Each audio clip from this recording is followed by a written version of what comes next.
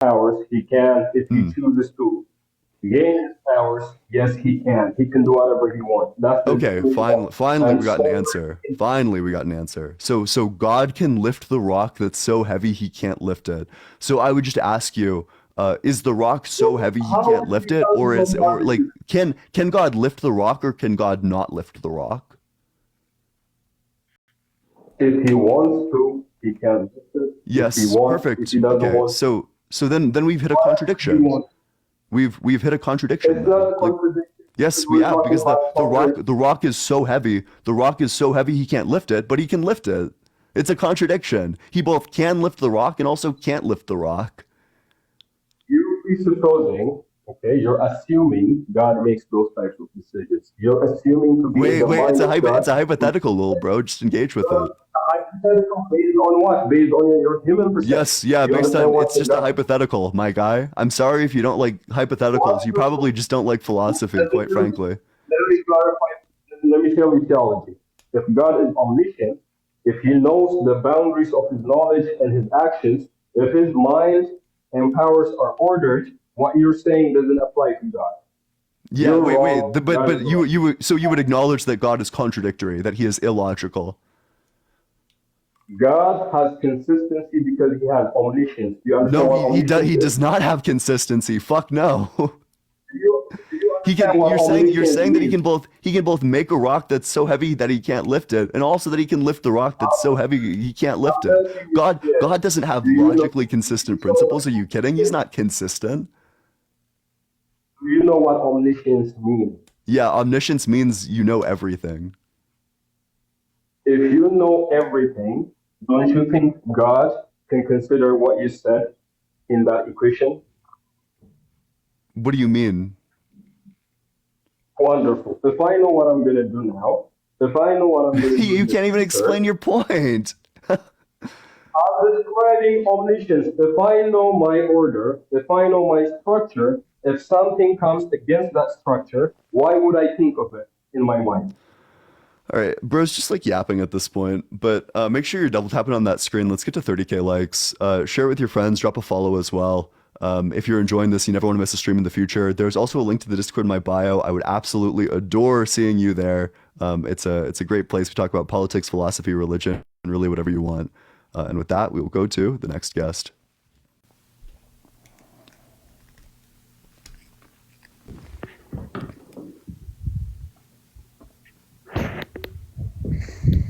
Hey, Hello. what's up? How's it going?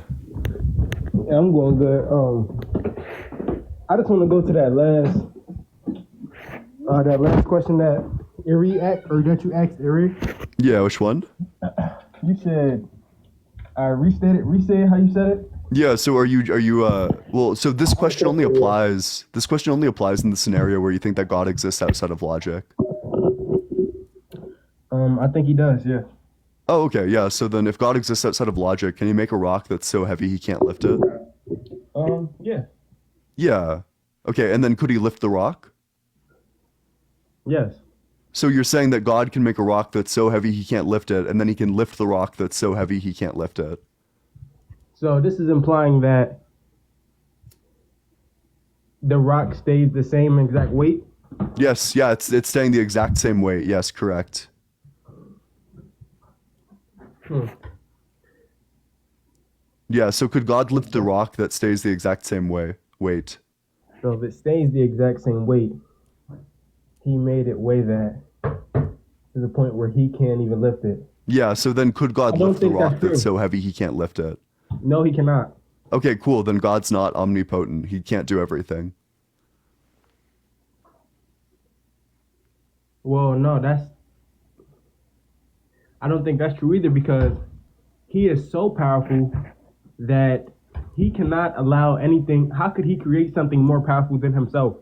But you already agreed that he can create a rock that's so heavy he can't lift it. So there's a double bind here.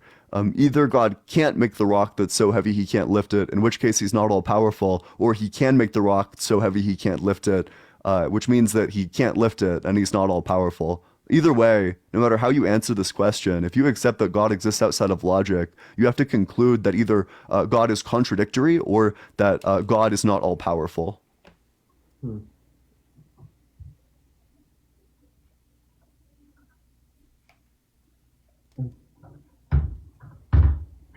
Stop, sir. Well, I'll ask you this then. So, if he does make, either way you slice it, he's not all powerful. Well, so okay, and I'm just like giving you like debate advice at this point. The correct answer when someone asks you, does God exist outside of logic? The correct answer is no. That's like if you're an intelligent theist, your answer will be no. God can do anything that's logically possible. All right, and what's all? Then I will ask you, what's in line with logically possible in your opinion? Well, so it's just gonna go back to the conversation I had with the last guest, which is like really boring, and I don't think anyone wants to recap it. But essentially, just like in line with whatever logical system you subscribe to, or like any like for me, I'm like a logical pluralist, so it's kind of dead on arrival. But for you, you probably only believe in like classical logic. So Yeah. so I mean, in that case, you would just say like anything that's in line with the laws of classical logic. Right. I do got to work on my debates, but I will ask you this: why put such a limit on somebody who was the creator of logic itself? Wouldn't he had to have been outside of our logical concept of what true logic is? Wouldn't he have to be outside of that to create it itself? No, because if you think God exists outside of logic, then you have to answer all the nonsense questions. You have to answer questions like, well, can God make atheism true? Could God make a sword that can cut through everything and a shield that cannot be cut through? Can God make a rock that's so heavy he can't lift it? Like if you think God exists outside of logic, like transcendence or like transcends logic, then you just have to affirm that God is contradictory. And I think moreover, you just have to affirm that God is illogical. Well, he's only illogical to our logic itself, which I feel like is just putting the limit. Yeah. So so to be clear, you're saying that he is illogical.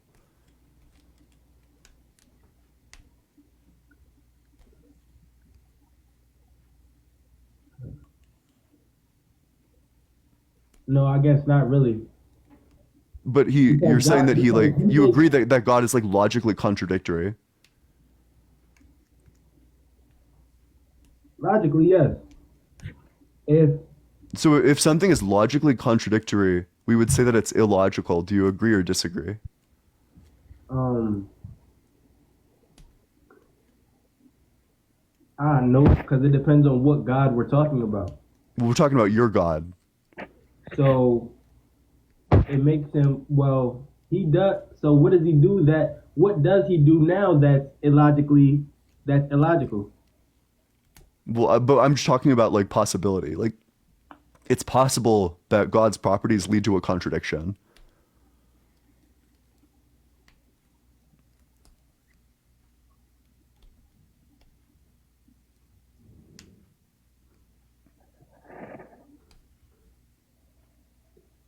I don't. Yeah, so the reason that that's true is because it's possible that God both makes the rock that's so heavy he can't lift it, and then it's possible that he lifts the rock or maybe like doesn't lift the rock, which means that based solely on this possibility, we can say that there's either God is logically contradictory if he both makes the rock and lifts the rock, or God is not all powerful if he can't make the rock or can't lift the rock. So either way, you can conclude with certainty that God is not all powerful, and also that God has the potential to be contradictory. Wait. But if we I do conclude and appeal to that he is logical, right? Let's say that, right? And then wouldn't that also strip him of his omnipotence of being capable of doing the impossible? No, because you can just define omnipotence. So the correct way, the way that theists should define omnipotence is that God can do anything that is logically possible. Is that not stripping him of that? No, it's just defining it like slightly different. I think that's like a infinitely preferable definition of omnipotence. Like your definition of omnipotence is just straight up indefensible. Can you, sir? I don't want to go off the app because I won't be able to hear you. But I don't know if you got something to type up. What is the definition of that? So if I were you, the way that I would define omnipotence is that God can do anything that's logically possible. Let me search. I'm gonna search it up real quick. Omnipotence. Yeah, the definition. Well, so in philosophy, we don't really appeal to like dictionary definitions. People create their own definitions. Like you just need to be clear about what your terms mean. That I think that like the Bible never says that God is like omnipotent. And I think the correct interpretation or like the wise interpretation, the interpretation people take if they don't want to like lose debates about God is that God can do anything that's not logically contradictory. Oh, okay. I think I'm understanding now. So it says the to just the definition. It says the quality of having unlimited power, right? Yeah, but again, I like in philosophy we don't appeal to like dictionary definitions.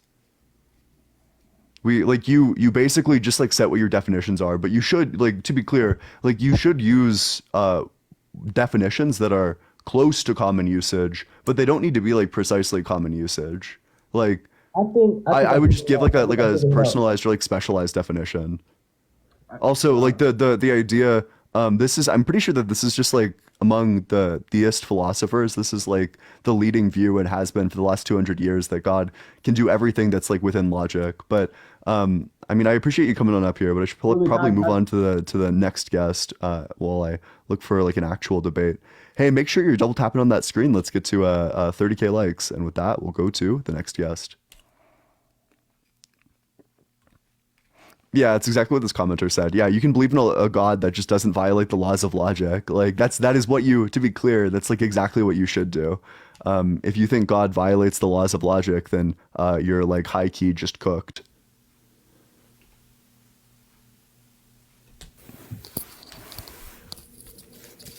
Hey, what's up? How's it going? Hey, I'm really good. I wasn't expecting to be let up so fast. I literally just entered the queue, and you're like 25 other people. Oh yeah, yeah. It's because the people who gift are put at the top of the queue. Oh, Like I that they see. like they just show up that way. Like I always pick the person who's at like the very top of the queue. And that's just like where you show up if you gift. Oh, I So, see. I see. yep. Well, thanks a lot for having me up, man. I've been listening to you for a while now. Your conversations are great. Yeah, it's been really interesting to hear you go through all these. I'm learning a lot. Yeah, I'm glad. So wait, are you 18 or older? Oh yeah, I'm 32. I'm 32. And do you think God is real? I do. Oh, sorry. I'm in Mexico, so I have some crazy birds around me. It's like that is like a crazy bird sound. That's a peacock. Yeah, I thought it was a crying baby to be honest. But that's fine. I'm kind of along the similar lines here of like the laws of logic and the presuppositions we make to hold validation, how we get to validity. You're steadfast in your approach though, so I'm not entirely clear where we're gonna go with this. I guess I want to start by saying I'm really good faith and genuine, man. Yeah. And so are you. So I'm not here I to try like, to get be, a yeah. W. Yeah, I'm not here to get a W. I'm actually just more interested to like learn and be wrong. So my first thing I'd put forward is sort of this idea of like the ineffability of wisdom. So I Okay, think, so what do you mean by that? well, I think we need a term in rationality, in logic, in science. We need a term for something beyond words, like the wisdom beyond words. We have to have unfortunately, we need a term, we need a word for that, but we do still need a placeholder for like, for that concept, for the concept of wisdom beyond words. Can you explain? Can you give me an example of like wisdom beyond words? Not really. It's hard for me, right? Because if I try to do it, I'm putting it to words. But it does seem like we need we have an internal struggle within us towards the true, towards the good, towards the accurate. And because of our imperfection as humans, we haven't attained that perfection of complete accuracy, complete truth, right? Complete omniscience. And so we need to have some sort of awareness of that humility in our vocabulary. I think God's Are a you good one. are you referring to, I forget what philosopher said this, but I think it's the will to truth? Okay. Well, that could be. I've never really quite heard it put like that, but sure. I could see how that would be similar, yeah. So are you just saying that we have like an innate drive to like we're just innately drawn to search out the truth? Yes, and that in order to maintain rationality, we have to be aware of our limitations in that. So the ineffability is important because, like, if I don't have a term for this ineffability of wisdom, well, then I'll get bogged down in pure rationalization and like assumptions without detaching myself. Like there seems to be a level of detachment necessary for like emotional stability in these conversations. I think okay, because I thought I understood what you said or like what you were meaning, and then I think I got a little bit lost. So Okay. what's the I guess like how could you describe to me what is like the wisdom beyond words? Like what is this? Well, it would be like my bias. It would be like my bias towards the good. Like I have a bias innate feeling in me towards the good. Now I'm highlighting that as like beyond words because and bias. Like as a scientist, as a rational thinker, I'm hesitant to like put forward a syllogism as like defining the beautiful or defining the good because I'm not a perfect person. I don't necessarily claim to know, but I do believe that it's out there. Sorry again for the noise. No, you're totally good. Hey, thanks so much for the gifts. Thanks, Jenny. I appreciate it. So just that you have like a bias towards like good, true things. I mean, I think that this could be. It would make sense that this could be like the result of like evolution, for example. That the things that evolved and the things that survived are specifically going to be the things that try to have their knowledge line up with reality, like such that the things that they know are like actually true about reality. It seems like that would be much better for survival. That if you know true things, that you're going to be like a lot better at survival. Like if you know that there's like a river 2 miles south, that's going to be really good for survival, as opposed to if you know that there's like a river 2 miles north, but there actually isn't one. Definitely, I would agree with that. I'm not sure where you're going with that. I agree with your point there. Oh, okay. Wait, maybe I don't understand your point. Wait, so why do you arrive at the conclusion that God is real based on like our drive for true things? Okay, so I'm gonna define real as that which can be verified. So if something is beyond verification, would you agree that even if it is real, we have no way of validating its reality. So we have to define reality based in some validation. Or do you think there can be things outside of validation that are real? I think there can be things outside of validation that are real. Like I could conceive of a lot of Okay. things. Like there could be like a ghost in the corner of my room, for example. Now So I now, personally but now, I don't now I it don't seems believe like in you're that making ghost, an argument for God. No. That makes me think that. Okay, interesting. That Because sounded a bit so like you were leaving room for God there. I mean, I am. Like, I think that if God came down right now, it's not physically impossible for God to come down right now and be like, "Hey, what's up? I'm real." When I say God isn't real, I'm usually referring to like the Christian God or like just the Abrahamic God in general. I think I leave open the possibility for a God, just in like a completely different form. I Okay. have Okay. like with like wildly different properties, but like again I have no reason to believe in it, in the same reason that I have no reason to believe in like a ghost in the corner of my room, for example. Right. Well, the reason I link, I guess, the Christian God into this idea of like validity and logic is because of the deductive method. Like, if we're going to deduce a truth, like I look at deduction as working backwards from a conclusion. So we can start with the conclusion God is real. As long as our premises support that conclusion, we can assume God is real. Now, obviously, deducing this, going backwards through our premises, is going to be a problem, because validating the ineffability of wisdom, or just validating objectively any symbolic claim, is going to be somewhat limited, right? Every inductive inference is somewhat tentative. There's no way to get to objective truth through symbolic logic. Would you agree with that? Yes and no. So Okay. I think that there's ways to deduce that don't rely on like an outside factor. Are you familiar with the words analytically true? Yeah, versus like synthetically true. Yeah, exactly. So I think that analytic truths are going to be deductive truths, and also there's no reason why we need a God for these things to be true. So, for example, if I say that Jerry is a bachelor, and I define bachelor to be an unmarried man, then we can deduce based solely on just my definitions that Jerry is unmarried. Yeah, I would agree with all that.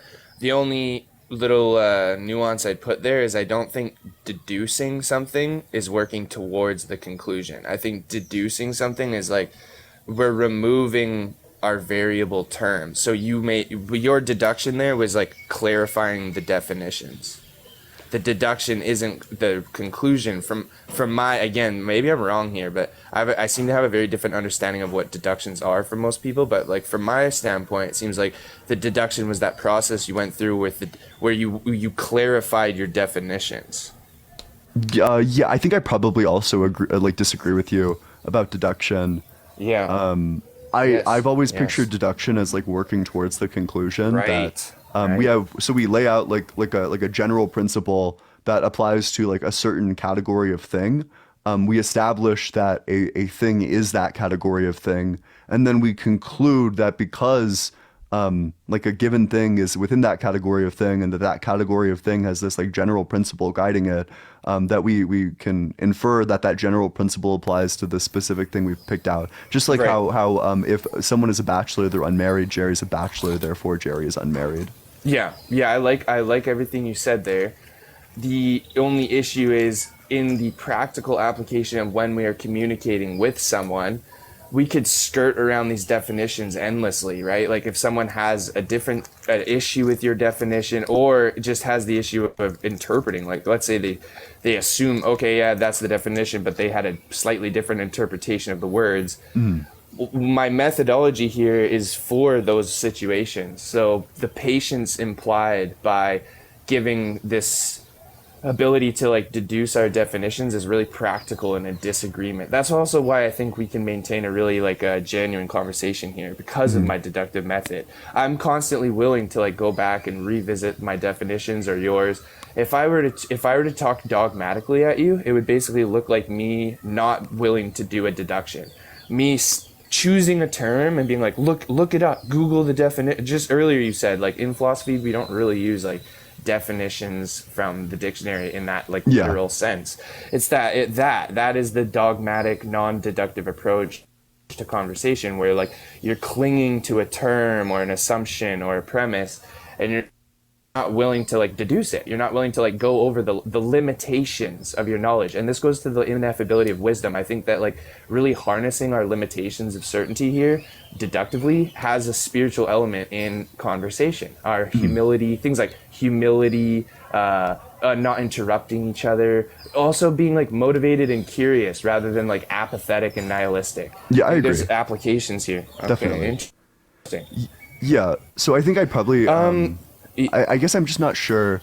Can you give me like a clearer argument for why God I think I'm just not sure why any of this would mean that God exists. You're pushing me to my boundaries here. You're pushing me to my boundaries. I don't know if I have like the clearest one, but what I would say is, well, here's another one. I would say that like any validation in classical logic, or I like what you were going with fuzzy logic, it requires some sort of conditional. So you can see how I'm relating like the ineffability of wisdom as well as like the conditional aspect of validity in logic. There seems to be a tentative nature in our psychology of truth. There's a tentative nature for objective truth. And that seems somewhat miraculous that our like brains are grappling with that tentative nature. How is it that we've evolved to the point of, Thanks so much for the heart. I'm sorry, I was just thinking, yeah, go for it. No, don't apologize. You're good, man. There seems to be some sort of awareness of our tentative nature. We, as rational beings, we seem to be aware of our limited certainty. If I see someone who thinks they're absolutely certain about something, I don't think they're rational. I think they're irrational, because they're so caught up in their own assumptions, they aren't willing to like work backwards and highlight their limitations. And so I think a rational person is signified, is operating under this presumptions of like humility and limited certainty. And that awareness of our limited certainty seems like somewhat of a paradox or somewhat of a miracle, right? It seems like we're working through this ability to like comprehend our own consciousness. Okay, so Mm-hmm. I agree that this is like I think that intelligent people are going to be skeptical of the things that they know, that they're going to like Yes. question whether it's like actually knowledge or whether they just think it is. Whereas like people who are like less intelligent, less reflective are going to take something as like dogmatically true and then like that's Yes. that. But I'm Yes. still confused. Why does this mean that God is real? So, well, because it seems as though the people who are rational are making this assumption towards their own bias and therefore putting, and now if you don't want to use the word God, you don't have to, but that's why I said the ineffability of wisdom seems to be a consistent pattern with rational minded people. Can Rationally you minded- define God for me, I guess? I said earlier, like the ineffability of wisdom beyond words, wisdom and truth beyond our own words. That's how I define God. Okay, wait. I think I'm just confused, and maybe I'll just like look up like unless. Okay, wait. Ineffability just means beyond words. Like no word can quite capture it.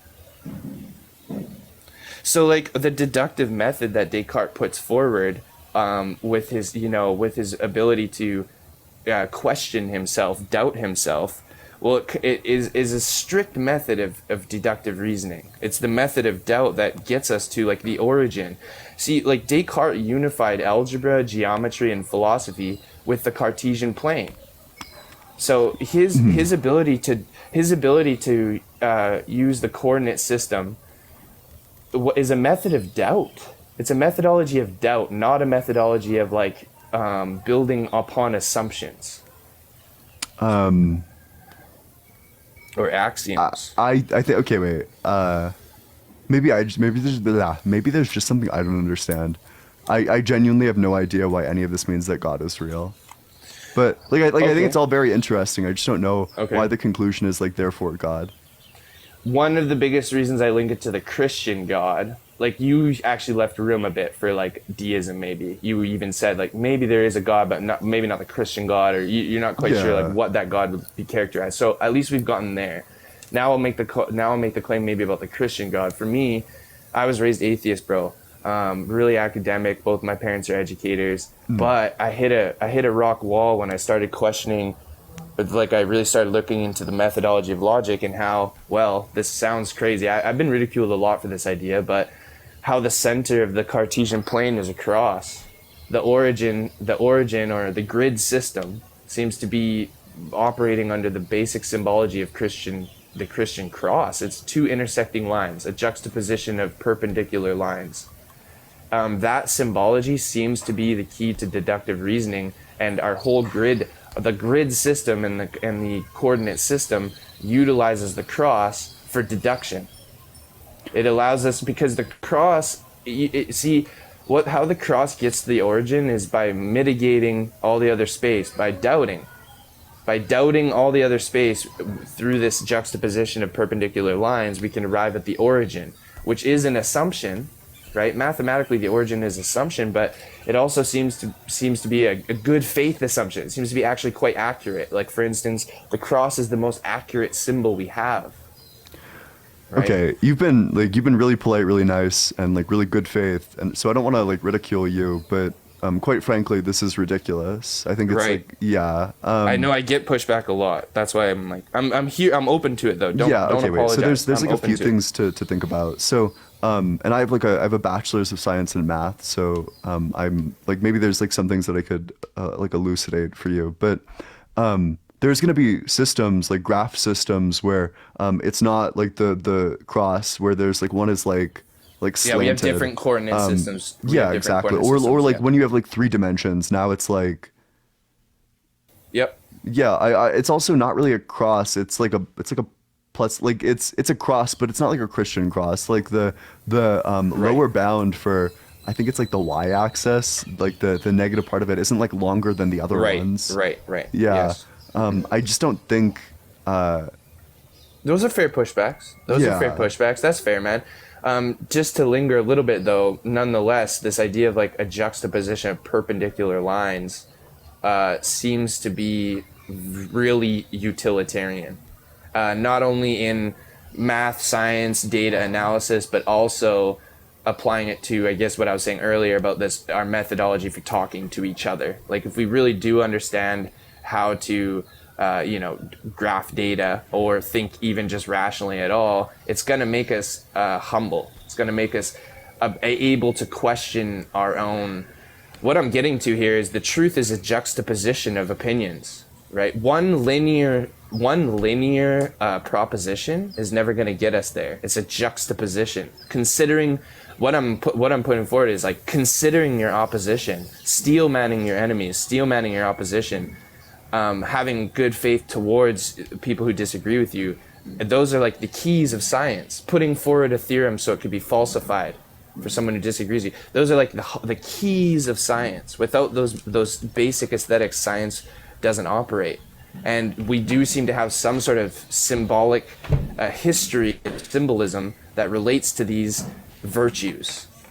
Going back even pre-rational, like even historically before we had rationality, before we had logic established, we had these symbols. And it seems as though, and this is really weird, those symbols led us to logic and rationality. I guess I don't think that there's like any way for me to engage with this, quite frankly. I would just say that the connections are coincidental. In like the most like respectful way possible.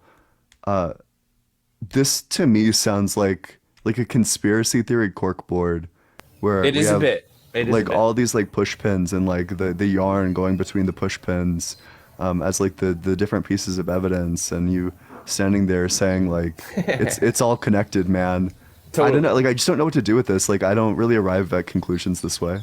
That's fair. Yeah, that's fair.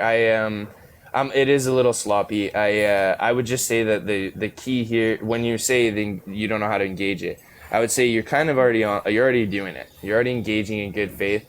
But I will just say, when you notice yourself when you notice yourself in a debate whether it's you're with a loved one or someone who like you can't get over your own ignorance or your own, maybe you never have that problem. But like often I'll hit a wall. Well, like if I have a disagreement with my girlfriend, I'll try to put forward a premise to get a W to show her how she's wrong. And I've noticed that doesn't work as well as like deducing my own language, being willing to put forward my own terms in a falsifiable way. And it takes a level of faith to do that. It takes a level of like spiritual humility to do that, because it's not always easy.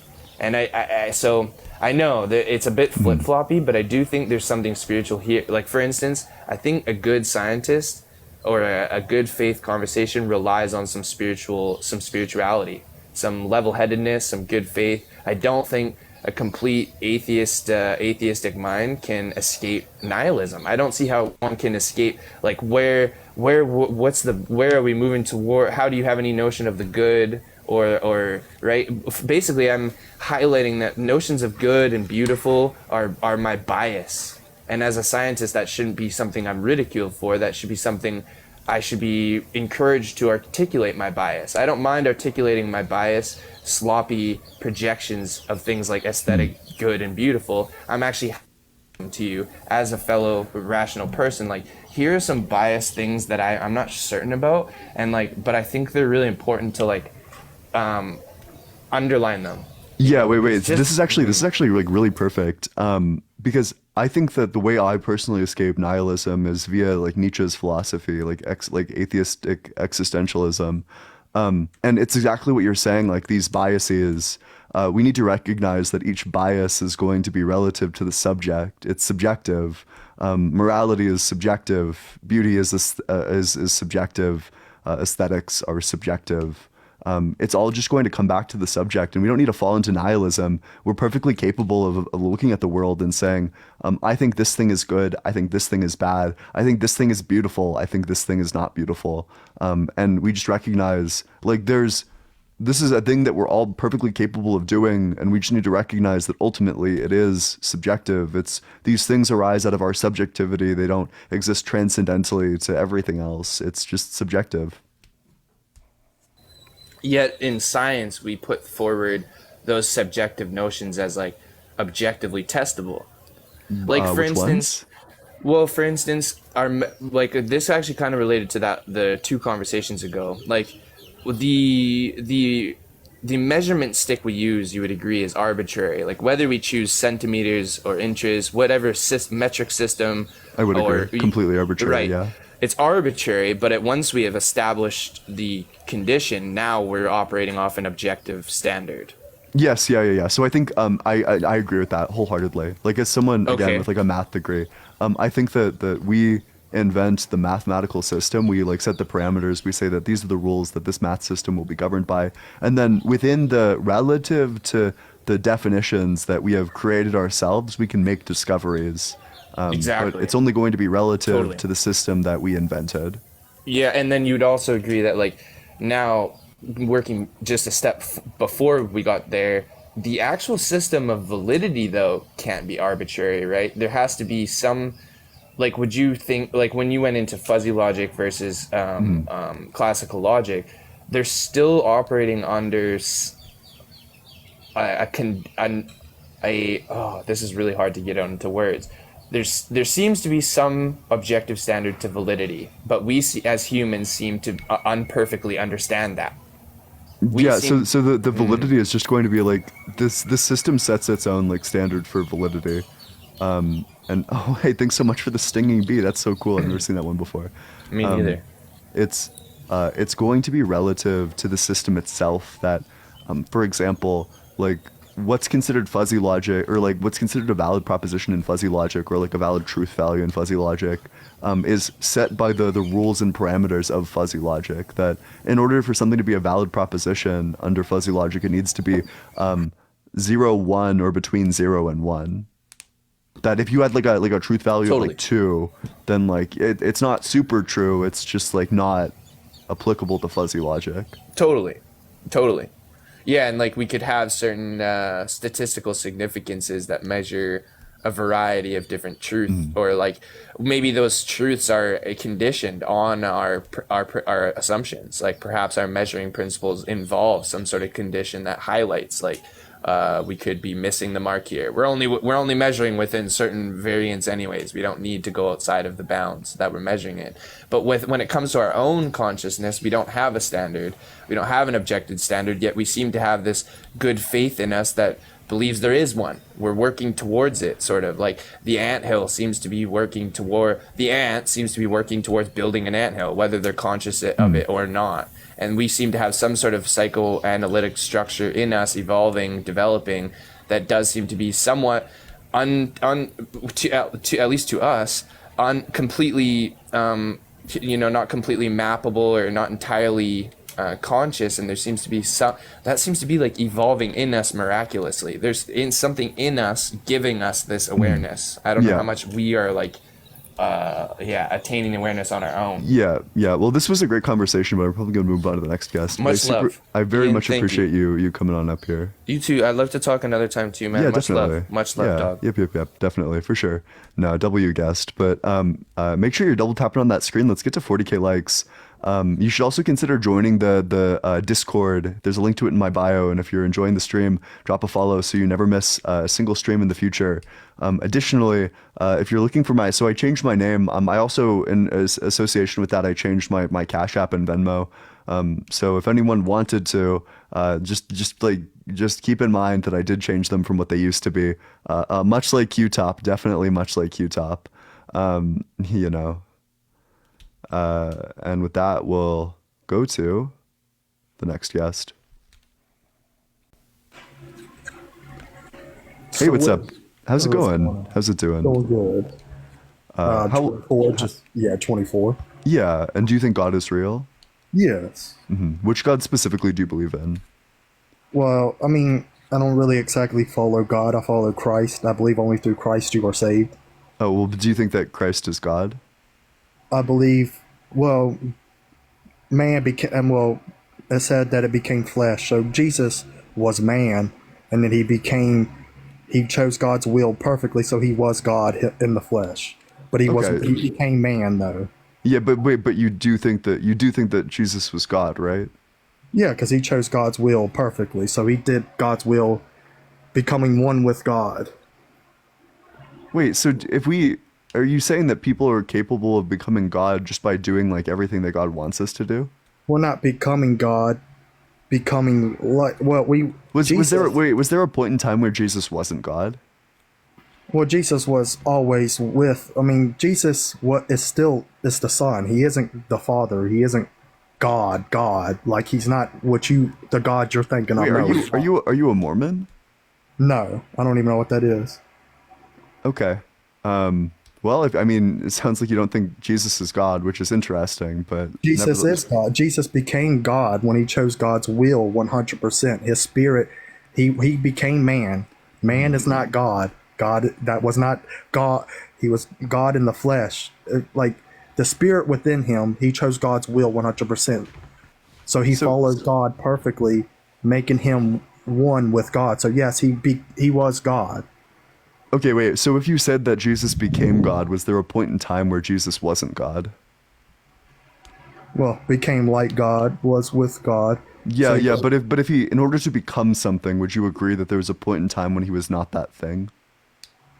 Like, so yeah, if I become educated, I there has to be a point in time where I'm not educated, or if I like become able to lift 500 pounds, then there needs to be a point in time where I can't lift 500 pounds. So if we say that Jesus became God, would you agree that there was a point in time where Jesus was not God? yeah, I would believe that. Yes. Oh, okay. I have bad news for you if you're a Christian. You're going Because it to says, you're going to super hell, well, it says unfortunately. that the Word was with God, and the Word, wait, when the Word was God, so he was God. So never mind. That's right. He was God. The Word Yeah, was yeah, with he God, was. and the Word Yes, was yes. God. That's the correct Christian theology. He is That's right. God. Never mind. I Yes. forgot about that verse. My bad. To me, Jesus, but still, Jesus was still 100% man that chose God's will 100%. He was still 100% man and 100% God. Yep. Either way, that man chose like we could do the same thing. All he did was set down rules for us to follow, and that way we can make it to heaven. And it's a choice. The only way we can see know that God is real is through Christ, through the and our Holy Spirit within us. So you'll never know God. We cannot. A human cannot prove God to you.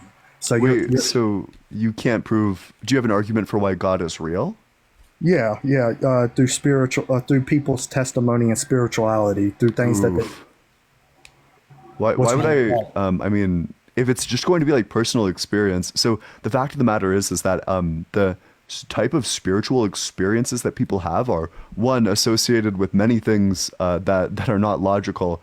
Things like schizophrenia, depression, like psychedelics, epilepsy, things that are like correlated with like lower cognitive capacity, or like not lower cognitive but like lower like logical capacity, and instances when these things are occurring.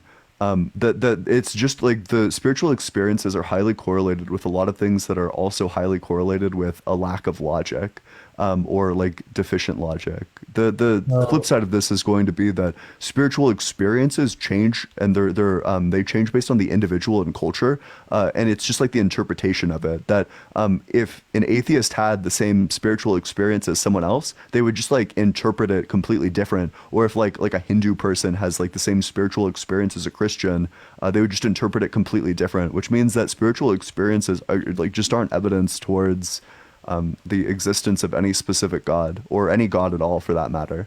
so what you're saying is if someone was intelligent, so what you're basically saying is if someone was intelligent enough and then had an experience, therefore it is fact.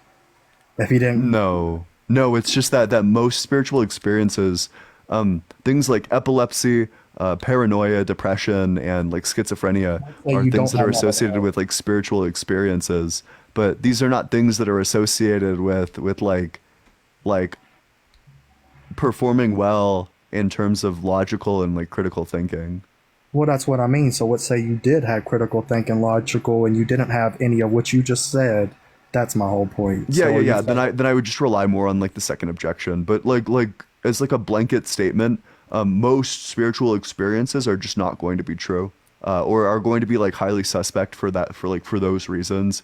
But even if they were, even if you were in like a perfect state of mind, the interpretation of these spiritual experiences are going to change from culture to culture, and like individual to individual. Like So you mean you like will different fit the religions? spiritual experience within your worldview. The atheist is going to say like, oh, it was just like sleep paralysis, or it's just like whatever, like it's stimulation of the right temporal lobe, like whatever. Whereas like the Christian will be like, yeah, it's definitely evidence for God, and the Hindu person will be like, yeah, it's evidence for Vishnu.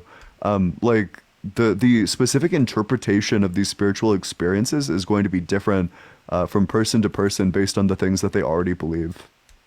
So, I mean, well, how would an atheist have a spiritual if they don't even believe? How would they have a spiritual experience? They would probably just say that they're like hallucinating or that their brain is like fucking with them. Oh, well, that's wait. So it's not an spiritual experience. Yeah, yeah. But it's like it's the thing that you would call a spiritual experience.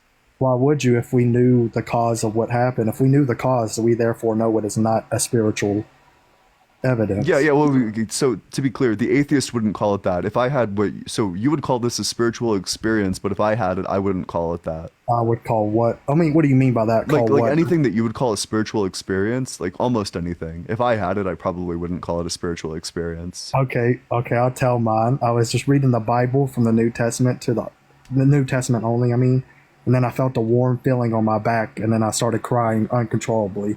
Don't know why, it just happened. But I felt a warm feeling, and my whole body just felt peace, and like a warm hand went on my back as I was finishing the Bible, the New Testament.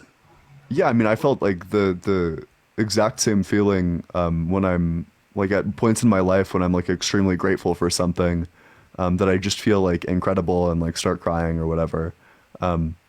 It's again, this is like just going to be an example of it differing based on the individual's like preconceived notions. Like if you already believe that spiritual stuff exists, then you're going to fit it in your worldview. And if you don't think that spiritual stuff exists, then you're going to say that these spiritual experiences come from natural causes.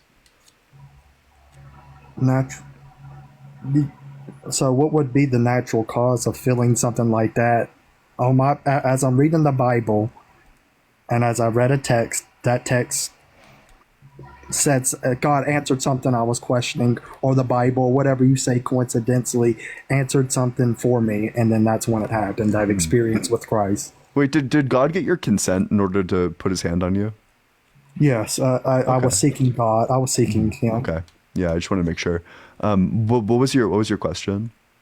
So, so when you say God isn't real, your basis is off not enough evidence or sightseeing. I don't understand why. Oh yeah, yeah. There's just no evidence. There's nothing that I need to rely on. Like, I don't need to rely on supernatural anything in my worldview.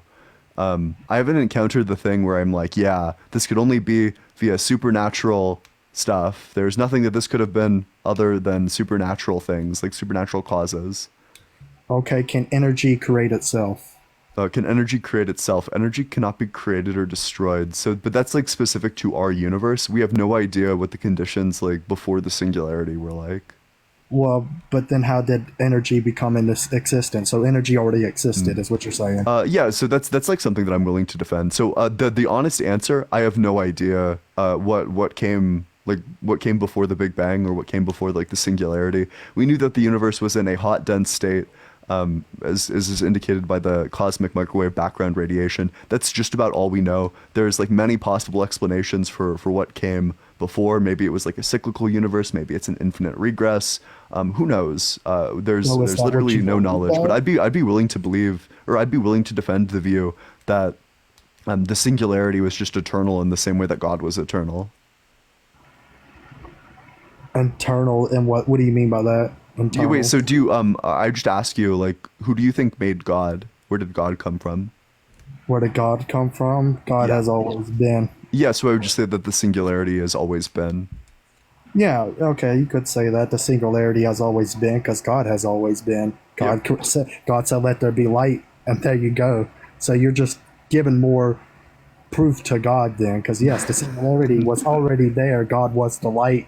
That's not more proof for the singularity. But you That's actually like very much so not what is said, because In Genesis, it specifically describes like everything as like water. That it was just like a bunch of water first. That's like we know that that's not true. Without The void. singularity was not just like a big collection of water. Well, it says the earth was void. It never said anything about water. It said the earth was void. Yeah, we can just pull up like the first part of Genesis. Yeah, it says it was void, and God started creating the things. He saw the world was void, and then bam.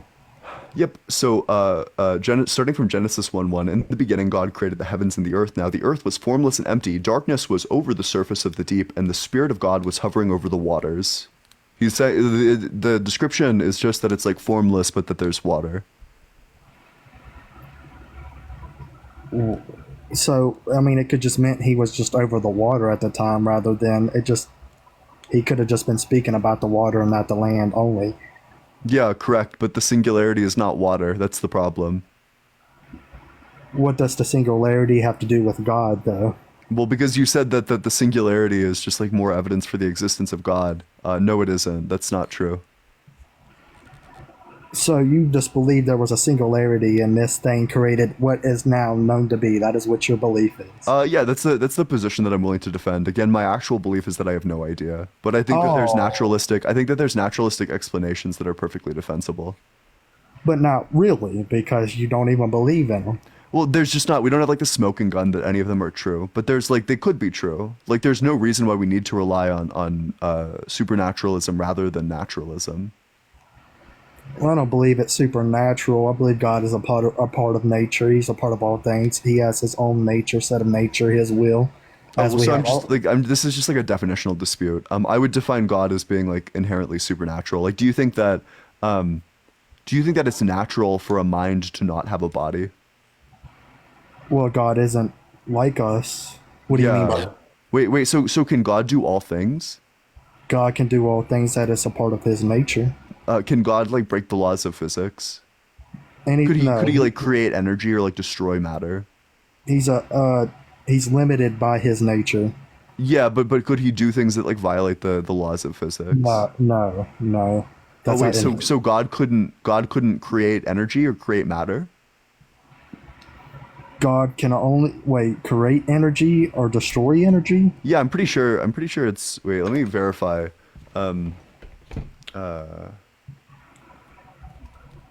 Conservation of matter. Is matter conserved? I have no idea if matter is conserved. God can destroy all things that he created. Oh yeah. Wait. So if the laws of physics state that matter cannot be created or destroyed, and energy cannot be created or destroyed, but you say that God can't violate the laws of physics, then how could God create energy and how could God create matter when these things would be violations of the laws of physics? God can't go against his nature. I never said anything about our nature or our logic. I said God can't go against his nature. The question I asked you specifically, matter is not conserved, never mind. But I just asked you for energy. So, do you think God can violate the laws of physics? God can create and destroy energy, yes. Yeah, okay, so then if God can violate the laws of physics, then I would say that he's not natural, he's supernatural. The laws of, God is an all-willful spirit. His will be done. That's nothing with the supernatural, it's just his will. Yes, yeah, but if he violates the natural order, the laws of physics... Whose natural order? Whose natural order? What do you mean by that? The natural order, the one that we observe. Oh, we created that. Humans created all natural. Wait, so we didn't like create the laws of physics. We created like the framework for understanding the laws of physics, and we observed them. So what we understand, so we are limited by what we understand of it. I mean, in what way are we limited? Like we're limited in the fact that we don't understand all of them. Do we truly understand energy to 100% degree, or are we limited? No, by of course not. No. So we know 100%. Understand. There's no part of physics that we understand 100%, but that's it's like kind of irrelevant. I'm not sure what point you're trying to prove. Okay. How much of it is? Like, is it 50%? Like, what do you see in terms of our understanding? Yes, of that. We have genuinely no idea. We don't know what we don't know. Exactly. So you can't say God could or couldn't do. God can do anything that he created. He can destroy.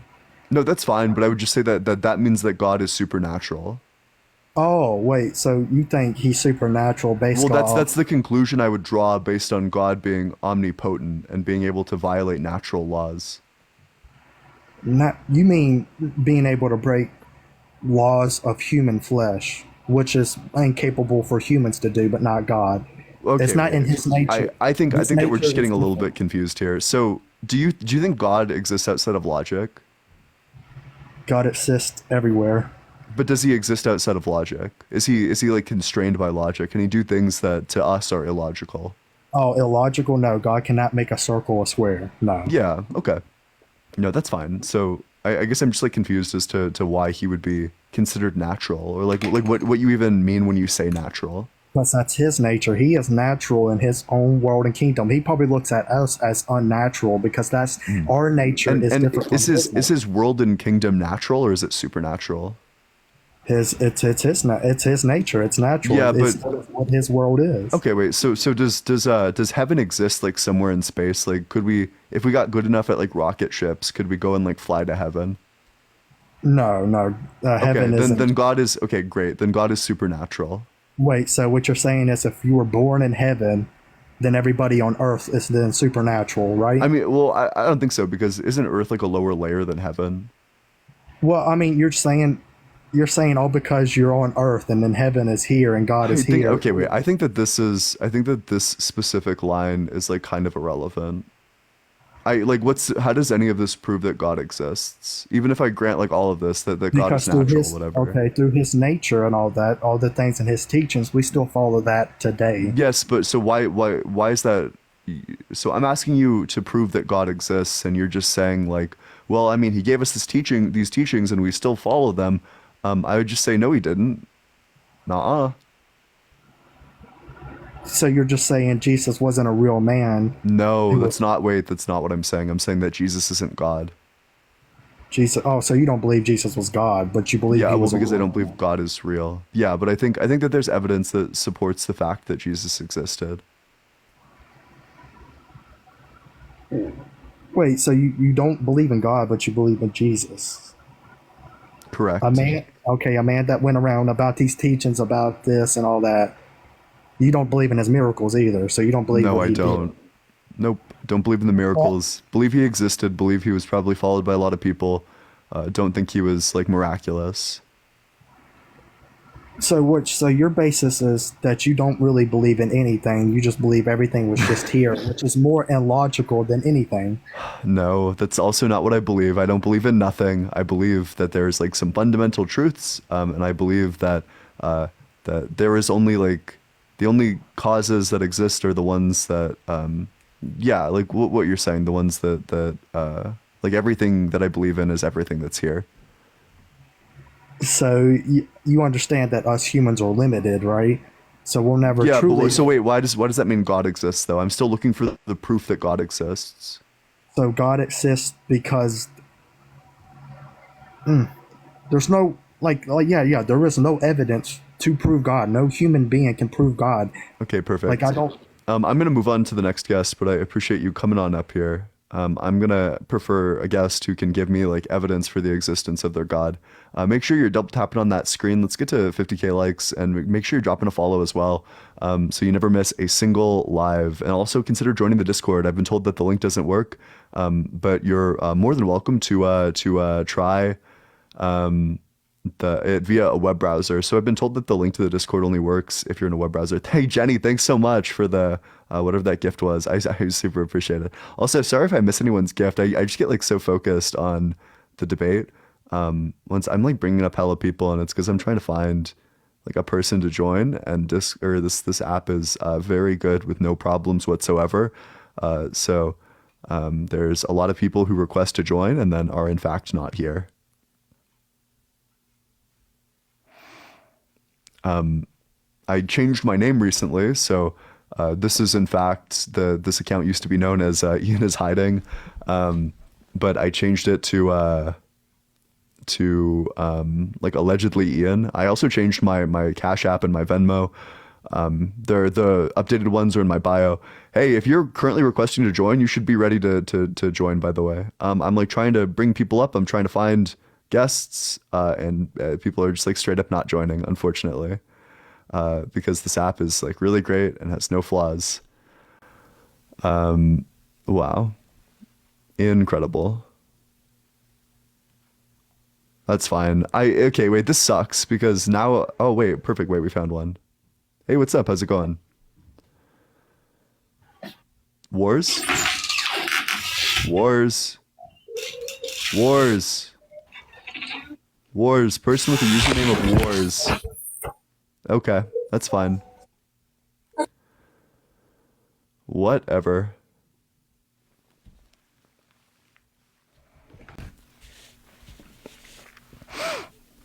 Alright. Hey, what's Right. up? Oh. Yo, right.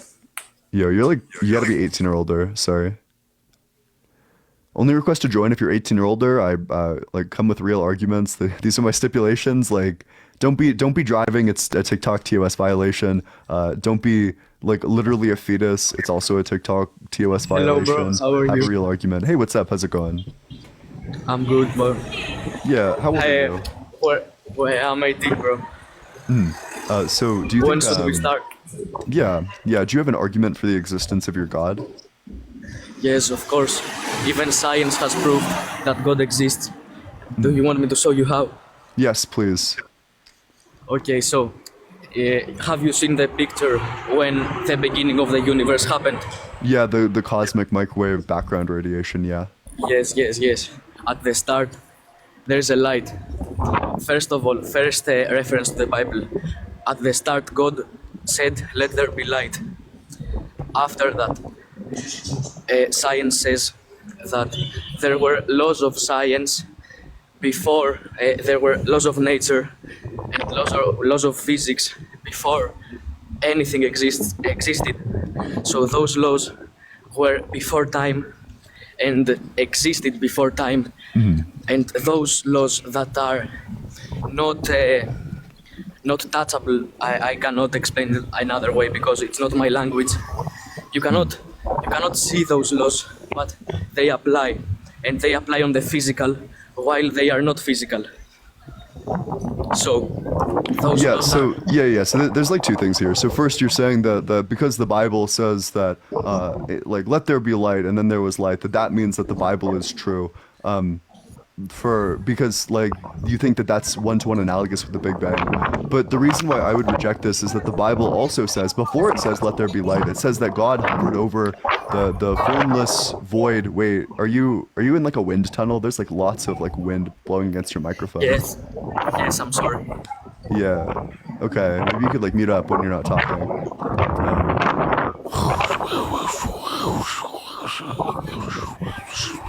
Yeah. So like because it says that he was like hovering over the water, and we know that like we have no reason to think that the singularity is water. There's like unless you could provide me the evidence that the singularity is water, then I would probably say that there's literally no reason to think that this is an accurate description of the coming about. There's also like tons of other problems with the story of creation as well. For example, like the presupposition that this stuff is water in the first place is like deeply problematic. It like literally says in Genesis 6-8 that and God said, "Let there be a vault between the waters to separate water from water." So God made the vault and separated the water under the vault from the water above it, and it was so. God called the vault sky, and there was evening and there was morning. So this is saying that the stuff above the sky is water. It's saying that outer space is water. That's just physically not true. Even if by like random chance the Bible stumbled across like a somewhat accurate description of a single part of creation, which it didn't, by the way, because the light being created in this instance is like the sun and the moon, day and night. But even if we like grant that, it's like still inconsistent in all these other places, which you can't explain for. But additionally, you said that the laws of science, that the laws of physics, that the laws of nature existed before like the before the Big Bang, like in the singularity. Could you provide me a source on that? Like I have no idea whether or not that's true. In fact, I'm pretty sure that that's like we have no evidence of that claim because we have no idea what was true before the Big Bang and before the singularity. Hey Hex, how's it going, Hex? Thanks so much for the gift. I will prove this to you that the laws of physics were active. Let's say were active before the Big Bang. So, a law of physics isn't that mass attracts mass.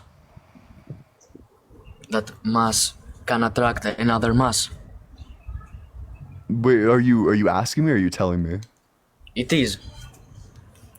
It Yeah, is. So, yes, but I just want the evidence that before the singularity that these existed.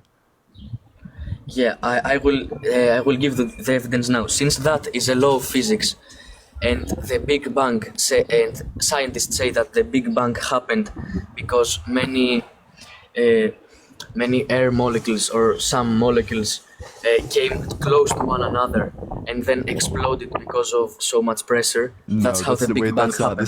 This isn't an accurate description for like I just need like a source citing this, but also the Big Bang was not an explosion; it was a rapid expansion.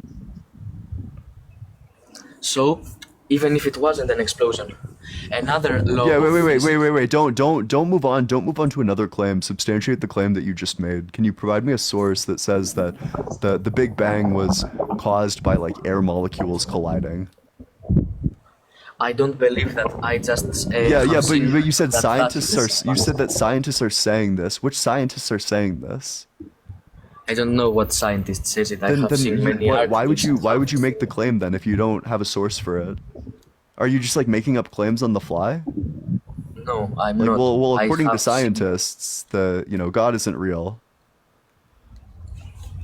Okay, can I go back to my first topic about the laws of physics? Go and pivot back to your first topic. I still need to I would be interested in a source that says that the laws of physics existed before the singularity.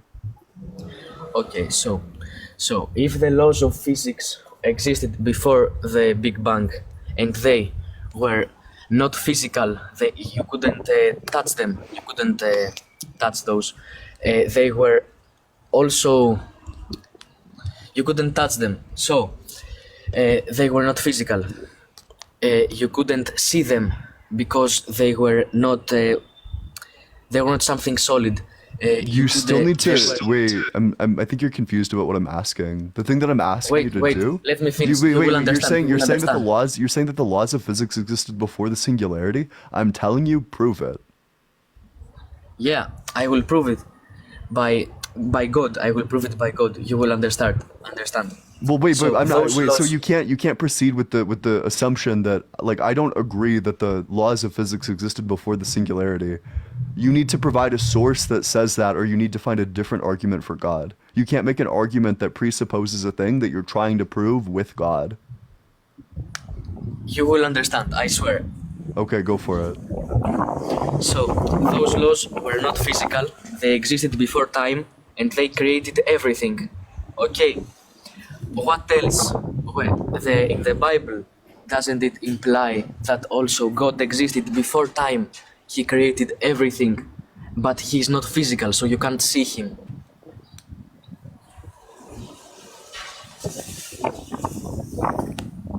Yes, it does. Do you want to prove the original claim that you're making, or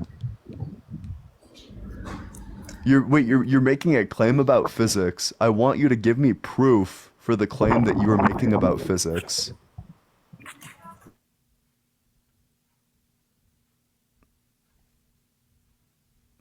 All right. Well, while we're waiting for the guest to come on back with hopefully a source, inshallah. Make sure you're double tapping on that screen. Let's get to 50k likes. We're almost there. Consider joining the Discord as well. Link in bio, although you might need to access it via a web browser. Hey, what's up, guest? Do you have a source? Can I give you another source? I want a source for the claim that the laws of physics existed before the singularity.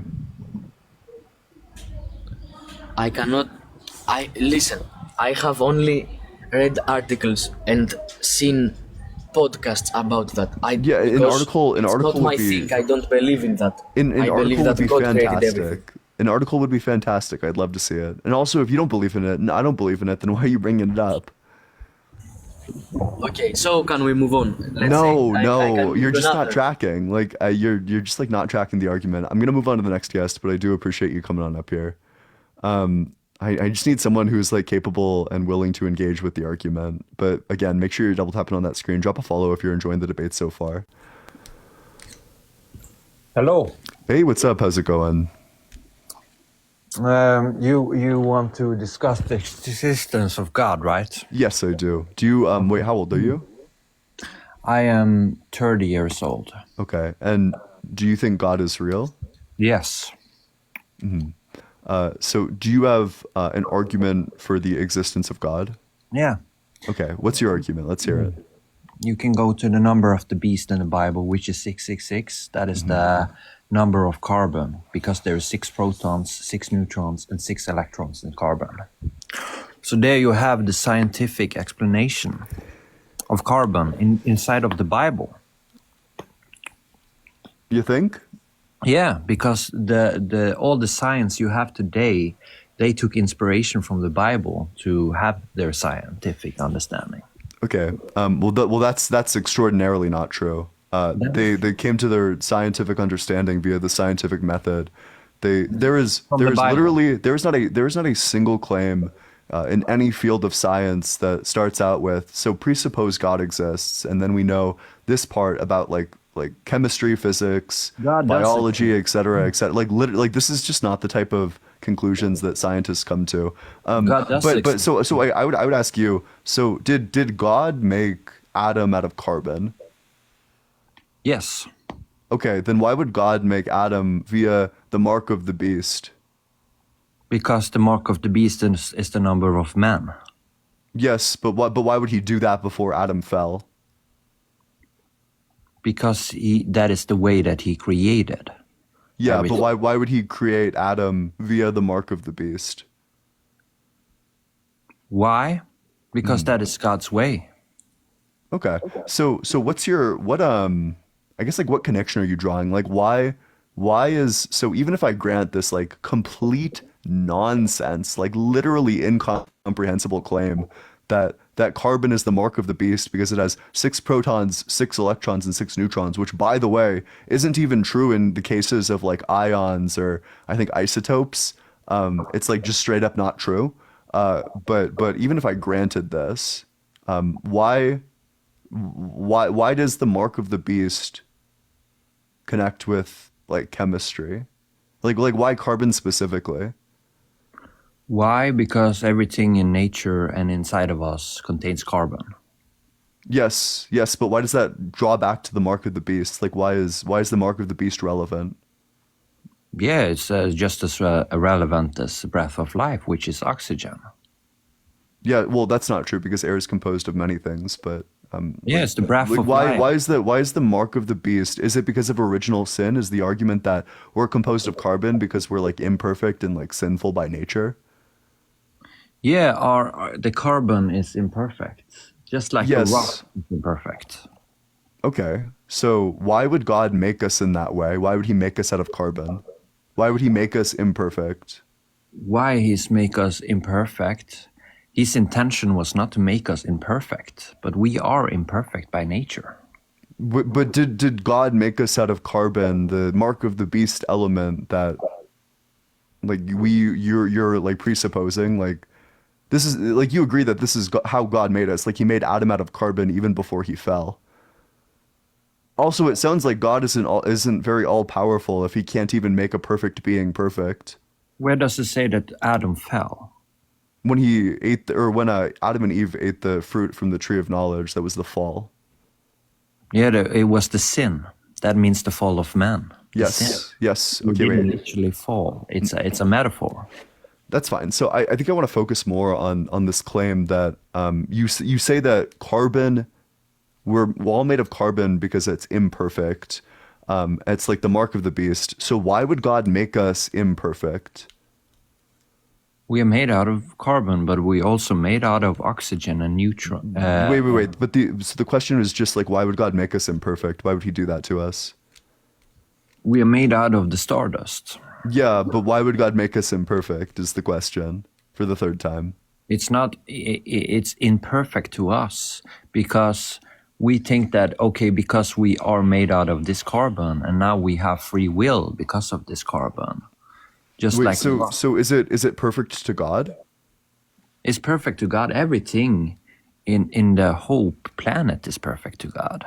Was All the the- Holocaust perfect to God? The Holocaust. You mean? Do you mean Hitler and Schmittler? Yeah, the thing known as the Holocaust. Yeah, was that perfect to God as well? He, as a man, was made perfect, but his action was not perfect. But you said that everything in reality was made perfect. That everything that happens is perfect. That's the claim you made like 3 seconds ago. No, what I'm saying is that a human being. Oh, also, you think Hitler was made perfect? Yes, Hitler was perfect, absolutely. But his action is not perfect, but he as a human being were perfect. You see, You think? the deeds that we do is not perfect. Just as when people do things, they become unclean by their action. I think my brain is still processing the statement that Hitler was perfect. What do you mean by that? I mean, as a human being, before he did all the things that he did. While he was doing all the things, was he perfect? No, he became unperfect. He became unclean. But so you're saying that he was like originally made perfect, but he was made out of but he was made out of carbon. Isn't carbon? If you're made out of carbon, isn't the claim that you're imperfect? Carbon is perfect, just as all the rocks is perfect. So you think that the mark of the beast is perfect? Yes, it's perfect. You think so? Okay, so you think that 666 is perfect, that it's without flaws. Yes, absolutely. Do you think Satan is perfect? Yeah, he was perfect. No, but do you think he is perfect? I'm not asking about was. I'm asking about is. Yeah, he was perfect until he fell. When he fell. Okay, wait. So when I say is, I'm talking about like present tense. So you're saying right now he is not perfect. Of course not. He's not perfect in his ways, but he's perfect because he's made of God. Wait, to be clear, so you think that if someone is made of God, then they're perfect? Yeah, everything that is made of God is perfect. And everything is made of God, correct? Everything is made of God, yes. So you think that everything is perfect? Everything is perfect. So do you think that the Holocaust was perfect? The person was perfect. Hitler was perfect. Hitler was completely perfect, yes. But the thing is that his actions, what he did wasn't perfect. It's talking about, in the Bible, choosing the way of God or choosing the way of Satan, because Satan sinned from the beginning. I don't think we're making much progress, but I do have a really important question for you. Do you think God allows pegging in heaven? What loves? Pagan? Yeah, do you think God allows pegging in heaven? Of course not. Of course not. What? Why not? If you mean pagan, that is a. Oh no, not pagan. I'm not talking about pagan. I'm talking about pegging. What does pegging mean? Do you know what a strap-on is? No. Because I'm from Norway, so yeah. Gotcha.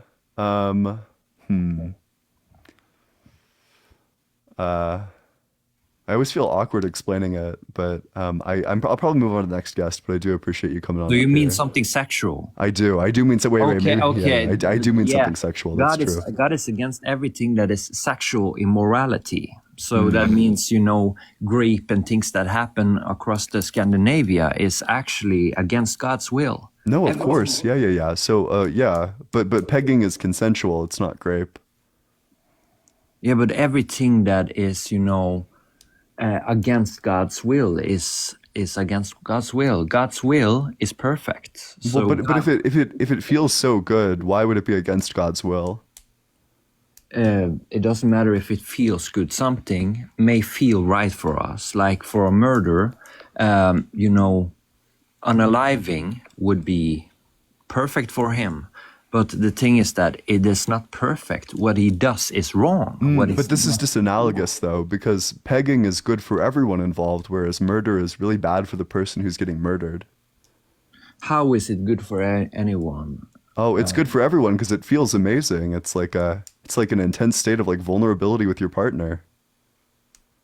Yeah, but Pegging is just like an objective moral good. Like I don't believe in objective morality except for that one. Pegging is good. Everything in the world is objective. Like if you look at the rock, or Wait. I'm not. I just want to. This is like a secondary issue. I'm just saying that like pegging is good. That pegging is good, and that it's my goddamn right to peg and get pegged. Like why would God not allow this in heaven? Why? Because a human being like you and me, we are created to have a life partner. We're not created to sleep around with a lot of. You can do pegging monogamously. You can have like one life partner who just like pegs the shit out of you. Yeah, you can have one life partner, but just one life partner. Yes. Yeah. Wait. So would God allow pegging in heaven with my one life partner? With your one life partner, that is okay. Yes. Oh my God! Wait. How do I convert to Christianity? I need to convert to Christianity. Okay. The way you do that is just admit that God is your Lord and your Savior, and He's your eternal Father. He's the Father of the universe. Okay, and so you accept Jesus as the Son of this God, that Jesus was sent and he received the Spirit of God, that everybody of us have received the Spirit, and that we are following God's will, and that we want to see the world become a paradise and no unaliving, no wars, nothing like that. Okay, I'm gonna do all of that. But this has been really life-changing for me. I really appreciate you. Yeah, thank you. All right. Hey, well, you heard it here first. There's going to be pegging in heaven as long as it's with your one life partner. So I guess I'm a Christian now. But make sure you're double tapping on that screen as we go to the next guest. Share it with your friends. Drop a follow as well. And with that, we'll go to the next guest. You should also, drop a follow if you like pegging, or join the Discord as well. And with that, bring up the next guest. Someone's like, is that all it took? Yeah, that is all it took. Yeah, correct. Yeah, maybe I'll start running like the God is good debates, and my main argument will just be that like God allows pegging, which is good. All right, it's always like quite the process to bring the next guest on up. Hey, what's up? How's it going? Hi, pretty good. About yourself? Doing pretty good. How old are you? I'm 20. Mm-hmm. And do you think God is real? I think that the idea and image and guidance of God is real. I actually didn't realize when I requested that it was if you disagree. I just thought I'd share a thought, but I'm sorry. I'm only looking for debates, but I do really appreciate you you're good. on. Don't worry about it. Yeah, sorry about that. But hey, make sure you keep on double tapping on that screen. Let's get to 70K. Yes, hello. Oh, perfect. Hell yeah. Hello. Oh wait, sorry, Paul. You should drop. Oh, and fuck, I'm starting to actually get them now. Sorry, y'all. The two of you should like drop and rejoin, and then I'll like look for you in the next debates. Hey, what's up? How's it going? Hello. Yes, hello. Hey, how old are you? 17, but my birthday is like in a month, so. Oh, then come back in a month. Who's the people that I dropped? I dropped a Paul and I dropped a Franco. All right, I see Franco. Hello. Hey, how's it going? What's up? How old are you? 18. Okay, and do you think God is real? Yes. Mm-hmm. So, which God do you believe in? The Holy Spirit. Yeah. So, do you have Are you able to prove the existence of your God? Not with me currently, but I will say if you read the Bible, go to church, yeah, you can definitely hear that. Yeah, so I'm just interested in why your God is real. So if you don't have a reason why your God is real, then I should probably move on to someone who does. No, I mean I have a proof, but if you like, I'm just saying, if you read a Bible or something like that, you can definitely tell it from there.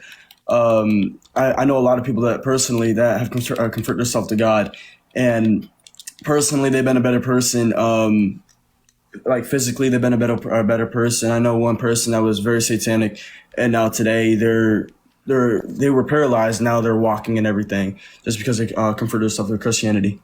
Oh, well, that's really nice. But the fact of the matter is that if we're just going based off of anecdotes, I know lots of people who have become like bigoted assholes because of converting to Christianity. I think like Christianity has been like a demonstrable harm to our ability to critically think, and also towards like people who are like LGBTQ plus, etc. Additionally, if we actually look at statistics, there's no correlation between countries who are religious or like countries who are Christian, and also the rates of specific like crimes or moral failings. There's just no correlation that exists between these things. My question is, who do you believe in?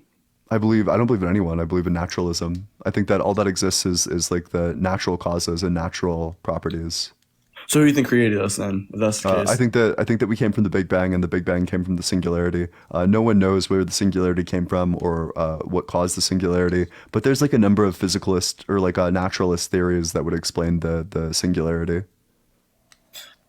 There's my point. You're wrong right there. There's just no way that instinct just happened to us. There's someone that created us. Oh, do you have an argument for that? No, not with a text right now, but I will say we're created by something, and it's just not. Yeah. Okay. Why? That's God.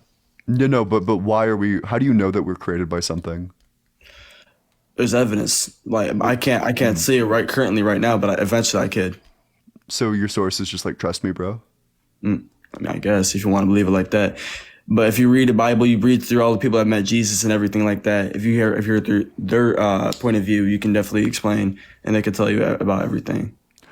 Yeah. So the problem with this is going to be that the Bible can't prove the existence of the Bible. That you need to actually like plug it into something like external or prove it via something external. This is like essentially what you're saying is that the Bible is true because the Bible is true. Like you're supporting the truth of the Bible by just like citing something in the Bible. Like this isn't proof. No, it's proof. Like I said, I can't currently tell you proof right now, but there's several things in the Bible that are very true to this current world. Yeah, such as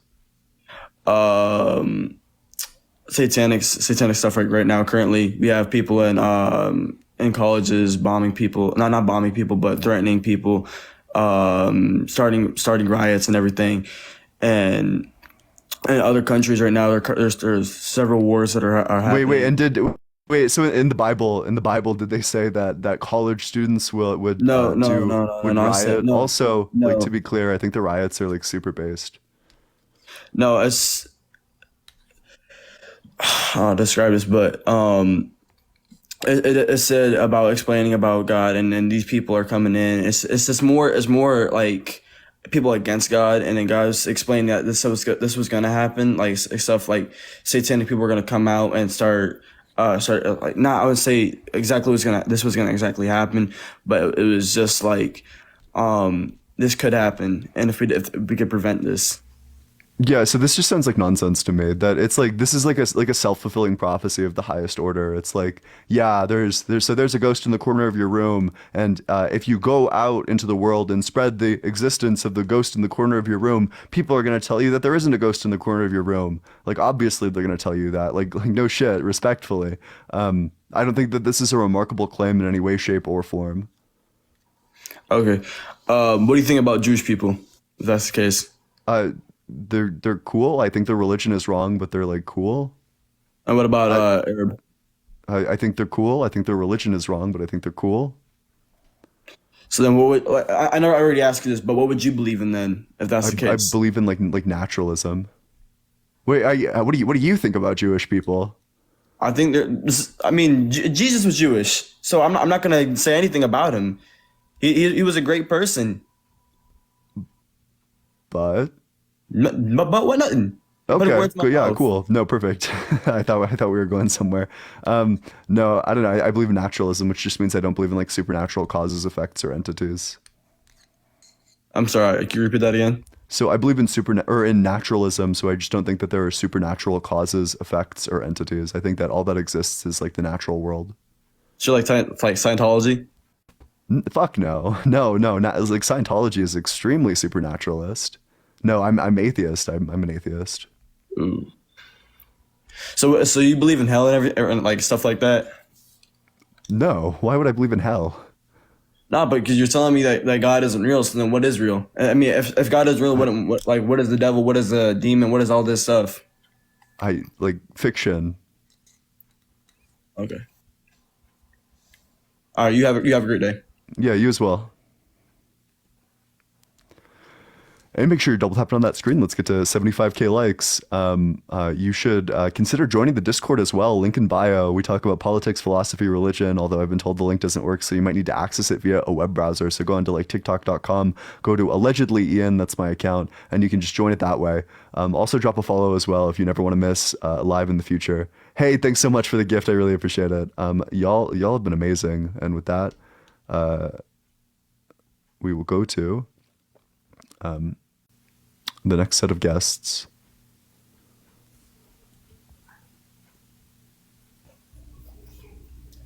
Hey, what's up? How's it going? Jacqueline? Hello, can you hear me? Yeah, how old are you? I'm 21. Bless you. How are you? Doing good. So, do you think God is real? Yes, God is real. Mm-hmm. And which God do you believe in? I believe in the Holy Spirit. Mm-hmm. And I believe God do you is have the Father of do you Jesus. have like proof for the Holy Spirit or for Jesus? Like, do you have proof that Jesus was God or that the Holy Spirit is real? Well, Jesus is not God. Jesus is the Son of God. Oh, so wait, but are you a Christian? I am. But you don't think Jesus is God? Jesus isn't God. Oh, you're going Jesus to is super, not like, I don't God. know how to break this to you, but you're going to like super hell. Under the Christian worldview, like, it's like straight to hell for you. That's like one of the only things you need to believe. It's like not even But heresy. It's you like just, leading the it's people like, on it's like, here. it's like You just leading the blasphemy. people on here to go to a devil burning hell. So you Well, can't I tell mean, nobody but like going to be to hell. clear, so are you. First and foremost, you have no heaven or hell to put anybody in that's God. Yeah, but I mean, if heaven and You hell are can't tell real, anybody where they like going you're with. You going to on your super way to hell. a devil burning hell because you letting the devil trick your mind and got your mind all bound up because you You don't even talking think about Jesus God is isn't God, real. my dude. You, Like, no, Jesus is the Son of God. It's in the Bible. Jesus is the Son of God. yeah, but if you're like a Trinitarian, God oh my bless God, your God. mommy, thanks so much for the galaxy. I God appreciate it. bless W your Mary. mommy. God bless Mary to have Jesus, which means Jesus is the Son of God. Wait, okay, so do you have So, an argument? Do you have an argument for the existence of your God? yes, I do. Hmm. He's well. Let me tell you something. My God, He died on that cross for me, and on the Wait, third day He your God rose. didn't die. You don't think Jesus is God? Your I God mean, didn't Jesus. die on the I'm cross. sorry. Jesus died. You're right. Okay, Okay, I correct that. Jesus died on that okay. cross for me, Mhm. and on the third day He rose, and God is not. I mean, Jesus is not dead. He's still alive. But the Holy Spirit lives within us, and that's who is with us. The Holy Spirit. The Holy Spirit is the one that speaks with us and that guides us, that protects us. So, Yeah, yeah. so this was just like a lot of claims and like not a lot of proof, but I can even go off of this. So you think that Jesus is still alive? So what do you mean by alive? What is life? I'm sorry. What you say? Can you repeat So that? wait, if Jesus is alive, is it possible for Jesus to die? No, because we're living to live again. When we go into heaven, after we pass, the Christians, the one that believe, after we pass, we're gonna have eternal life with them. So, Oh, okay, wait. Oh, so you're just using live in like a metaphorical sense, which is fine. So do you well, let me ask you a question. What yeah, do go you for believe it. in? Yeah. What do you believe in? I believe in naturalism. I think that the only entities that exist are natural, the only causes that exist are natural, and that the only like properties that exist are natural. I reject anything that's like supernatural. So, I'm an atheist. okay, that's better. Well, the Bible does say the ones that say there's no God, they shall be they fools. They shall be called fools. So Don't Oh. be foolish all your life. I just feel like that. Oh, I don't want to be foolish. Well, I feel like that you should give it a try to be a Christian. I've already given it a try. You don't want to give it a try? I've already given it a try. Okay, and when you gave it a try, what did you learn? Fucking nothing. None of it makes any sense. I mean, was but like, what do you I was though? literally raised Okay, Christian. as an atheist, what are you learning? I'm learning a 'Cause I lot bet more. you're I'm not getting any restricted. help. Where your when you get sick, what you doing when you sick? Who you calling on? Who am I calling on? I'm like eating soup and like watching TV. What are When you you're what are you sick? talking about? Like I'm not saying, not like, praying to sick. God. If that's what I'm like taking medicine and shit. Yeah, like a doctor, a physician. Yeah. Okay, well, I just pray that the Lord deal with you and that He Okay. set you free. All right. Well, I guess I'll just ask you the same question I asked the last guest. Do you think God permits pegging in heaven? No. Why not? Why would He? I mean, cause we up there to have a good time. We gonna be up there praising, dancing, worshiping. Yeah, our but not minds pegging. our minds gonna be on good things, not on those type of things. Well, but pegging is a good thing. It's good for everyone involved. Everyone comes out of it like a better person. It's like a full body like spiritual experience. And when we get up there, we not really gonna have bodies. We gonna be spirits. So. What? Wait, so there's no sex in heaven? No. Is there sex in hell? Are you okay? Let me. Well, you won't even know because you don't know. Will you be married in heaven? Yeah, hopefully. I don't know. Like I want to get married at some point in my life. What? This on earth. You'll be married on earth, but you won't be married in heaven. So. Oh, wait, but if there's no sex in heaven, then like who the fuck wants to go there? I mean, your mind not gonna be on sex when you get to heaven. Your mind gonna be on good things. Sex is a good thing. What are you talking about? You know what? You just trying to be right, but I just pray that the Lord shut this live down because you are leading these people to a devil burning hell, and it's not right. I mean, it's to be not clear, right. And I to be just really clear, feel as like are you're you. doing this. I really feel like you're just doing this just because so you can get views, likes, and all type of things. Thanks You're so much using for it the hat and clout, mustache. I hella and I feel like appreciate you it. just want to talk, and what you're talking is not right. I just pray that the Lord shut this live down. Okay, well, I pray to the Lord that He allows pegging in heaven. But thanks so much for coming up. I'll move on to the next guest. Make sure you're double tapping on that screen. I mean, if there's pegging in hell, but there's not pegging in heaven, then like fuck yeah, I'm like super down to go to hell. God, just like I just want to go to whatever afterlife has pegging, you know. But make sure you're double tapping on that screen. Let's get to 80K likes, and with that, we'll go to the next guest. Also, drop a follow, join the Discord if you're enjoying the stream. We talk about politics, religion, philosophy, really whatever you want to. Hey, what's up? How's it going? Hello. Hey, how old are you? I'm 18. And do you think God is real? Yes, I do. And which God do you believe in? I believe in my Jesus Christ. Wait, what year were you born? What year were I born? Yeah. The year I was born in. Like Yeah, what? but you don't sound 18, so what year were you born? Just because I don't sound 18. Can I get to the point? No. You gotta be 18 or older. Sorry. TikTok rules, not mine. Also, it's like a Friday. Go to class.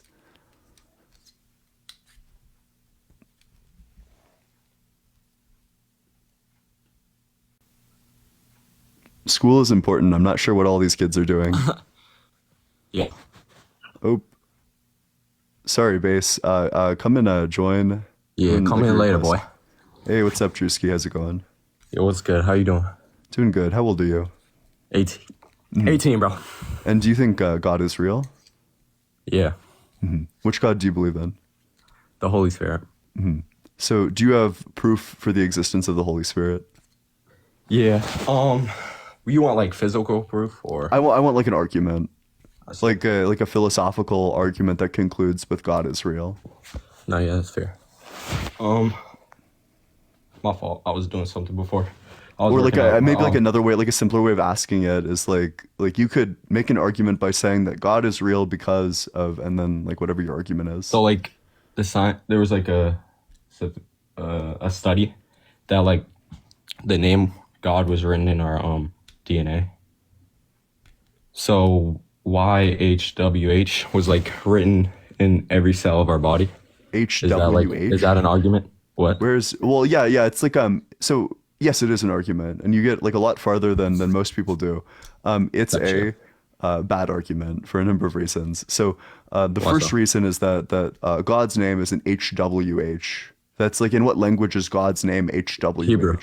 Hebrew. Wait, so in Hebrew his name is literally just HWH? No. It's in the Bible though. Yeah, wait, so where in the Bible does it say just HWH? No, in like, in the sense like that those like letters like are I don't know how to explain it, but it doesn't say it just straight in the Bible like that. It like refers to it multiple times. Well, that's nice, but where does it say HWH in the Bible? No, not H. Not H. I said Y. Oh, you said Y. Wait, so it's YHWY. Or no, YHWH. Dang, bro, you're confusing me. Bro, you're the one talking. I'm just trying to get clear on this. So Yes. YHWH. So I imagine that what's going on here is that so we have like a vast expanse of DNA. Our DNA is massively large. So the fact of the matter is that we assigned all of these labels, all these letters to correspond to whatever like DNA. Like this is just going to be an example of us like giving labels to specific things, and then these things like appearing after a long enough time. Like if you randomly generated an infinite number of letters, you would almost certainly find like whatever word you're looking for. I guess that is fair, because that also comes to the same thing like with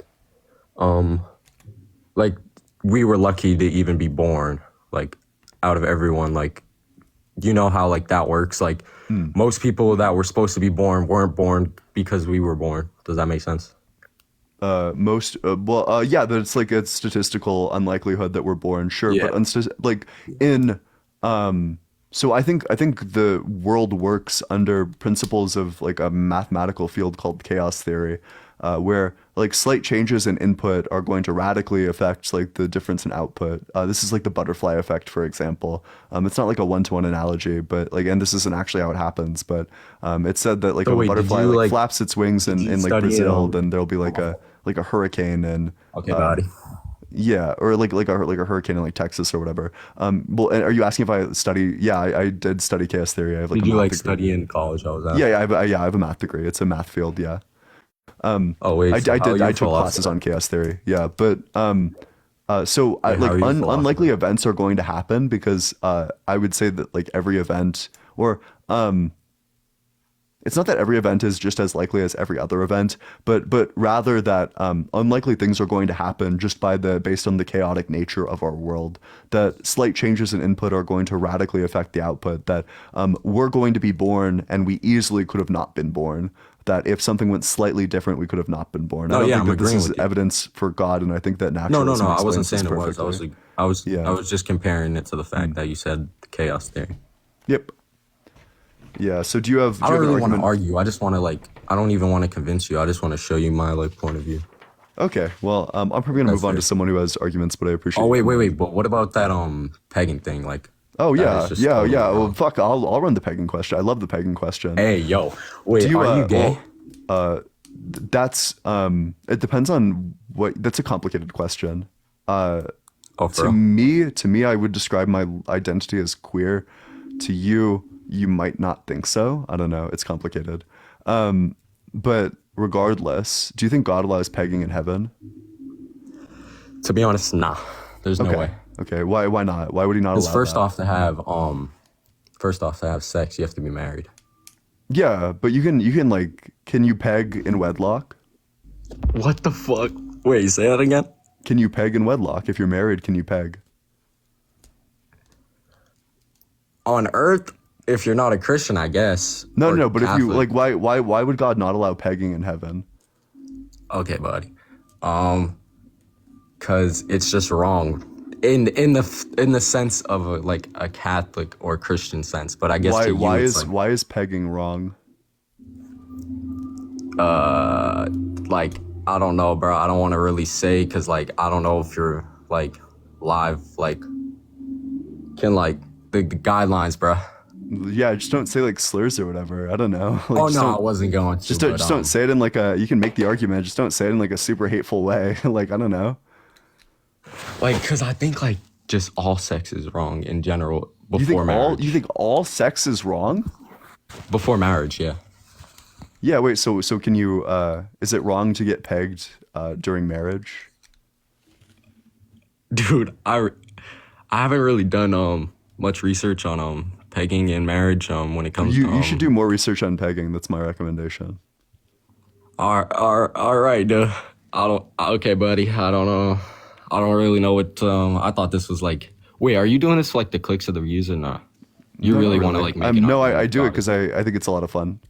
So wait, do you really want to be like a big philosopher, or you really just don't care? Like, you just do it? Well, if I wanted to be a big philosopher, like the big philosophers, You would go talk to people and shit. no, like the big philosophers are all in like academia. Like I would need to go back and get like a philosophy degree. Oh, And then I like thought you were- like get like a PhD Yeah, in why didn't philosophy you if if you I wanted wanted to be like a big philosopher? philosopher. Yeah, why didn't you if you want to be a philosopher? Wait, I'm sorry. I got a call and I cut out. Can you say what you just said Oh, it's again? fine. Wait, why did you study like math if you wanted to be a philosopher? Oh, well, I was a math computer science double major, and I studied that because Oh, so you're like smart. I love money. I want money.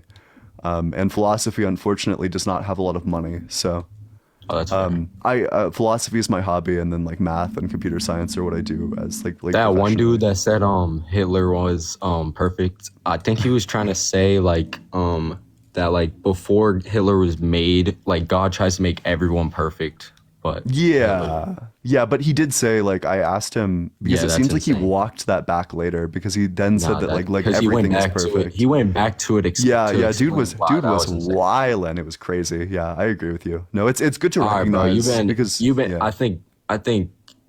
I think we had like the best one so far, if I'm gonna say Yeah. so. Hey, well, I'll leave that up to the audience, but I do appreciate you coming on up here. That's fair. All right, bro. Have a good day. Yeah, you as well. Hey, make sure you're double tapping on that screen. Let's get to 85K likes, maybe even more than that. I don't know. Who knows? Let's go crazy. Drop a follow as well if you're enjoying pegging and or the conversations. You should also join or consider joining the Discord. Link in bio, though you might need to access it via a web browser. And with that, we will go to the next guest. Hey, what's up? How's it going? Hey, can you hear me? Can you hear me Yeah, now? wait, how old are you? I'm 23. Okay. And do you think God is real? I have a question. Like, what do you mean? Are you trying to say like in the spiritual realm or like a religious way? I don't know, just like in line with reality, like anywhere. Does God exist Okay, so anywhere? what do Like, you or think- okay, wait, maybe like to clarify, because technically I probably do think I would agree that God exists in fiction, but I Mm-hmm. don't think God exists anywhere outside of like fiction. Right. So you talking about the man-made God, like the title, like because like God is a title, right? So we're talking about the spiritual realm with the entity, correct? Yeah, I'm typically talking about like the Christian or Jewish or Muslim God. Right. So religion isn't real. I believe in a spiritual thing. So Do you follow a religion? no, I do not, because religion isn't real. Religion is man-made. No, that's a huge W. I totally agree with that. Although I'm not really interested in like arguing with people about like their personal gods. The conversations just get like really messy and confusing. But Right. So I got a question. I have one question. yeah, Do sure, go you for it. believe in a certain God? Like, so okay, so you're putting a title on it. So what do you believe in? Like honestly, like Yeah, spiritual. I'm an atheist. I don't spiritual-wise. believe that there's a God. So spiritual wise, without the title. without Yeah, the- so I'm a naturalist. I don't think that supernatural anything exists. Okay, so are you spiritual at all? Like, are you a spiritual No, I'm being? not. Do you believe in a universe? Do I believe in the universe? Yes. Are you Yeah, I one think of the them? universe exists. Yeah. Okay. So you just like you don't believe in anything at all. So you're just nothing. No. Right. So What? Wait, how'd you get how'd you arrive at the conclusion that I believe in nothing? okay, so what do you believe in then? I At all? believe in naturalism. I think that the only things that exist are natural entities, natural causes, and natural properties. I don't believe in like supernatural stuff. Right. So what are natural entities? Explain that. Yeah, so just like things that aren't supernatural, things that like obey physical laws, things that exist materially. So you believe like in, I guess, nature? Is that? Yeah, I believe that nature in like a broad sense, like nature including like the cosmos. So the cosmos as in like the galaxies and space and stuff. So you're like a science person.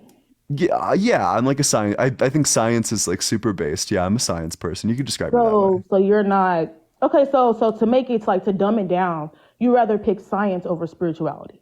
Definitely. At any day of the week, easily, without a thought. Yeah, definitely. Easily.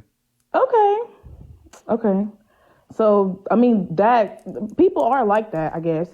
But at the end Wait, of the would you not pick science over spirituality? Okay, so you believe in like the Big Bang theory. So you believe that Yeah. something was created from a small specimen or an atom, stuff like that. Yeah. Something was created from the singularity. There was a singularity. It was like a hot, dense state, and it rapidly expanded. Yeah. So how did that happen? We don't know. We don't know. It seems like there might have been quantum fluctuations, or perhaps like if I wanted to take like the explanation that Christians give, I could say that the singularity was just like disposed towards like creating the universe at this specific time. I don't know. We don't know. You don't know, but you believe in it, of course. I believe that the singularity existed, as is indicated by the cosmic microwave background radiation, which says that the universe was in fact in a hot, dense state shortly after the time of the Big Bang. And additionally, in addition to the belief in I do. Yes, I believe in it. Yeah. Okay. I'm just, I don't know. I just feel like everything is created by something. So, I mean, we won't know until we die, right? Yeah, I guess. Yeah. Right. Okay. Well, science person, Bill Nye, I wish you the best. And Hey, I wish you the best as well. Go on. Yeah, hope you have a good day. All right, I'll move on to the next guest, but thanks so much. Make sure you're double tapping on that screen. Let's get to 90K. We're almost there. Drop a follow as well. Hello, Mr. Ian. Hey, how's it going? How old are you? Good. I'm 18. Mm-hmm. And do you think God is real? Yes, sir. Mm-hmm. So, what religion are you? I guess you could say Christian or a follower of Jesus Christ. Yep. So, do you have proof for the truth of Christianity? Okay, so my first point is going to start with, do you know who Cliff Nietzsche is? Is that the guy who debates and is like a preacher? Yes. Yes. Yeah, I think I've seen like some videos of his.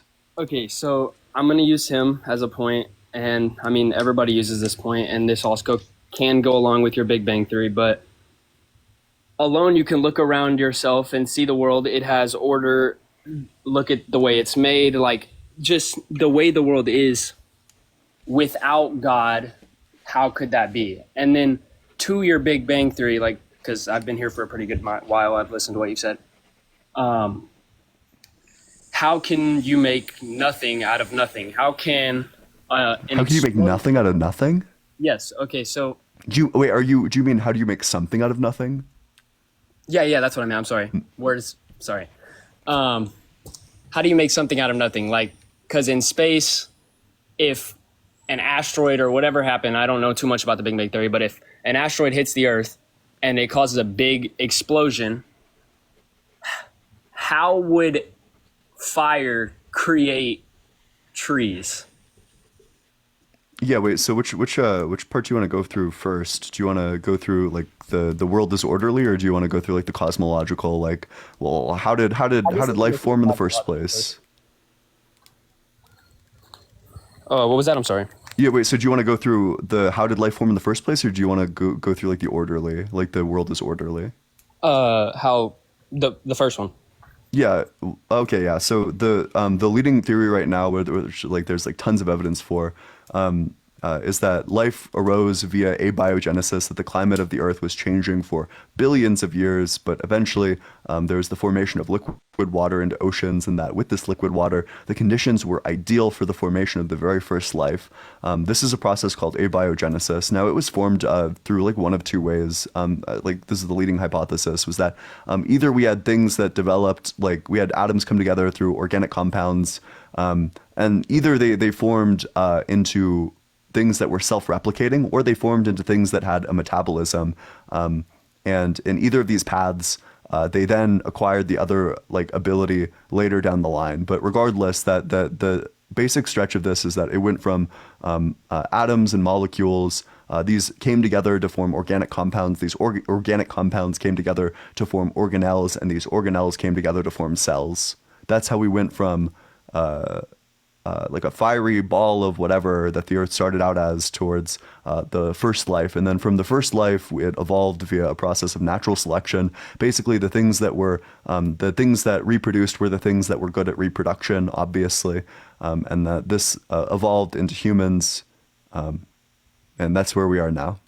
So basically what you're saying is for over a billion years, the Earth has, over a billion years, the Earth has changed and somewhat adapted, and as animals, we've adapted and then grown into humans. Yeah, kind of, yeah. Okay, basically, yeah. Is there a way that you can explain that deeper? Like, what would be our, I guess you could say ancestors from that far? Like, what do you think we started as if we transformed into humans throughout time? Are you asking like what the very first life form was? Yeah, like what? It was a single-celled organism. Okay, so how are you transforming a single-celled organism into a whole human? And yeah, sure. So we can get deeper on like the theory of evolution then. So the way that this happened, the things that are good at reproduction are going to reproduce, and they're going to spread their genetics. One trait. So the other thing that happens is like random mutations. That there will be mutations in the genetics via radiation, and that from these the genetics will get slightly altered. They'll become like slightly different in like most people. But the traits that evolve are going to either be like neutral, or they're going to be beneficial, or they're not going to be beneficial. And insofar as that's the case, the traits that are beneficial are going to be selected for more. The traits that are not beneficial are going to be selected for less. The traits that are neutral are going to be neutrally selected for. And with that in mind, we know that it went from single-celled organisms towards multi-celled organisms, although single-celled organisms do still exist. But these we went from, I think, prokaryotes to eukaryotes, single-celled to multi-celled. And with this, the advent, or like the collection, like collecting more and more cells, is a beneficial thing to be able to do, depending on the species and its property. That it's like humans are really good at being like multi-celled organisms, because like you can't have sophisticated intelligence if you're just a single-celled organism. You can only just be like a single cell. All right. Well, now I'm getting confused because that's a lot of words. I'm gonna be honest. No, that's fine. I can, if there's something confusing, I can try to explain it in like a more understandable way. Just like, I don't understand, like I was saying before, the single cell, and like I understand, the reproductive and everything you're saying with that, but like how can a single cell turn into a multi-cell? Like, yes, cells can combine and come together, but like realistically, it's still its own cell. So yeah, okay, wait. So to answer that question very directly, genetic mutations. It is genetic that things will develop multiple cells, that things will have a process called, I think, mitosis, or whichever the one is that like creates more of the cells. And that's, I mean, that was true of like single-celled organisms as well. But with this, they will go from one cell and they'll divide into two cells. But given their genetics, this could just be like the process of reproduction, where they just like split off and it's just like two organisms. Or they could be like still together. They could be one cell divides into two cells, and then this two cells is like the fully grown organism, or three cells, or four cells, or however many cells make up humans. Okay. I want to bring another argument onto the table. Yeah, what's up? If God isn't real, holy crap, my brain just went blank. I'm sorry, my ADHD. No, it's fine. I have ADHD as well. If God isn't real, then like we can go to the orderly. That's what we weren't talking about, right? We can go to the orderly? Yeah, like yeah. So the orderly point. So I think order is going to be entirely subjective. Like fundamentally, what's orderly to me is very different from what's orderly to other people, and it's largely going to be based on one's own subjectivity, the way that we're raised. So, for example, my room is like usually very messy. So when my room is only like kind of messy, to me it's very orderly. But for someone whose room is like a lot less messy, like it's very like clean, very like organized, they will see the room that I consider to be orderly, and they'll say, "Wow, this room is a fucking mess." Order is going to be entirely dependent and entirely subjective.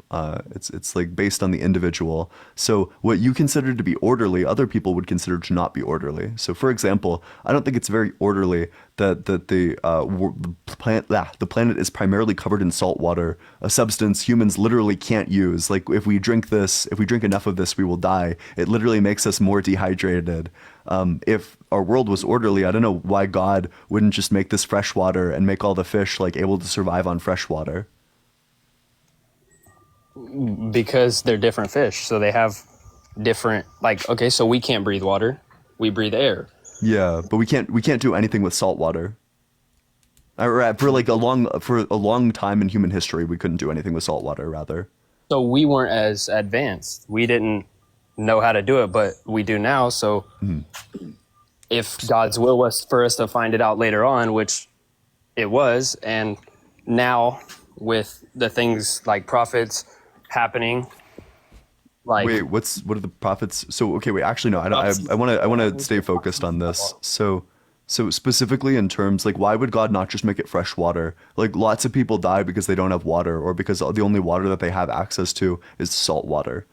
And this has been true for a lot of human history. Why wouldn't God just make it all fresh water? Because that wasn't his plan and that wasn't his will. But why wouldn't it be? It would be better for humans. Because he made us to the point where he knows that we're smart enough to be able to filter those things, just like we are doing in this day and age. But for the longest time we weren't doing that. Like, and so why would he make us do this? Like people literally died because they didn't have access to water. Why wouldn't he just make all the water stuff that we could survive off of? While I agree with you, and they shouldn't have died because they didn't have access to water. Like, I understand where you're coming from. They should have had fresh water, something to drink. But the way he made us and the way he made the earth, he made us to know how to do those things. Obviously, we didn't know them as soon as we were born, but he made us to know how to do these things. And at the beginning, whenever he made Adam and Eve, like, I'm pretty positive, 1000%, the water wasn't just salt water. It started as fresh water. Because you think it started as fresh water? Where else would they drink from? How would Adam and Eve get water?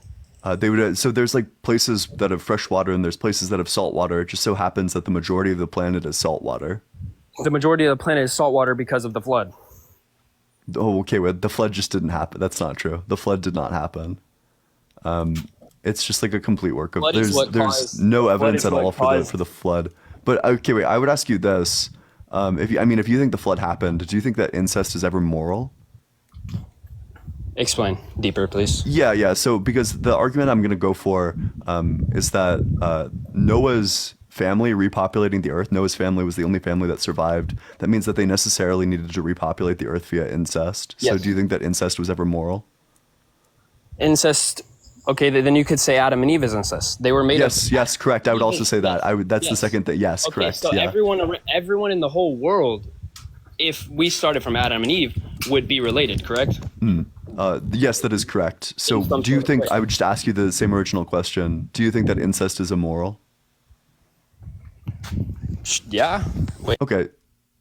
And you would, if incest, I can't hear you when you're off the app, by the way, but if incest is immoral, and you agreed that Adam and Eve did incest, then it seems like God's commandment had literally no way of being fulfilled, that God told them, go out and populate the planet, and God made them to go out and populate the planet, and the only way that they could possibly do it was via incest, a thing that you think is immoral. No, okay, I thought you said moral. Oh, no, wait, you think incest is moral?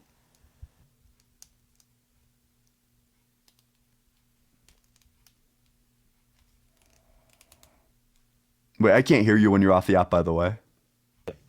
I just looked up the word, and immoral is not accepted, basically. Yes, I know what immoral and moral are. So I'm asking you, do you think that incest is immoral? It's immoral now, but in that tense, no, it is not immoral. So you think that morality is relative? Yes. So does it sounds like God must? Do you think God is all moral? No. You don't. You think God is not all moral? That He's not all good? Okay, so you think people getting sent to hell is good? Wait, I first of all, I think people getting sent to hell is like extremely bad. But I'm just asking you. Do you think God is all good? I know He's not all good. You know He's not all good. Well, that's not what the Bible says, first of all. But I mean, this is just not like the Christian God. Okay, let me explain deeper. I don't mean good in a sense of like our standards of good. I mean good in a sense of like he's good to the people that follow him, but if you don't follow him, you're going to be sent to hell. And if you're burning in hell, I don't think that's good. Like, he is all loving to the people that are his, but he is stern, and I guess you could say, to the people that aren't and don't follow him. So to me, I don't believe anyone should burn in hell. Like, I don't wish that on anyone, but people make their own free choice because they have free will and they get sent to hell. And I don't think that's good. So yes, in this sense, I would say God isn't all good because he has higher standards or like an expectation for us humans that some of us don't cross. Yeah, I mean, this is heresy, to be clear, but that's fine. I think that there's like worse things. Well, I mean, just so you know, like in every Christian denomination, you're going to hell for saying that God is not all good. But I'd ask you, do you think that God is all loving? Yes. How can God be all loving and also send people to hell? Because you don't follow him. Okay, that's like Wait, saying. but how's that loving? How's that like a loving thing to do? So, have your parents ever spanked you? I think once or twice when I was a kid, and I would say that was an unjust thing to do.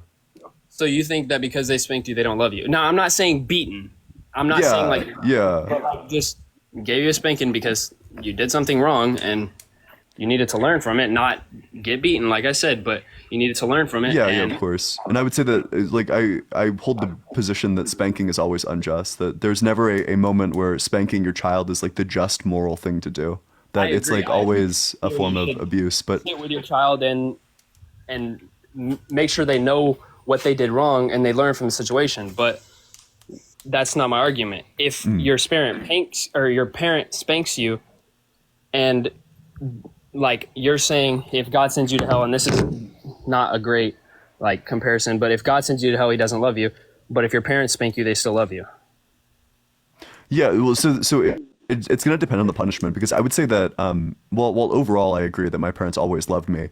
There's like certain punishments that there's genuinely just no way that this is a punishment done out of love. And analogously, I would say that there is no way that sending people to hell could be a punishment that God does out of love.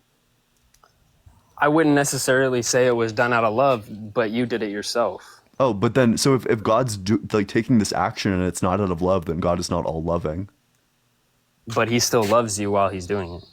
So while I'm getting like tortured in hell, like getting skinned alive and like put in like boiling oil or whatever, God still loves me? Well, at that point, we're already at the end of time and we're living eternal life. So he doesn't even have you in the back of his mind. Oh, wait, so he doesn't love me? I'm saying when he sends you to hell, he has loved you throughout your whole lifetime, gave you chances throughout your whole lifetime to change your life and follow him. And then now at the gates, he has to tell you, like, flee from me, I never knew you. But he never knew you because you never wanted to know him. Wait, so is this like, are you saying I never knew him, or he, are you saying that in like a metaphorical sense or like a literal sense, like that he never knew me? I also, like, to be clear, this is like a very unloving thing to do, like regardless, like to say that, oh, you didn't believe in me, even though there's just straight up not enough evidence to believe in him, that you didn't believe in me. Therefore, I'm going to torture you in hell forever. You think that's like a loving, just thing to do? If you don't follow him, yes. So how is that a just thing to do? How is that loving? Because he's in a sense, he's not teaching you because you'll never get the chance to come back, but that's your final learning point, and that's where you're going to have to stay. Wait, so I have a question for you. So, is there anyone who you truly love in your life? Yes, I'm married. Oh, you're married, yeah. So what would your partner have to do for you to think that they deserve being tortured forever? Probably kill me. Really? I mean, not saying that like I think anyone deserves to be tortured. I don't think anyone deserves to be tortured. I would forgive someone for killing anyone that I knew or killing me. But like you're saying, if I had to make anything be a reason, then probably killing me or killing wait. But I think it's an acceptable answer to say that because to me there is nothing, not a single thing that like the person I love the most could do to make me think that they deserve to be tortured forever. They could kill me, they could torture me, they could beat me, they could do any number of like heinous crimes, and I would never say that they deserve to be tortured forever.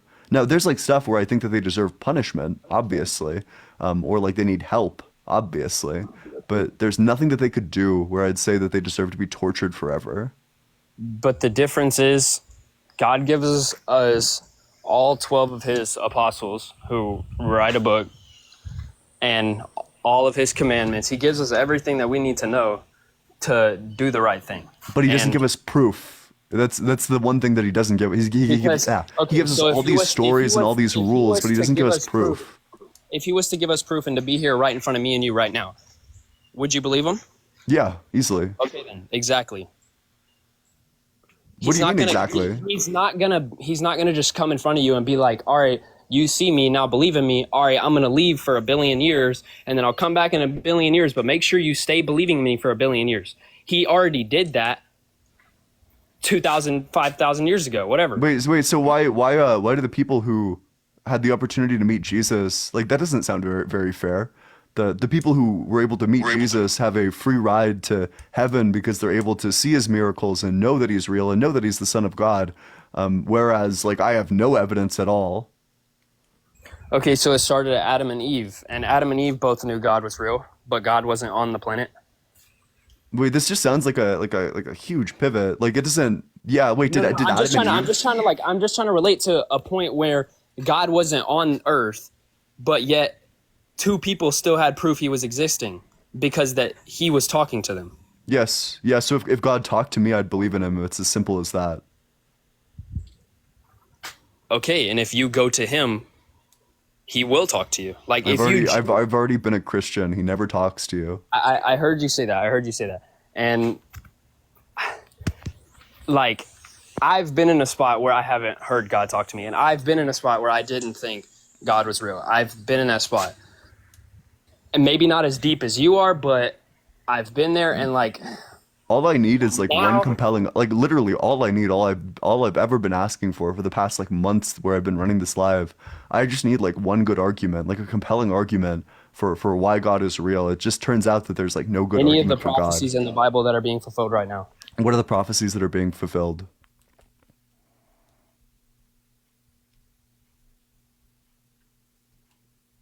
I didn't realize I came off the app. I'm sorry. The Euphrates River dried up. That's just one. It dries up multiple times. Yes, it has because of men, but this time it wasn't because of man.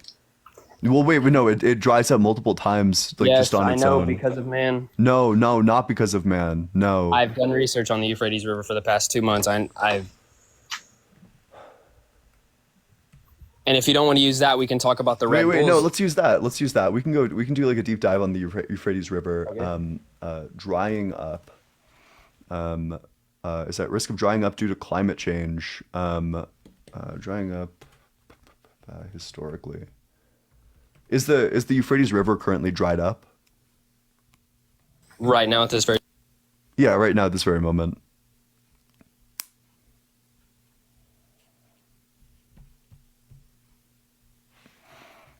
But wait, I can't hear you if you're off the app.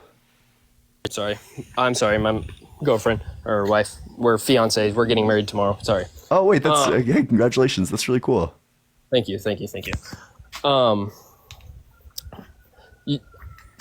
Today? Yeah. I don't know. I'm not there. Oh, wait, then how's this a prophecy? If you don't know. Well, because it's traveling on the world, everybody gets told this. Yeah, but how do you know that the Euphrates is dried up right now? If it's Well, I don't know because I'm not there, but I know off of what people have told me. And what I've then seen how do on you the social how do you media. know that it's like a prophecy fulfilled? Because I've read the Bible. And with But all the other but you don't know if prophecies- so you know the prophecy, but you don't know if it's been fulfilled. Is my point. We'll never know if it's been fulfilled until the Oh, seven cool. Wait, trumpets. so give me a prophecy that's been fulfilled. I don't know what the animals are called, but the staircase or it's like a walk-up ramp, completely white, and it's for sacrificing. I can't remember the animal. Goats? No, give me 1 second. I promise it'll take me literally 3 seconds. Yeah, please. Hey, make sure you're double tapping on that screen. Let's get to 110K likes. Make sure you're dropping a follow as well if you're enjoying the type of debates. And also, you should consider joining the Discord, link in bio. It's a super active server. I'm very active in it. We talk about politics, philosophy, religion, whatever. Although I've been told the web link or the link in bio doesn't work, so you need to access it via a web browser. The red heifer. Hey, sorry. it's what? The red heifer. Sacrificing of the red heifer. They have already built I don't even know what it's called, but it's a very big white, like, walk-up ramp almost, and it's made for only sacrificing the red heifer. And in the Bible, it specifically says in the end times. Wait, can I get the verse that says this, and then we can compare it to reality? Yes, let me pull out the verse. I'm sorry. Yeah. It's also known as the red cow. Fun fact for all the viewers at home.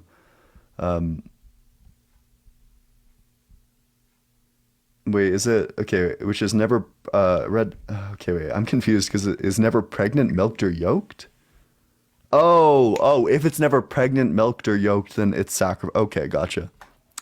No, this makes sense. It's one of those scenario once again where you just got to keep reading for it to make sense. But yeah, I don't know. I'm like interested in the verse. I think that. Hey, what's up, Athena? How's it going? But I hope everyone's doing well while we wait for the guest to return. Heifer not only. I need to like write this down. Okay, I just wonder what the verse is. Para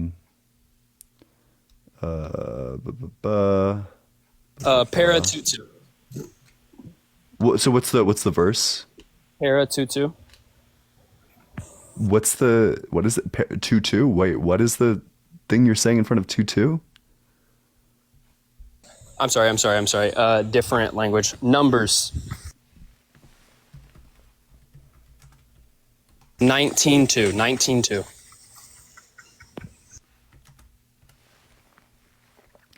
Okay. This is a requirement of the law. The Lord is commanded, tell the Israelites to bring you a red heifer without defect or blemish and that has never been under a yoke. Okay, wait. So is this being built by Israelites? This like monument for like sacrificing them? I'm pretty sure. Is the Israelites don't exist anymore? Now they're just called like Israelis. These to be very clear, this is just like a different group of people. What do you mean? They're both the Israelites do not exist anymore. Okay, yes, but there still are Israelis, which.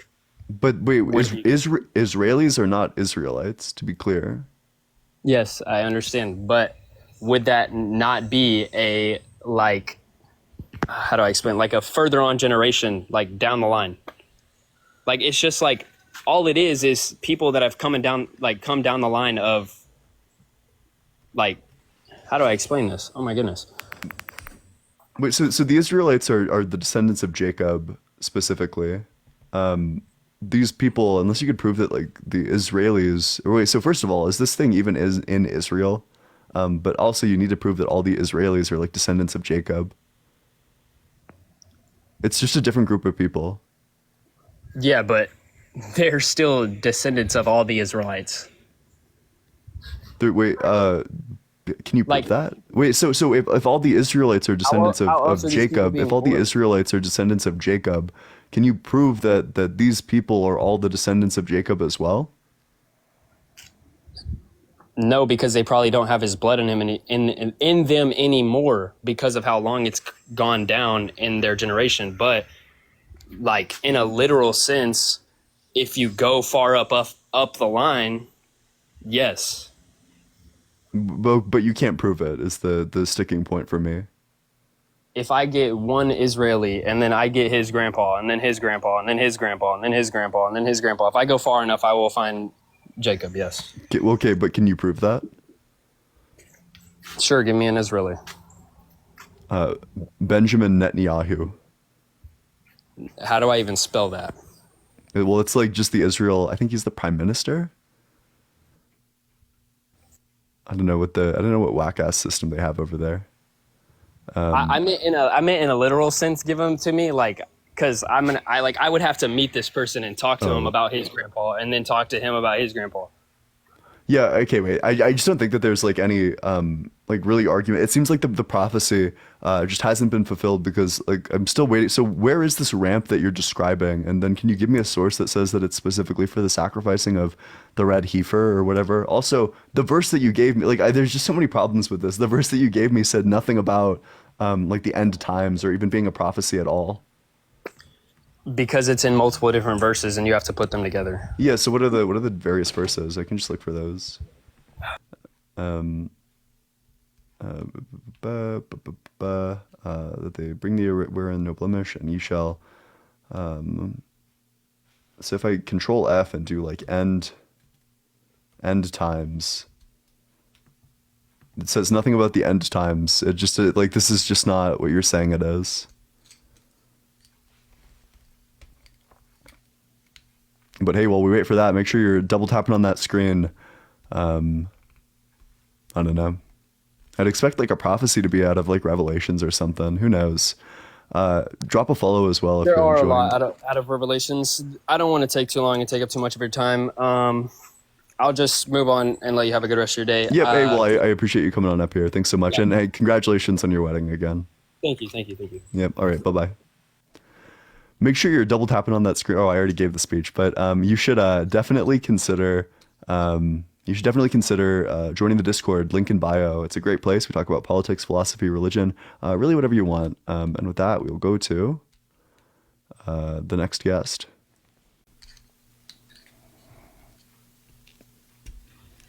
Hey, what's up? How's it going? Yo.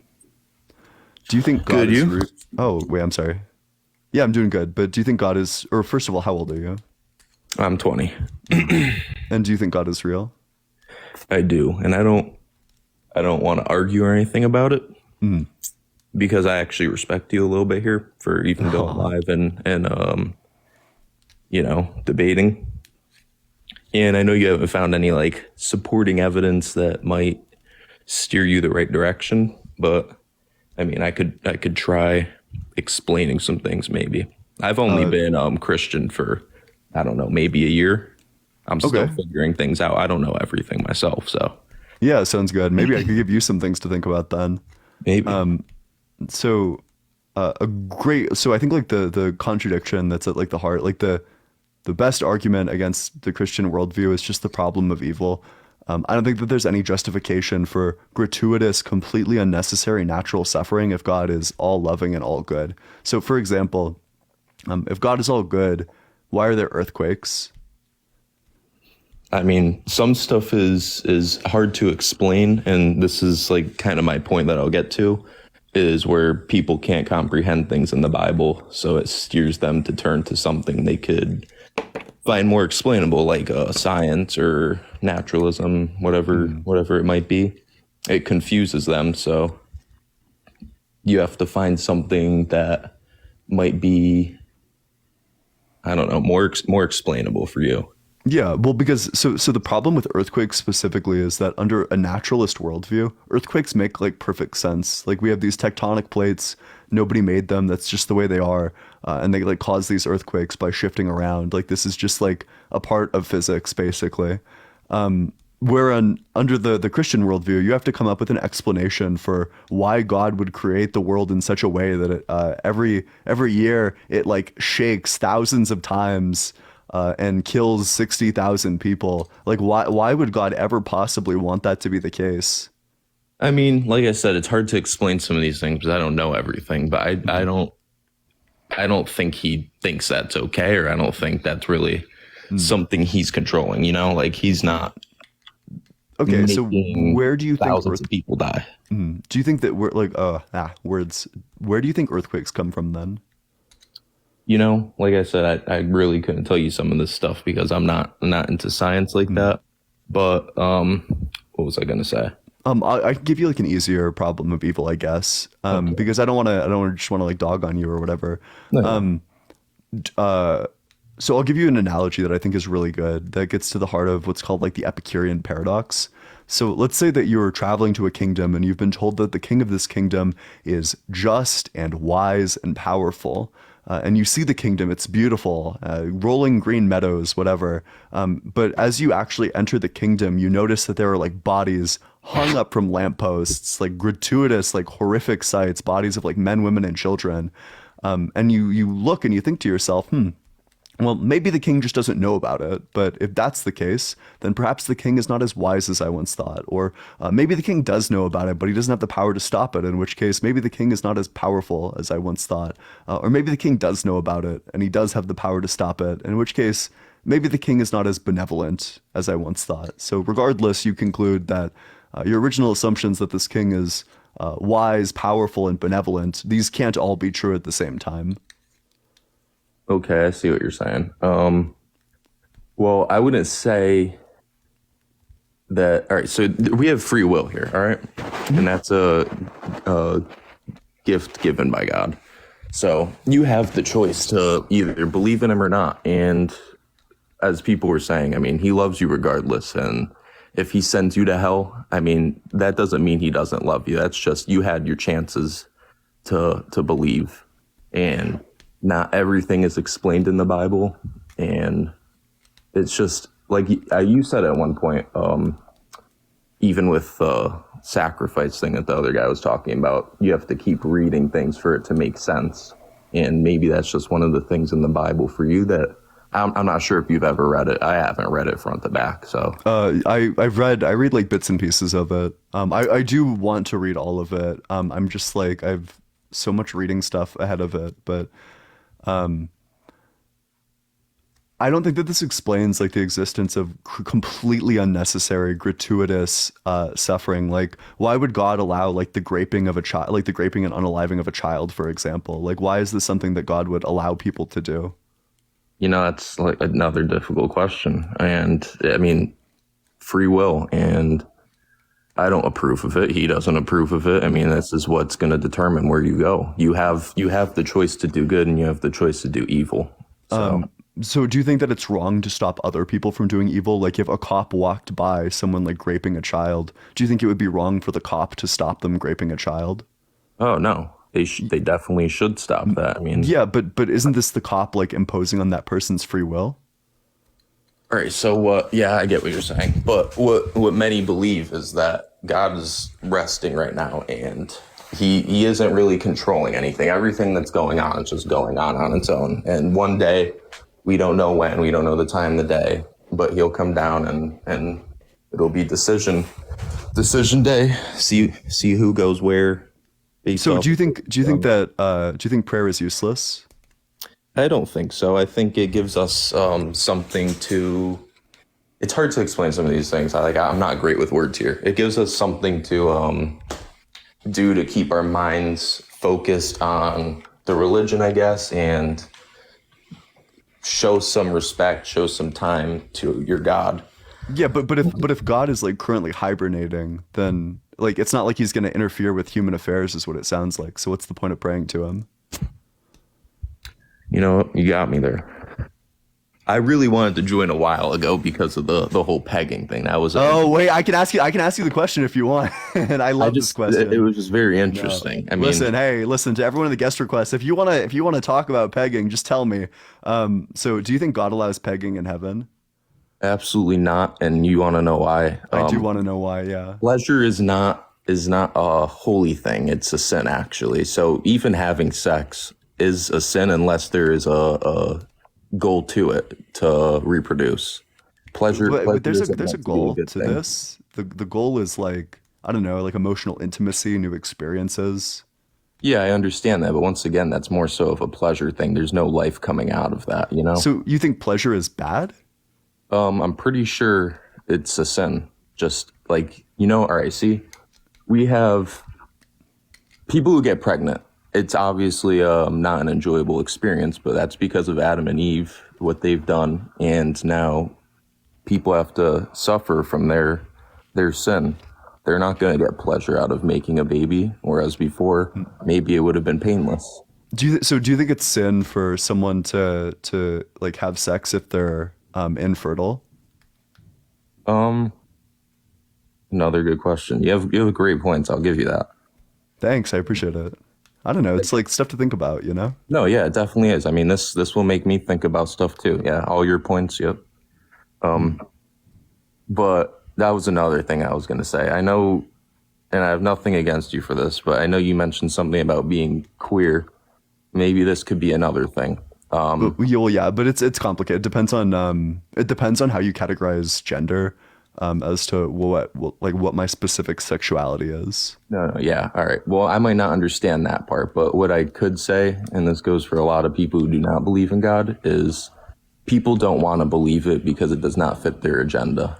So, you think? Say you like a certain thing and the Bible says otherwise, you're not going to want to believe in it because it doesn't fit what you want.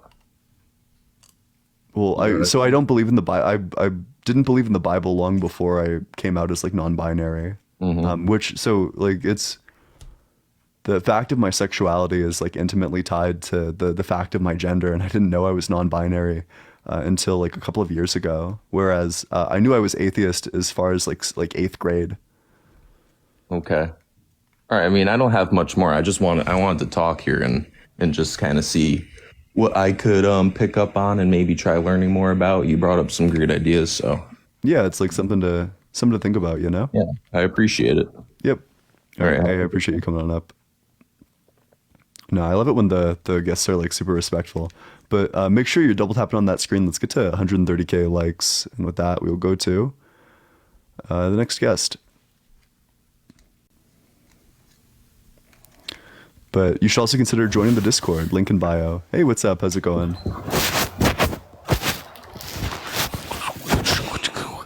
Hey, what's up? Are you there, guest? Hello? Okay.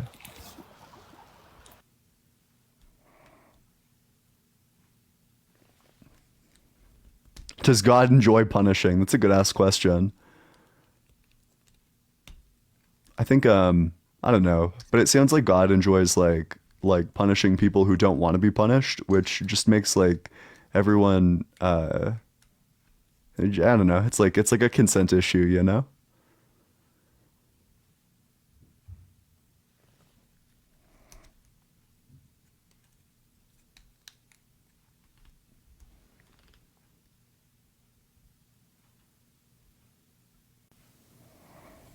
All right. Hey, what's up? How's it going? Did you? Good. So, I can't hear you if you're off the app, by the way. You're muted also. What do you have for me? What's up? By the way, you're muted. Okay.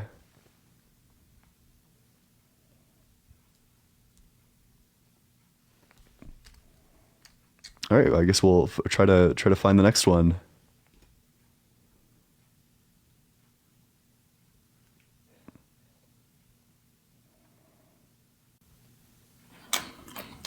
Hey. Hey, what's up? How's it going? How old are you?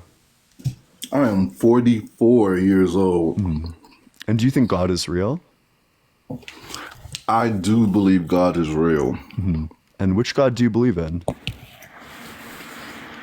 I believe in, I guess, the classification of what you call the Christian God, Hebrew God. I think that God is the same God across multiple religions. I don't really agree with religion, but I do believe that God is real. So you believe in the Christian God. Do you believe in the Bible? I believe in some of the accounts from the Bible. I believe the Bible was written by people, by man, that were observing certain things, hearing certain things. It's like hearsay, you know. It's parts of this. One person got this part right. One person got this part right, and they combined all of these things together in one book. And if you want to go through all of the book and try to piece together the things that logically make sense based on the different accounts, then you can get more of a complete understanding of what really happened. Just like anything else today, if you have something that happens in the city and you have one person's account and another person's account and another person's account, you'll have similarities, but you'll also have differences. Wait, but I just want to know, like, are you a Christian? Do you believe in the Bible? Like, what do you believe in? I believe in God.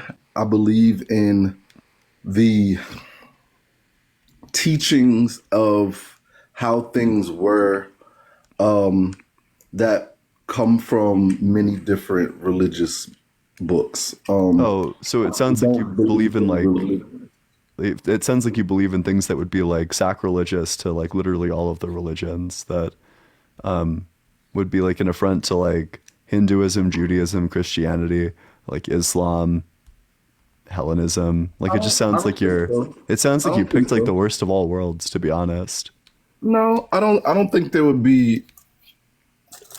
Do you think Jesus is the Son of God? I think Jesus is the Son of God in terms of the way that it was depicted. I don't know if it's true. I don't know if it's real. I don't know if that's a fact of how things were or would be. I don't know. I thought the debate was, is God real? Yeah, okay, wait. So do you have proof that God is real? I believe I do. Okay, yeah. What's your proof that God is real? Okay, so first we have to establish a guideline of what we believe is a real thing, right? So a real thing would be something that's tangible, that can be seen and is known to exist. Do you agree? Sure. All right. So after that, we'd have to establish what are the guidelines to say. Wait, this is like, I feel like this is like a lot of yapping. Can you just get to the point? Like, why God is real because of what? Do you have like an argument for why God is real? Because what God is described as is the always existing beginning and end, right? In terms of the Bible, because that's the most accepted, we'll say, right? All knowing, all seeing, all powerful being, right? Yep. Okay, so I believe God is energy, and I believe that energy is not just a thing, that it's an awareness, that it's self-aware. It's an entity, not. Do you have any evidence? Do you have any evidence that energy is self-aware? That there's like a mind behind energy? We can start with the double split experiment. The observation scientists, quantum physics have already established that protons, electrons react to observation. Yeah, correct. Yes, but that doesn't mean that they have a mind. That just means that under certain circumstances they behave different. That light behaves as both a wave and a particle. Why would something react to how someone else would expect it to react? So the reason it reacts that way, I believe, is because like the number I shows up in the quantum wave function formula. Which means that there's like superpositions. There's like a couple different positions that it could be at. There's like many potential solutions, meaning that it's going to be probabilistic, and that the only way to actually know is to observe that. No, that's not. That's exactly the opposite of what split theory was. The split theory was set up to observe based on how they believed electrons move, which was in a wave pattern, right? And because it was a wave pattern, they set up two splits in a straight line, because if you're in a wave, only the parts that are in the active wave when it crosses this split would show up on the collector. So you should have two identical lines on the collector when you do this experiment, which is what was observed when it was being observed, right? But they made a mistake. They forgot, left it on, and then came back. Wait, I don't think they made I don't think it was a mistake. Also, They literally made a mistake. to be clear, like the core of this is in terms of like the probabilistic, getting at the probabilistic nature of quantum mechanics. Also, okay, I think that there's probably just like a fundamental misunderstanding here. So it's not that observation like causes these things to exist or like affects the existence. It's that interaction like collapses the wave function. It's not observation. It's not like looking at them. It's just when they interact with something. It's literally observation. Yeah, but so observation is not used. It's not a use of euphemism. It's used in a completely different sense. No, it's exactly meaning looking at, to look at something, to watch the experiment happen causes a different effect. Literally. No, that is not true. Because and there's a really great reason why we know that's not true. It's because we've never actually observed any individual electron. We are down. Electrons to are quarks our electrons are way too small. We're down to for us quarks at this observe. point, sir. No, but we haven't We observed are it. We down haven't to quarks. we haven't physically observed it. We've observed things that could only be true if they were real, but we haven't observed the electron itself because we don't have microscopes that are that powerful. Electrons are tiny. Right, and it's not observed through a microscope. Yes. It's observed. So how is it observed? I'm going to tell you how right now.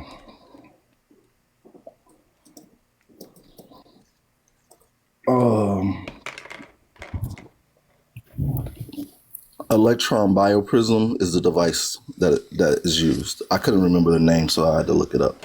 But that's what's used. Electron bioprism. Yeah. So electron biprism? Yes. Try to improve image resolution of like the electron microscope. Can you show me where could you show me like a picture of an electron? Sure. I can't on my phone. Like I'd have to go out. To be clear, a picture of an electron doesn't exist. There, like you can go out if you want, but I'm telling you, you're not going to find anything because we have again never observed an electron. There are countless. There's a bunch of pictures of electrons if I just Google it. So we've observed them, but it's going to be a different sense of observe. It's not like we're looking at them physically. Like we don't actually see them. We observe the effects of them. We observe the effects of everything. That's literally how we see. Yes. Basically. Yes. But this is just you not understanding quantum mechanics. So the observation described in quantum mechanics, when we say that the wave function collapses upon observation, what we're essentially just saying is that it like a better word to use would be like interaction with, that the wave function collapses based on interaction. It's not just like seeing it. Like there were wave functions that collapsed even before anything with Okay, eyes so my existed. question is, what is their interaction if you don't physically touch it? You don't change the experiment in any way other than looking at it. It could be physically like touching it or It's not though. Literally, it's explained that it is not any of those things. It's literally explained that the only difference was someone being present in the same room, observing what happens, and someone not being present in the room, and the experiment running at the same time on that its way. own. That is just not what happened in the slit experiment. It was observed the entire time, to be clear. Yeah, someone's like, where's Blitz? God, I would love Blitz right about now, but that's okay. I'm sure Blitz could explain this like much better than I could, but the slit experiment wasn't like an accident. This wasn't a fluke. They were testing to try to see because there were like two leading theories that light behaves as a wave and that light behaves as a particle, and they were trying to test and see. It was not random. They didn't like stumble into this. Okay, well, I respectfully disagree because everything that I know of and not the split experiment, the double split experiment. Yeah, the two double different slit things. experiment. Yeah. But, right. So, was that it was an accident that they left the equipment on and left the testing facility, came back the next day and observed that the equipment was on, and then looked at the collection apparatus and noticed that things were not as they expected. So, can you give me like a source that says as much? That the double slit experiment was just like an accident? Like what was the original thing that they were testing to try to figure out? They were trying to test, like you said, that the waveforms that electrons move in a wave pattern, and they were doing this by saying that if this material, this center piece, right, wasn't permeable by the electrons, that the only thing that the electrons should be able to permeate is the splits, then they should have these electrons collected in this shape of the splits. And that would prove that they only move in this way. That's what they were trying to test. Yeah, wait, so and how would they know if it moved in the other way? Because if it moved in another way, then it would have been a more dense collection of electrons. If it moved in a straight line, if it wasn't a waveform, so say it's like if you shoot water, right? And you're shooting water and you have two slits and you do it in a wave pattern, you're not going to collect as much water as you put out on the other end because you're only doing it. It's only going through at that time that you're crossing that path of those splits. In a wave pattern. Wait, Yes. this is going to be disanalogous because water is particles. Like it's not, it's not a wave. Like waves aren't like patterns, to be clear. This is just like I think that there's just like a lot of gaps here. I don't like, I'm not even sure. Maybe if Blitz was here, we could like get you to the end and he could explain it like much better than me. All I can tell you is that the double slit experiment was not an accident. They didn't stumble into it. That's just not true. Again, like that's what you're saying, but everything that I know is that it literally was. Then cite me one source. I'd have to look it up again to find. All right, let me see if I can find something. Oh, wait, there's someone who might be able to. We'll see. Oh, hey, what's up? Do you understand the double slit experiment? Could you? Yeah. So there's actually two double wait. slit. I'm sorry. Could I ask what your background is first? Yeah. So I am now in physics, but I was in electrical engineering up to my third year, and then I had to do my capstone in a couple. What's it called again? Business courses. But then I switched to physics because I hated every engineer. Massive W. But sure. Yeah. So can you explain what the double slit experiment was? Yeah. So there's actually two different versions. So the water version, just the double slit experiment, is just to see how waves interfere with each other. Now, in the quantum double slit experiment, what they were trying to figure out is what was happening with the Schrodinger equation. Because essentially, it gives you a probability distribution of what states are possible for the particle. And they wanted to know, hey, what's actually happening here? So they decided to start shooting electrons through two slits. And when they didn't interact with them, they saw an interference pattern that matched the waves that were described by the Schrodinger equation. But the second they interacted with it, like you said, they observed it by shooting something like a photon or affecting it with a magnetic field, they started to realize, hey, now we're getting two bands, as if our observation caused an imparting of information onto the electron, or it caused a reduction of what we call eigenstates, which are just the possible realities or the possible states the electron could have been in. So it seems like interaction limits the possibilities and a lack of interaction allows all of the possibilities to kind of interact with each other. Gotcha. So the description given that they like left the equipment on and then came back and it was different. No, that didn't happen. They actively like the whole point of this experiment was to like try and figure out what the electrons were doing, so they didn't like leave and come back. They just did it once and then they did it with the other thing. You can learn more about this if you want to look up stuff like the Stern-Gerlach experiment, which also has to do with quantum mechanics and shows how wave collapse happens. Because theoretically, if you were thinking in a classic, sorry, do you want me to continue or is this enough? No, that's probably sufficient, but I do appreciate it. Yeah, sorry. Yeah. All right. No, that's perfect. I'm gonna drop you, but thanks so much for coming up. Massive W on Don. So I don't know, like, what do you make of that? What do I make of that? Yeah.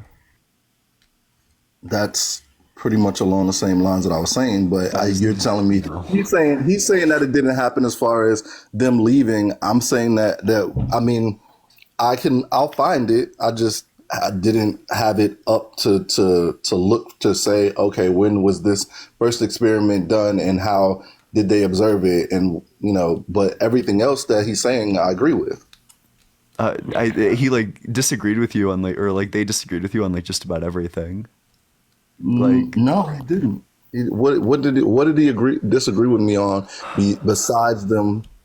The way that the interaction happened. Yeah. So I mean, he disagreed that, and like exactly like I was saying that it was like it was not like a physical observation, physical seeing it. You don't have to be in like the same space to see it, etc. It's just like when we say observation, it's talking like more closely about like interaction, like a physical interaction. That when you have like this electron beam firing and then you interfere with it, that this is going to cause like, I believe, a wave function collapse. Sorry, Don, if I'm like butchering your explanation, but and that's going to like cause like interference, which is going to change the outcome. But regardless, I think that you should look into this more. Okay. But I'm going to move on to the next guest, but I do appreciate you coming on up here. Make sure you're double tapping on that screen. Let's get to 130K likes. And with that, we'll go to the next guest. Hi, sorry, my microphone was off. It bugged. No, you're all good. What? You're all good. So I remember we talked yesterday, but what do you have for me?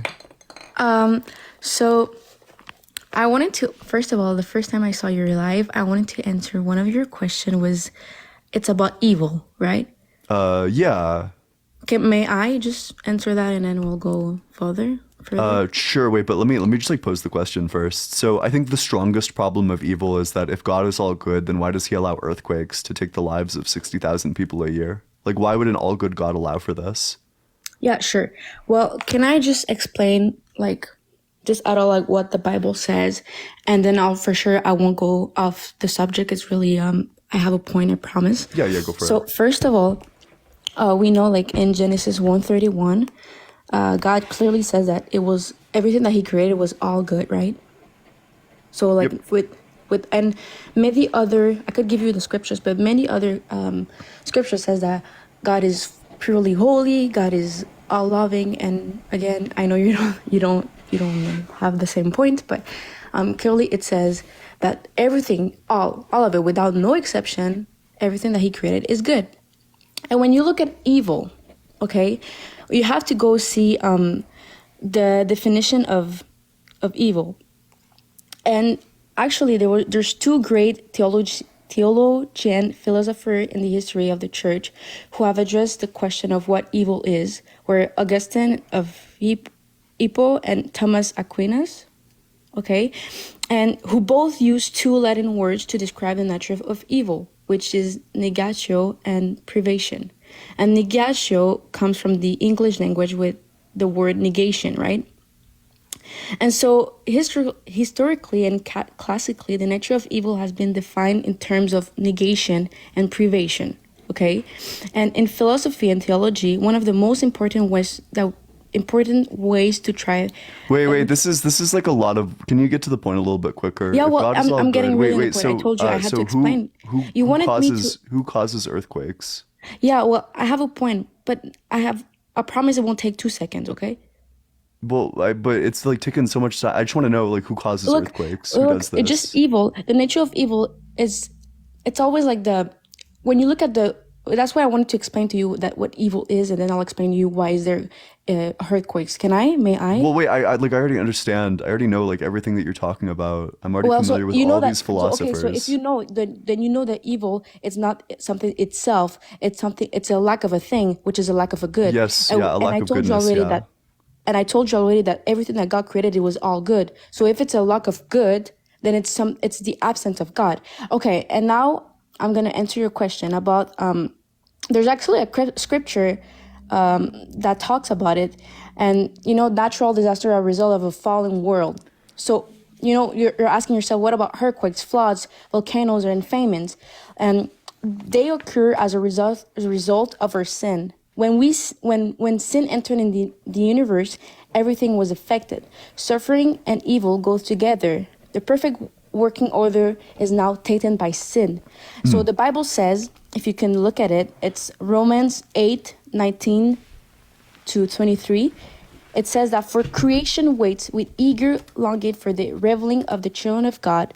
For the creation was subjected to futility, not of its own, but by the will of the one who subjected it, in hope that the creation itself will be set free from its bondage to decay and will obtain the freedom of the glory. And okay, wait, but what is this like? What does this mean? It says it's just like the result of our sins is the fallen. It's everything, every evil. That's why I wanted to explain the definition of evil. That every evil, it's in fact not because of God. Because when you look at the scripture, it clearly says that everything that God created was all good, without exception. But when you see evil, and when you see the definition of evil, it's a lack of a thing. It's a lack of good. It's a lack of God. So when you see that, it's everything happening in the world, it's because of us, unfortunately. But you're trying to blame that on God. Yeah, indeed. So okay, wait, but this is just not an answer to my question. So who causes earthquakes? It's us. Okay, so Basically, what do we do that causes earthquakes? We sin. So do you think that the only way that if we stopped sinning, would there be no earthquakes? Well, honestly, we can try to, if you do not cry, because okay, I don't know if you apparently you were Christian, but I don't. Wait, it's a yes or no question. If we didn't sin, would there still be earthquakes? But you can only not sin when you have the Holy Ghost, because it says sin no more. Wait. It's a yes or no question. If we didn't sin, would there be no earthquakes? Yeah. Okay, perfect. If we haven't entered into a sin, if Adam and Eve didn't sin in the first place, we wouldn't have sinned. So there wouldn't be a fallen world, right? Well, I mean, I don't agree with that at all. That I don't think the Adam and Eve story is true at all. But I would ask you, why did God set the consequence for sin as being earthquakes? Why is that like a loving thing to do? A loving thing to do, honestly. If I may, I think that God is all loving and all powerful, and That's nice. So why would God set the consequences of sin as being earthquakes? It's just our own consequences. It's not. He didn't do it. So you're saying that God did not set it so that if we sin that there would be earthquakes? But that's our results. Okay. Yeah. Wait. So who decided on earthquakes specifically as being the punishment for sin? For that, I don't know. It doesn't say. Oh, so you don't think it was God? You don't know if God is the person who set earthquakes as being the punishment for sin? If you would actually listen to me, you would maybe understand. The problem is I'm already familiar with all of your philosophers, and it's just yapping. It doesn't get to the heart of the issue at all. Don't have a presupposition, okay? I'm trying to explain to you, and you just cut me. And if you don't have because you're very long-winded. You need to get to the point quicker. Okay, but I have to explain things so you can understand. But are you reading off a script? No, I don't. I study that because I study medicine. Just summarize it like a little bit simpler. Like this is just meta commentary that I don't really care about. And this is like it sounds like you got cornered, so you're pivoting to meta commentary. But I'll just ask you the question again. So who set that the punishment for sin would be earthquakes? But God didn't, because God doesn't. honestly, God, like I said, He create all good things. So He doesn't create the earthquakes. When we don't have God, this is what happens. It's a fallen world. When we don't have God, there's no good. But okay, wait. But this is just preaching. So, but who decided on earthquakes specifically? For that, I don't know. It doesn't say anywhere. So You don't know? Like, God created everything, but you don't know who caused earthquakes, who set God the world, created who set the everything, but like I tectonic said, it plates was in all that way? good. It was Wait, all so good. then I guess I just have a question for you. So when God was making the earth in the first place, did He know that humanity would fall and that earthquakes would ensue? Well, He gave us a choice. No. Free will. But that's not the question. Did He know that humanity would fall and that after humanity fell that there would be Yeah, earthquakes? He knows everything. Yeah, He knows. Yeah. So He knew it. He knew that if He created the earth in this way, that we would fall and that there would be earthquakes, and He created the world like this anyway. Is that correct? No, He didn't. He did create, like I said, He created all things good. But okay, like let me show you like this. Okay, He created us. Okay, He gave us the free will to us. Wait, but this is just gonna be preaching. But I'm go not for preaching. it. It's literally thing. This is what it says in the Bible. He gave us a free will. Okay, He gave us the free will to choose whether to be in a relationship with Him, because He's not gonna force us. You don't want to worship, bad things are gonna happen to you. You don't want to be with Him. Of course, this is just preaching again. Okay, so then wait, you want me to give you a so reason you're why saying God- you're why I saying that believe in the God then? you're saying that the effect of sin is earthquakes. So who assigned effects to their causes? Who created cause and effect in the first place? What do you mean, like? Who created cause and effect? Okay, it's just the absence of God. This is what. Wait. As a result. Who created cause and effect? I don't know. You don't know who created cause and effect? God created all things good. If you don't have God, for sure it's gonna be bad. That's what I'm saying. Wait, so you have no idea who created cause and effect? Bro, what is the point with that? What do you want to do? Like, what's your point with that? It seems like you just don't understand your own religion that well. I do understand. But you have no idea who created like cause and effect or like causal relationships or like the that if this cause, the cause of sin happens, that this will be the effect. You have no idea who created that. The effect of when the wages of sin is death. This is what it says. Yeah, and who caused that effect? Like who created it such that would be we cause it. Who created it? Us. Who created it such that this cause would lead to that effect? That's fine. We can move towards like the Adam and Eve story more specifically. Do you think incest is ever moral? Look, I don't want to talk to that. I'm gonna say. Wait. You just want to yap more. You want to preach more. No, I don't want to preach. It I wanna seems like say you why have I no think God- answers on the problem I of have evil. arguments about why I move. think God is real. Wait, May I? yeah, go for it. What are your arguments for why God is real? Okay, so in Colossians it says that I think it's like in First Colossians. I don't remember the exactly verse, but I think it's like 15 or something. It said that Christ is the visible image of the invisible God.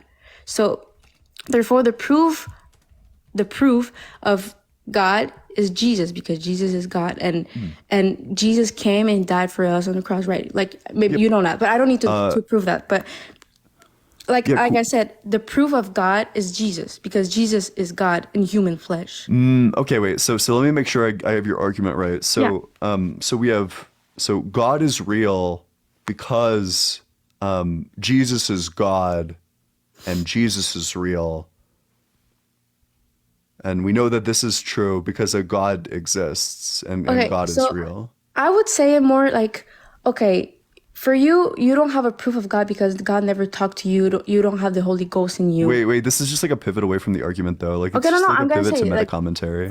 Sometimes people are like, okay, we haven't seen God, therefore there's no God, right? You have to see to say like. No, wait. But you're just arguing like you're shadow boxing right now. Like I didn't make this argument. Okay, but I said people. I didn't say. Yeah. Wait. So then go talk to those people. Why are you talking to me? Okay, then. Okay, I'll just say that. Okay, like you said, God is real because Jesus came and showed and proved that God is real. Yeah, this is a circular argument. Okay. Do you think circular arguments are logical? Why would it be a circular argument? Yeah, because you're saying that God exists because God exists and Jesus is God. No, that's a proof that God exists. No, it's a circular. So you need to have you need to argue in such a way where none of your premises are like, yeah, God exists. Like, if I said that well, if I wrote a holy book that said that I am the visible form of the invisible God, and that God is like the flying spaghetti monster to get like 2008. Yeah, but when you read it, it's because I said it because I believe in the Bible, but there's other scriptures like the Dead Sea Scrolls or the the Dead Sea Scrolls are just like an earlier form of the Bible. But it just proves the point that it's no, still the because same. you're still relying on the Bible to prove the Bible. It Masoretics? doesn't prove the point. Masoretics? Have you heard of that? What are the? I haven't heard of these. But what are the Masoretics? Masoretics is like it came, if not it came before. Well, it was. Wait, how do you spell this? It's spelled. I think it's M. Wait, M-A-S-E.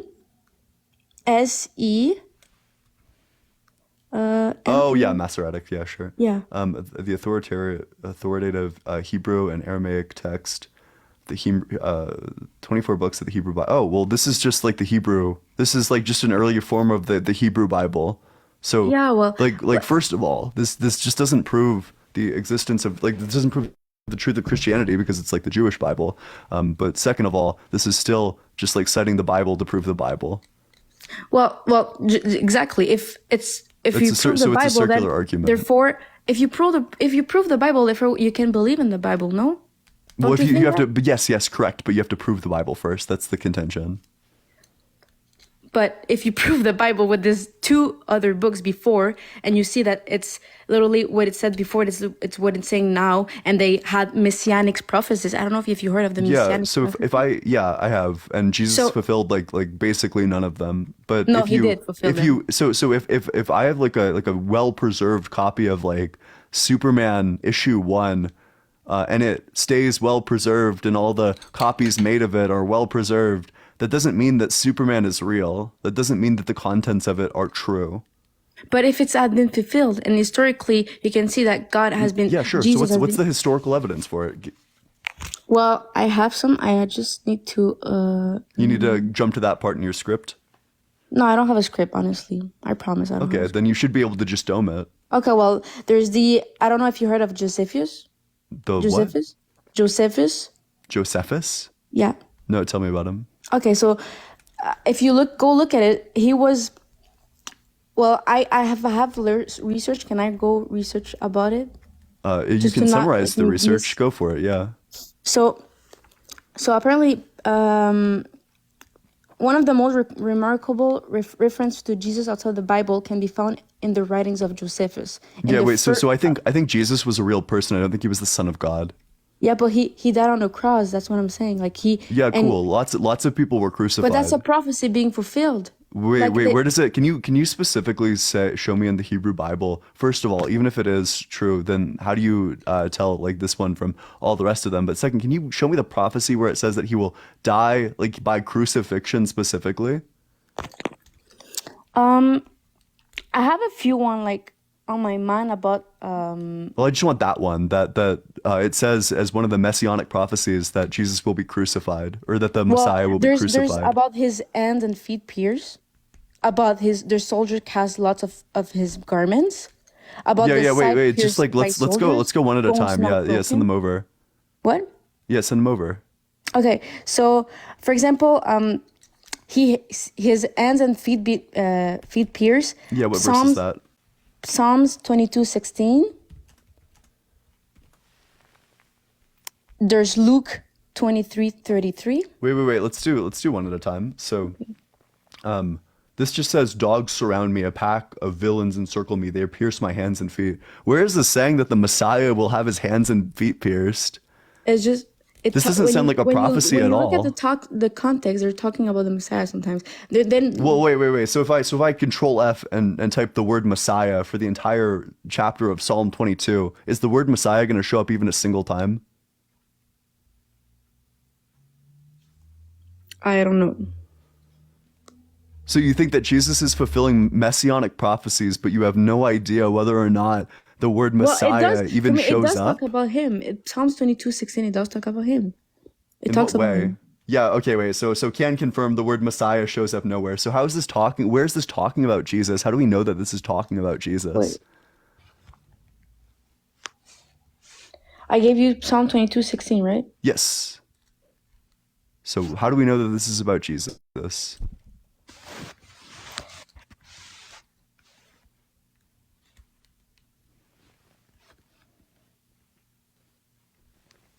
While we wait for this, make sure you're double tapping on that screen. Let's get to 140K. Okay. Drop a follow as well.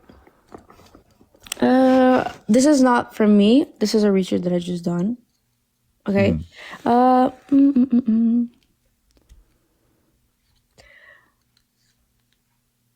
Okay, this is a kingdom of among the Psalms. It contains those deep, sublime, and heavy suffering of Christ.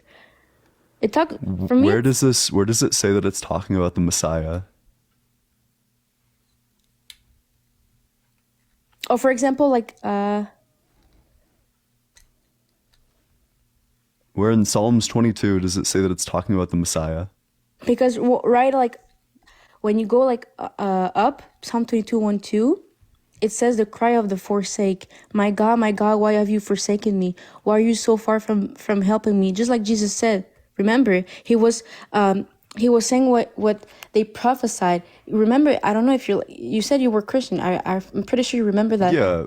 Well, So he literally from the beginning, from Psalms 22, he's literally like, oh, wait, yeah. I mean, so it sounds like Psalms 22 is King David talking about himself.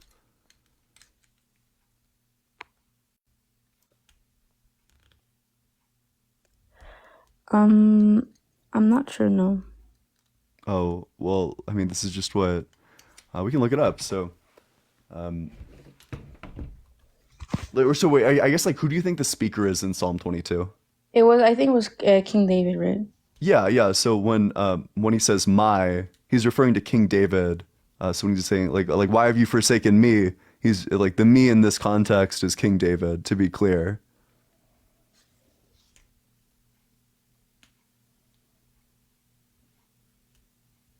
Wait.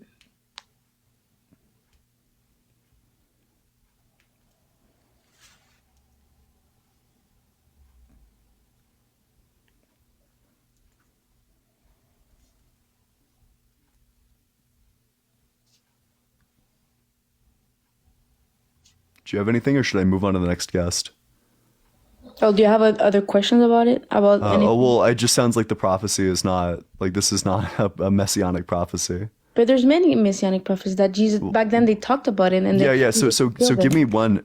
I just asked you for like one that's been fulfilled, and you gave me one, and it's not even a prophecy.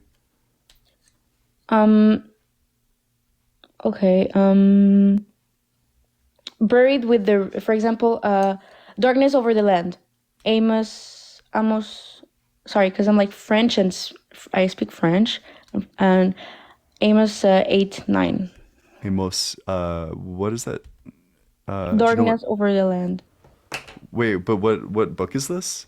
I have Amos, Amos 8:9. Oh, okay, yeah. So Amos 8:9. In that day, it declares, I will make the sun go down at noon and darken the earth in broad daylight. Just like Matthew 27:45. Wait, okay. So let's what's the context for the Amos 8:9? So behold the basket, and he said, Amos, what seest thou? And I said, a basket of summer fruit. Then said, the end is come upon my people of Israel. Blah blah blah. Shall not. So can you point out is this talking about the Messiah? If I control F a single part, is this going to be talking about the Messiah?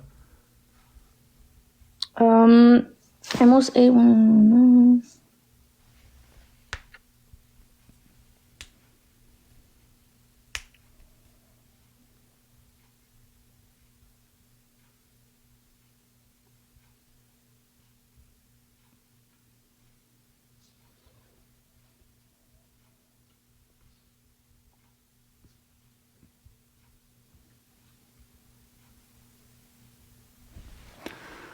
Well, I mean, there it is. Do you have anything else for me, or?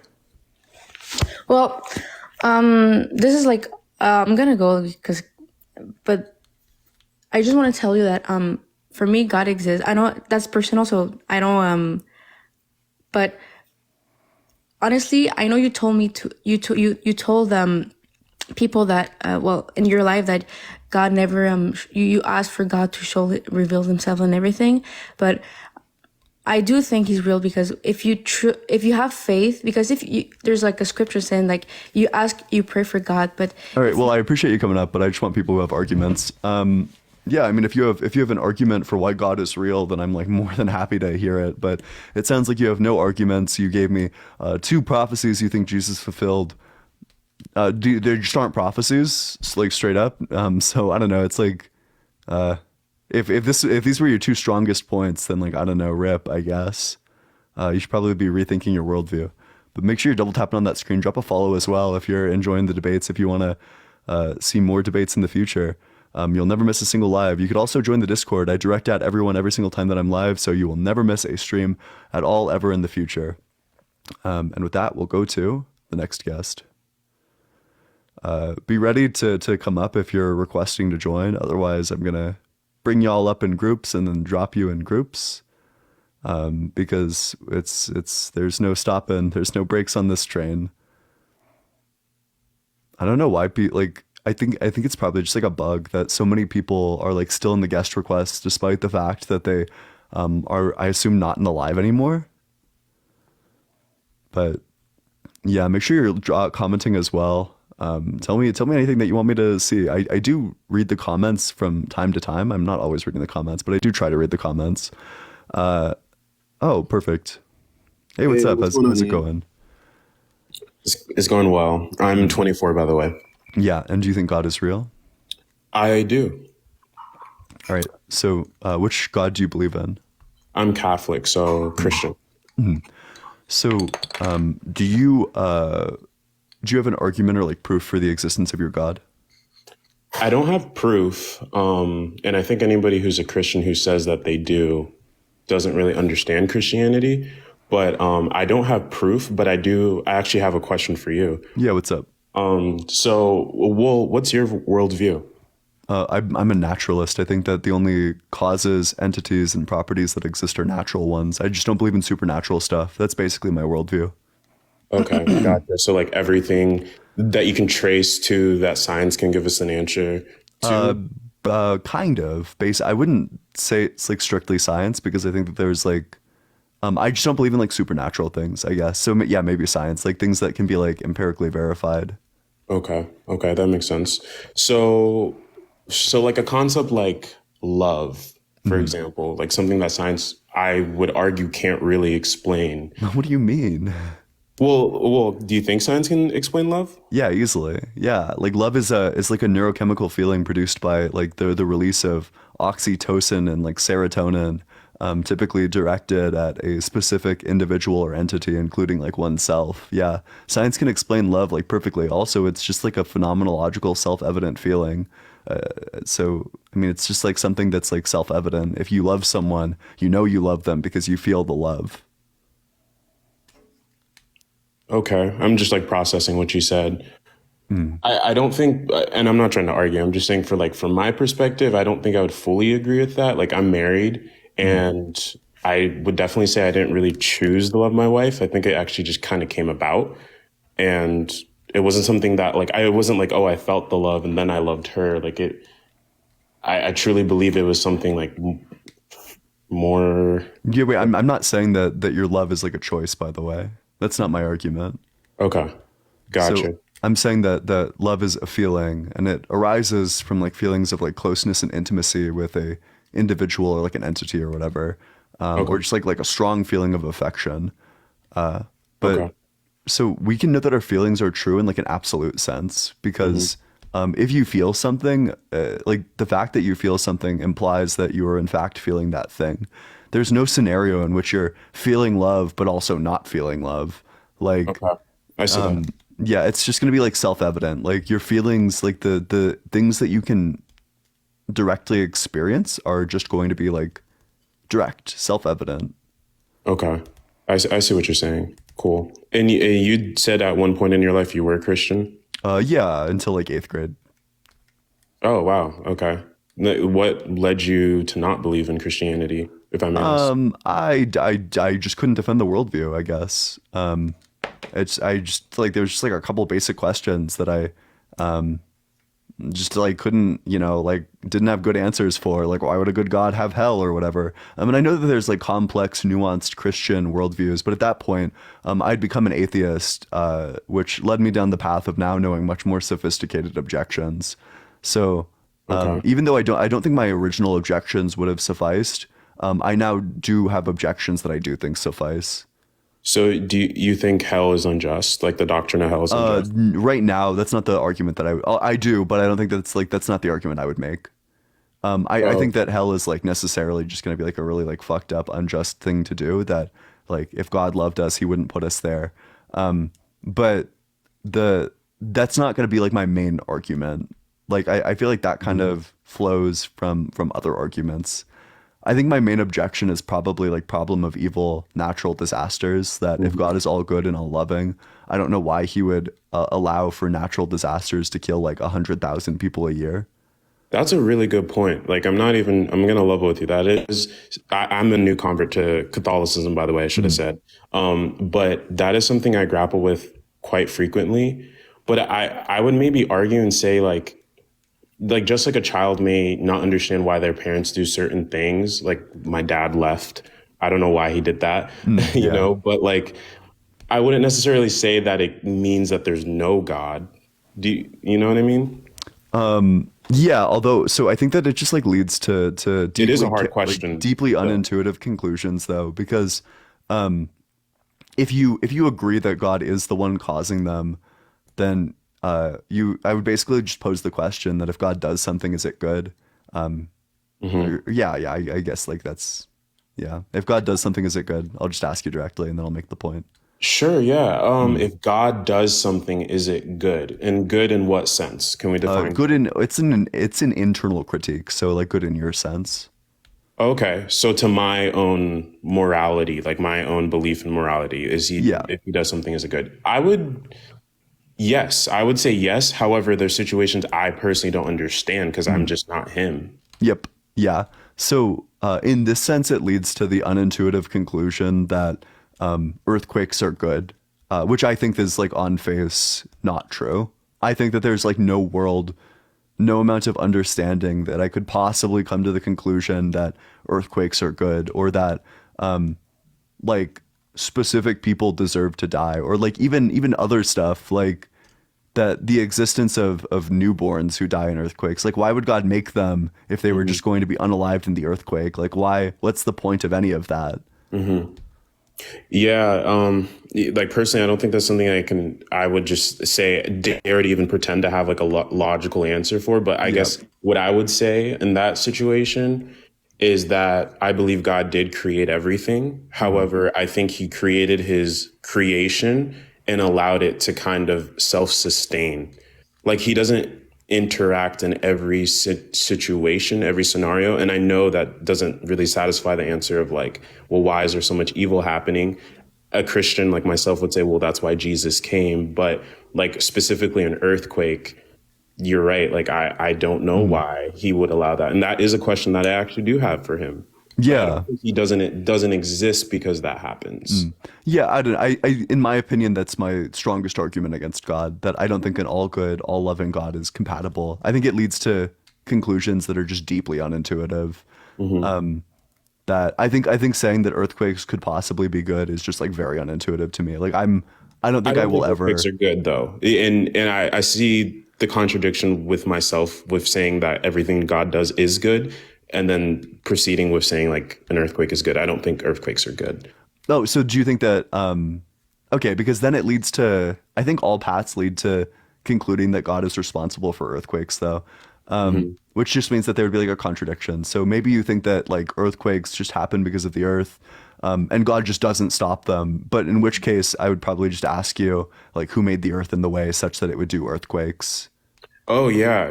I would have to stand and say God, but like, yeah, I see what you're saying. Yeah, it's a hard question. I don't think I've never heard a good answer for this question. Yeah, no, that's a tough one. I have a better one for hell. But yeah, no, I understand hell, that like hell, like the nuanced theology, which I don't think works, but I do think it's like a lot stronger. Like I think it's a lot closer than like earthquakes, because I think like for earthquakes, I think there truly is no answer. But for hell, like people will say that, well, that's just like the separation of God, or I don't know what your theology or like your specific theodicy would be. Yeah, for sure. Like one of the teachings of the Catholic Church, and this is one thing I like to distinguish from being Catholic from Protestant, is a lot of people who come up here are Protestant. They have to defend every single word in the Bible. But thankfully, as a Catholic, the Bible is used liturgically. So it's used for a very specific purpose. And even a lot of theologians throughout the church have said that hell isn't an actual burning, like a fiery place where people are tormented. Like we look at Matthew 25, Jesus talks about hell as outer darkness. And then you look in other places in like Matthew 8, he says the weeping and gnashing of teeth. And then in other places, he says the cutting of like horror. But like, how could you have outer darkness with blazing fire? Like that doesn't make sense. So like a lot of theologians have said, like it's God trying to explain a concept to us that we, in human terms, so that we can understand the gravity of separation from God. Yeah, and wait, so do you think that hell is like a metaphor? That it's just gonna, like, do you think it's like abject misery, or? I don't think it's a literal burning of fire. I don't think that's hell. I personally don't think that's hell. In fact, like I said, I can even point to other places where Jesus literally says the opposite, where there's no possible way that it could be all darkness, but then you're burning in flames. That just doesn't make sense. Yeah, no, I mean, I agree with that. But if, I mean, in that case, I mean, all my friends are atheists, or most of them are anyway. Okay. I mean, at that point, I would just, like, I think I just want to, like, go to the place where all my friends are. Assuming that it even exists at all. Well, to even say that you would go to hell just because you don't believe in God, that I would even say that's presumptuous. Like I'm claiming that this is an all-loving God. Like why would you go to heaven and he'd be like, oh, you didn't believe in me because you didn't have suitable evidence, and then burn you? Like we're all made in the image of God, and you seem like a very pleasant person that I would even hang out with. Like I don't think that you're like an evil person, but if you chose even at that point where God was giving you forgiveness and you still were to reject him, then in that situation, I do think, hell would be the other choice. Like you're literally choosing, hey, despite you forgiving me, despite you being loving to me, I want to go away from you. Like, I don't want to live with you. I don't want to be in eternity with you. I think you're a terrible person. Yeah. You. Yeah, well, okay, wait. So if God revealed himself to me, of course I would accept him, like without a doubt. So my answer to that would just be, I'll cross that bridge when I come to it, that if it's true and that truly is what happens after we're no longer alive, then I will show up at the gates of heaven and I will accept Jesus into my heart as soon as I have the evidence that he actually exists. Yeah. Yeah, like no one's going to go to hell just because they don't believe in God. I don't think that's how that works. I think it's way more complex than that. In fact, I think God allows us all this time on earth, such as yourself. Like, you're humble enough to even talk about it. So that shows a lot about your character already, like who you are as a person. Like, you actually want to talk about these things because you feel like what you're sharing is a good point, and you are bringing up good points. But like, it doesn't prevent you from getting eternal life just because you don't follow the doctrines that don't make sense to you. Like, God would want them to make sense to you. So I think that this is like a really sweet interpretation of God, and I wish more Christians had this interpretation of God and like Christianity and hell and like whatever else. But yeah, some people are kind of asses. Like, they come up here and just, you're going to hell. But like, I was honestly in your shoes a few years ago. So like, I think anything's possible is all I'm trying to say. Yeah, definitely. Yeah, okay, wait, so I don't know, like, we'll see, but I should probably move on to the next guest so I can get more substantive disagreements, but I do appreciate you coming on up here. For sure. Thanks for chatting with me, man. Yeah, thanks so much. You were super polite. Hey, make sure you're double tapping on that screen. We're at 150k likes, which is amazing, but let's get to, the goal is going to be like 200k, so let's get to, like 160, I suppose. Make sure you're double tapping on that screen, and with that, we'll go to the next guest.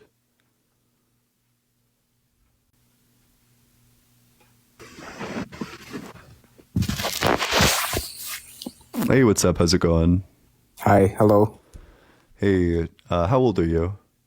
I'm 22 years old. What about you? I'm 23, but I'm just checking because TikTok TOS says that you need to be 18 or older. Do you think God is real? Um, I do. I do think God is real. The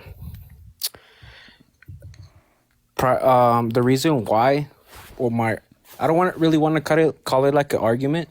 I just want to share my point of view. It's just, I am a Christian, by the way.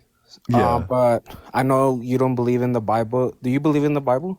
No. No? Okay. So it's kind of weird for me as a Christian to do this, but like leaving like the Bible aside, for me, I just think how we are here right now, how we were created, it just doesn't make a lot of sense to me. Like the Big Bang Theory, or like I don't know what you believe in.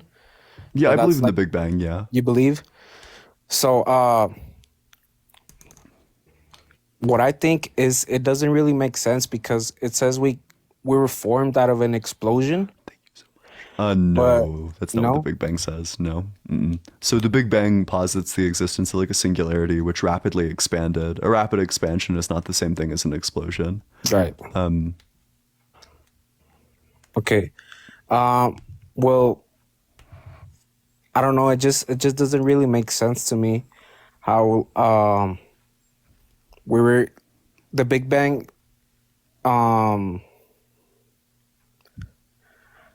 I don't know. I grew up as a Christian and all, and my whole life, and I don't know. I just don't see any other form or any other way that that we were created. You know, it just doesn't make sense to me. so do you not believe in like the theory of evolution? I'll lay out like my understanding of like all the history of the universe that we know leading up to the existence of humans. So essentially it started out with the singularity.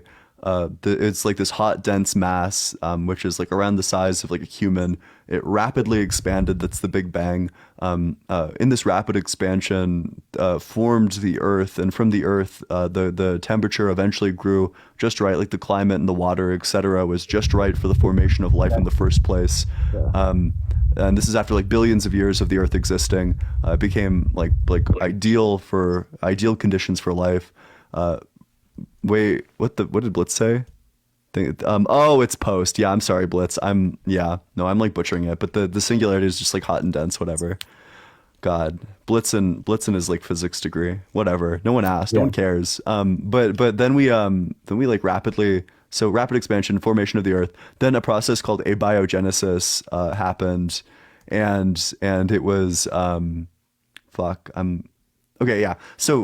conditions in the Earth were just right for abiogenesis, which is essentially the process by which we go from just atoms like floating around towards like actual life that is biological. So the conditions were right for the formation of organic compounds. These organic compounds formed organelles, and these organelles formed cells, and then these cells evolved into various creatures, and one of them is humans. So what issue do you take with that? It's all very it makes a lot of sense. Just the part I still don't get is like right at the beginning you said if I'm mistaken, correct me. It was basically like a molecule. Is that what you said? Or Yeah, well, it was just like a collection of matter. Yeah, like a hyper condensed collection of matter and energy. Right. So that's the part I don't get. Where did that originate from? What was the beginning? Yeah, so the actual answer is that we don't know. We have no idea. Nobody knows. But the deal with that is that we have like lots of theories that make sense.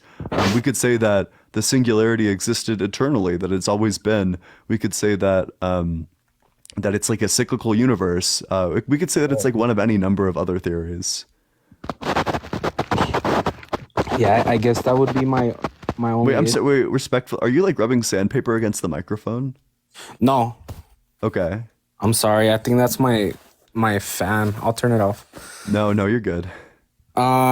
Yeah, that's basically like my only kind of like, I don't know if I should call it issue, but you know, it also it it just doesn't make a whole lot of sense to me, and it might not make whole lot of sense to you, you know, like God and all. But well, to me, my point of view is that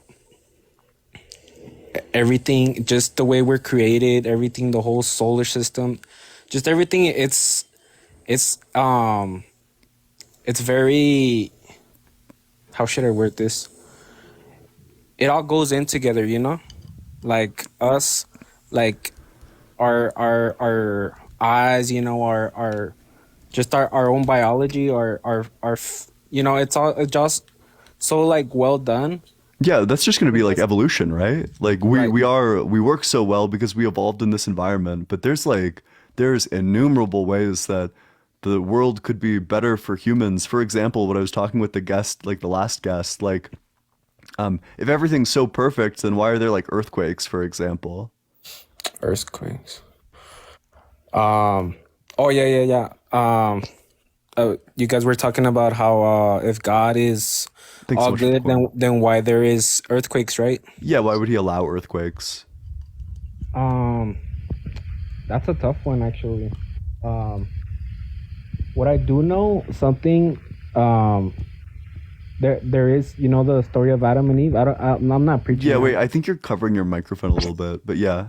I'm sorry. I'm not well, what I've learned since growing up is that ever since well,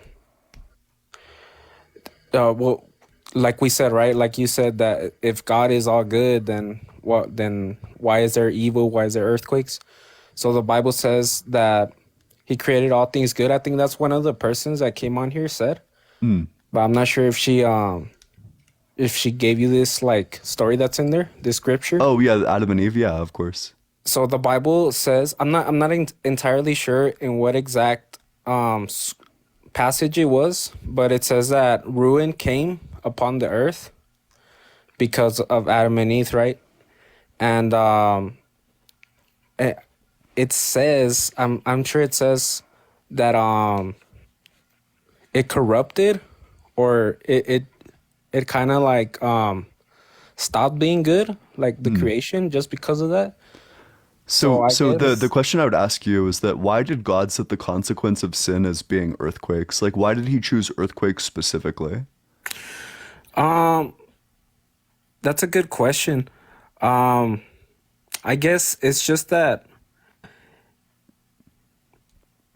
like any other natural disaster, like tornadoes or like so it's not just earthquakes, tsunamis. Yeah. This is like doubly true of all these things. Like, why would he do this? Right. And that's a good question, you know, because all these things happen, and I'm not entirely sure. I know God is not behind every single one of them. They just happen because the name itself, natural disaster.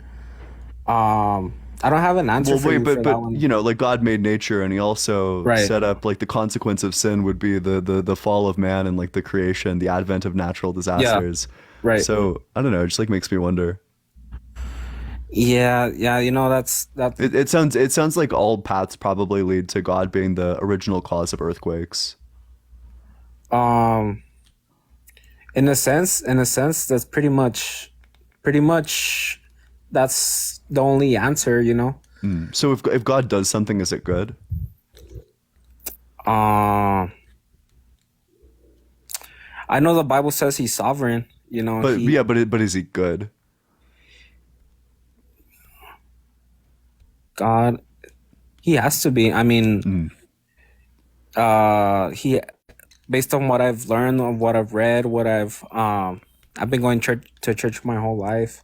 Yeah. So you know, the like key question is like, is it good when God set the conditions for earthquakes? Essentially, like, are earthquakes good? Earthquakes aren't good. It's obviously I wouldn't think any other person would think they're good. Yeah, I agree. Just that it's a much more complex question, because like I said, the thing that I have, the thing that takes me back, you know, to the scripture, which would kind of in a way answer your question is it's just that, you know, that once Adam and Eve were taken out of the Garden of Eden, I don't know if you're familiar with that story. Yeah, I am. I'm pretty sure you are. Yep.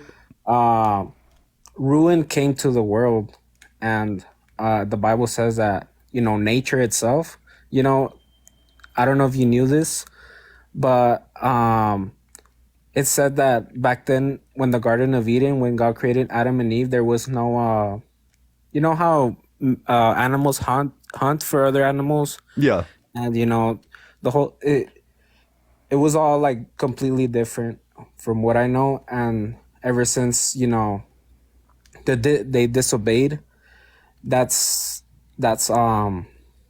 where I base myself from, you know. Yeah. So that's a I think good I think I question, already honestly. tried to make an objection. So I guess I'll just give like a different objection to the Adam and Eve story. So, do you think that incest is ever moral? Incest? Yeah. No. Not at all. No, I agree. I don't think incest is moral. So do you? Not at all. So who did Adam and Eve's kids reproduce with? That's another really good question. The Bible does say, God commanding them to go and be fruitful and multiply. But that's a really good question. We don't know. The Bible doesn't say that God created more humans, more, you know, nobody really knows. The Bible does say that from Genesis to like, I think, yeah, from like Genesis to Exodus. Thanks so much for the sunglasses. It just gives like a whole it gives stories, and it's really weird because in these stories it says that people from other parts of the world came, kind of like to like have a kind of like to meet with the kids of Adam and Eve. So Wait, what? it's just weird. Wait, but there's like other people at other parts of the world. Where is this? Yeah, I don't really have the scripture, but Wait, are you a Catholic by any chance? I'm not Catholic. I'm not Catholic. What denomination are you? I grew up in an apostolic church. Is that so are you like Orthodox? No, it's more on the side of like Protestant. Do you accept the Book of Jubilee? Jubilee, I've never heard of that one. Okay. No, maybe not. So I guess I'd just love to hear like your biblical evidence for the existence of other people. Yeah, I probably should have came here more prepared. I don't know you were gonna. No, Honestly, I that's didn't know fine. you It were is like gonna it's like ask kind me. of unexpected, yeah. Yeah, but that's also a really good question. I have a bunch of questions like kind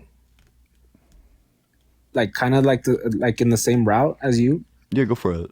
But like going back to why to like my question for you is it's just pretty much that, you know, I just don't understand how like this molecule or this cell originated from, you know, how So yeah, the true answer is that nobody knows. Nobody knows. Yeah, Not right. us, not me, not you, not scientists, not and especially not preachers. Nobody knows. We have no idea. Right. There's lots of explanations that are like more plausible than theism, that's for sure. That in the same way that God is eternal, I could just say that the singularity is eternal. Like that's a potential natural solution to it. Or that the universe is just like cyclical, or like another thing that we just haven't even thought up yet. Like there's a million ways that the singularity could have come into existence or could have always existed that don't involve us relying on the existence of a God. Right. And pretty much like my so-called, well, like I said, I don't really want to call it argument. I just it's not my thing to go back and forth. I just like set like giving out each other's point of views is basically like what I like. Yeah, what I like to view it as. So there's, for me, I would say, like any other thing, source. You know, source. That's where I kind of have trouble understanding like other people's point of views in regards to like the creation of everything. Yeah, I mean, we just don't know, and that's just the way it is. and how our solar system, how our biology, how our physics, everything. Well, yeah. So we have explanations for like all the rest of it. Like we don't know. Nobody knows what came before the singularity or where the singularity came from. Literally, nobody knows. If anybody tells you that they know, they're lying. They don't know. Nobody knows. The only thing is that everything has everything comes from a source, and that would be did God come from a source? From what I know, I heard an explanation from somebody. He was a theologian, and basically he stated that from our understanding, our very human-like thinking, we think, okay, somebody, made this chair, somebody planted this tree, we know where it came from, we know humans made it, but we can't come to think or even imagine how God how God was created, because I can say, if he supposedly God created everything, who created God, right? Yeah, exactly. Right. But we can't understand that because God himself, he's always been God, Oh yeah, so then I would just say that the singularity has always been. In the same way that God has always been, I would just say that like it's possible that the singularity didn't come from anywhere in the same way that God didn't come from anywhere. That's going to be the problem, is that it just cuts both ways. Right. But I'm going to move on to the next guest, but I do appreciate you coming up here. No problem. Thank you. Yep, thank you too. Make sure you're double tapping on that screen. I guess I'll take a second to plug the Discord while we get ready for the next guest. If you're enjoying the stream, make sure you're double tapping on that screen. Let's get to 170k likes. Thanks so much for the gifts. Thanks so much for the roses. Drop a follow if you want to see more debates like this in the future. So there's a link to the Discord in my bio. Link doesn't work, but what does work is if you access it via a web browser. So you got to go to tiktok.com and then go to my account, which is allegedly Ian, allegedly.ian, and then the link will work that way if you're doing it via a web browser. We talk about politics, religion, philosophy. It's a great place. It's an active server. I'm very active in the server. You'll get a notification every single time that I go live. I'll direct at everyone and link you to my lives, so you'll never miss one in the future. Make sure, like, you should genuinely consider it. I think you would love it there, and you should join like many already have. And with that, we'll go to the next guest. Hello. Hey, what's up? Hey, how old are you? I'm 22. Okay, so before we begin, so you're a philosophy student, yeah? No.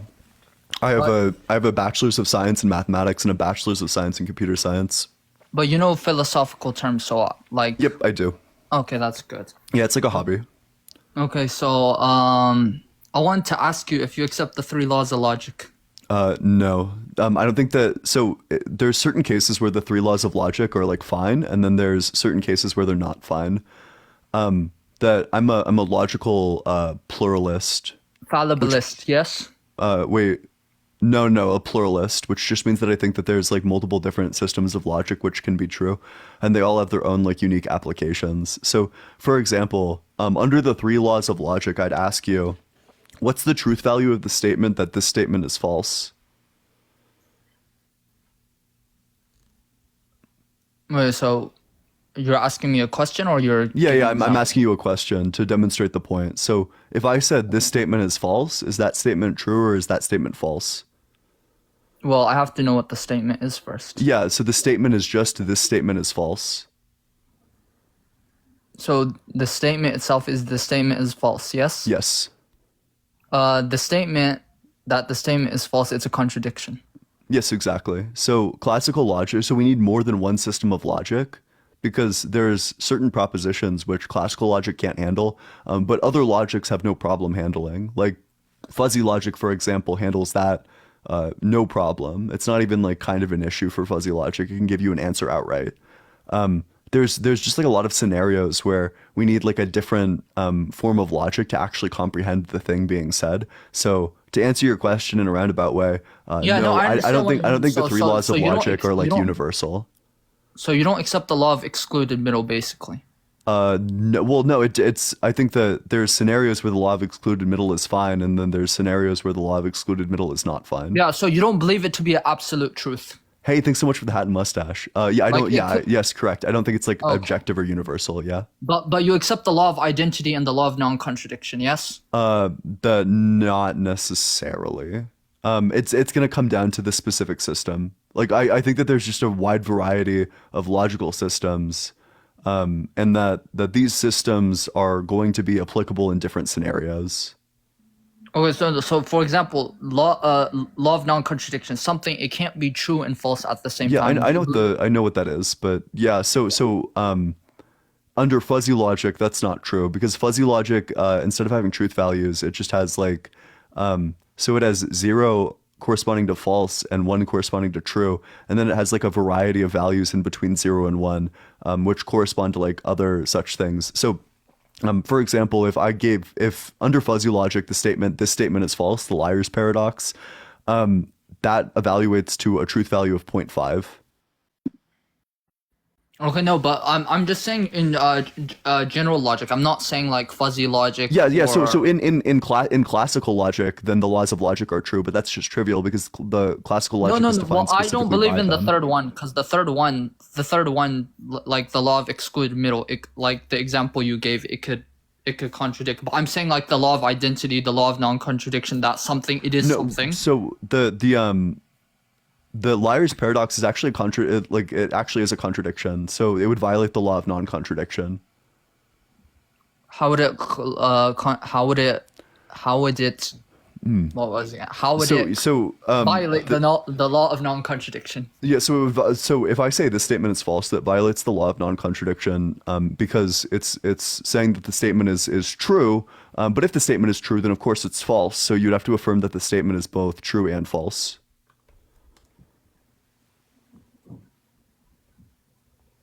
The statement. So you don't even affirm the law of non-contradiction, but can.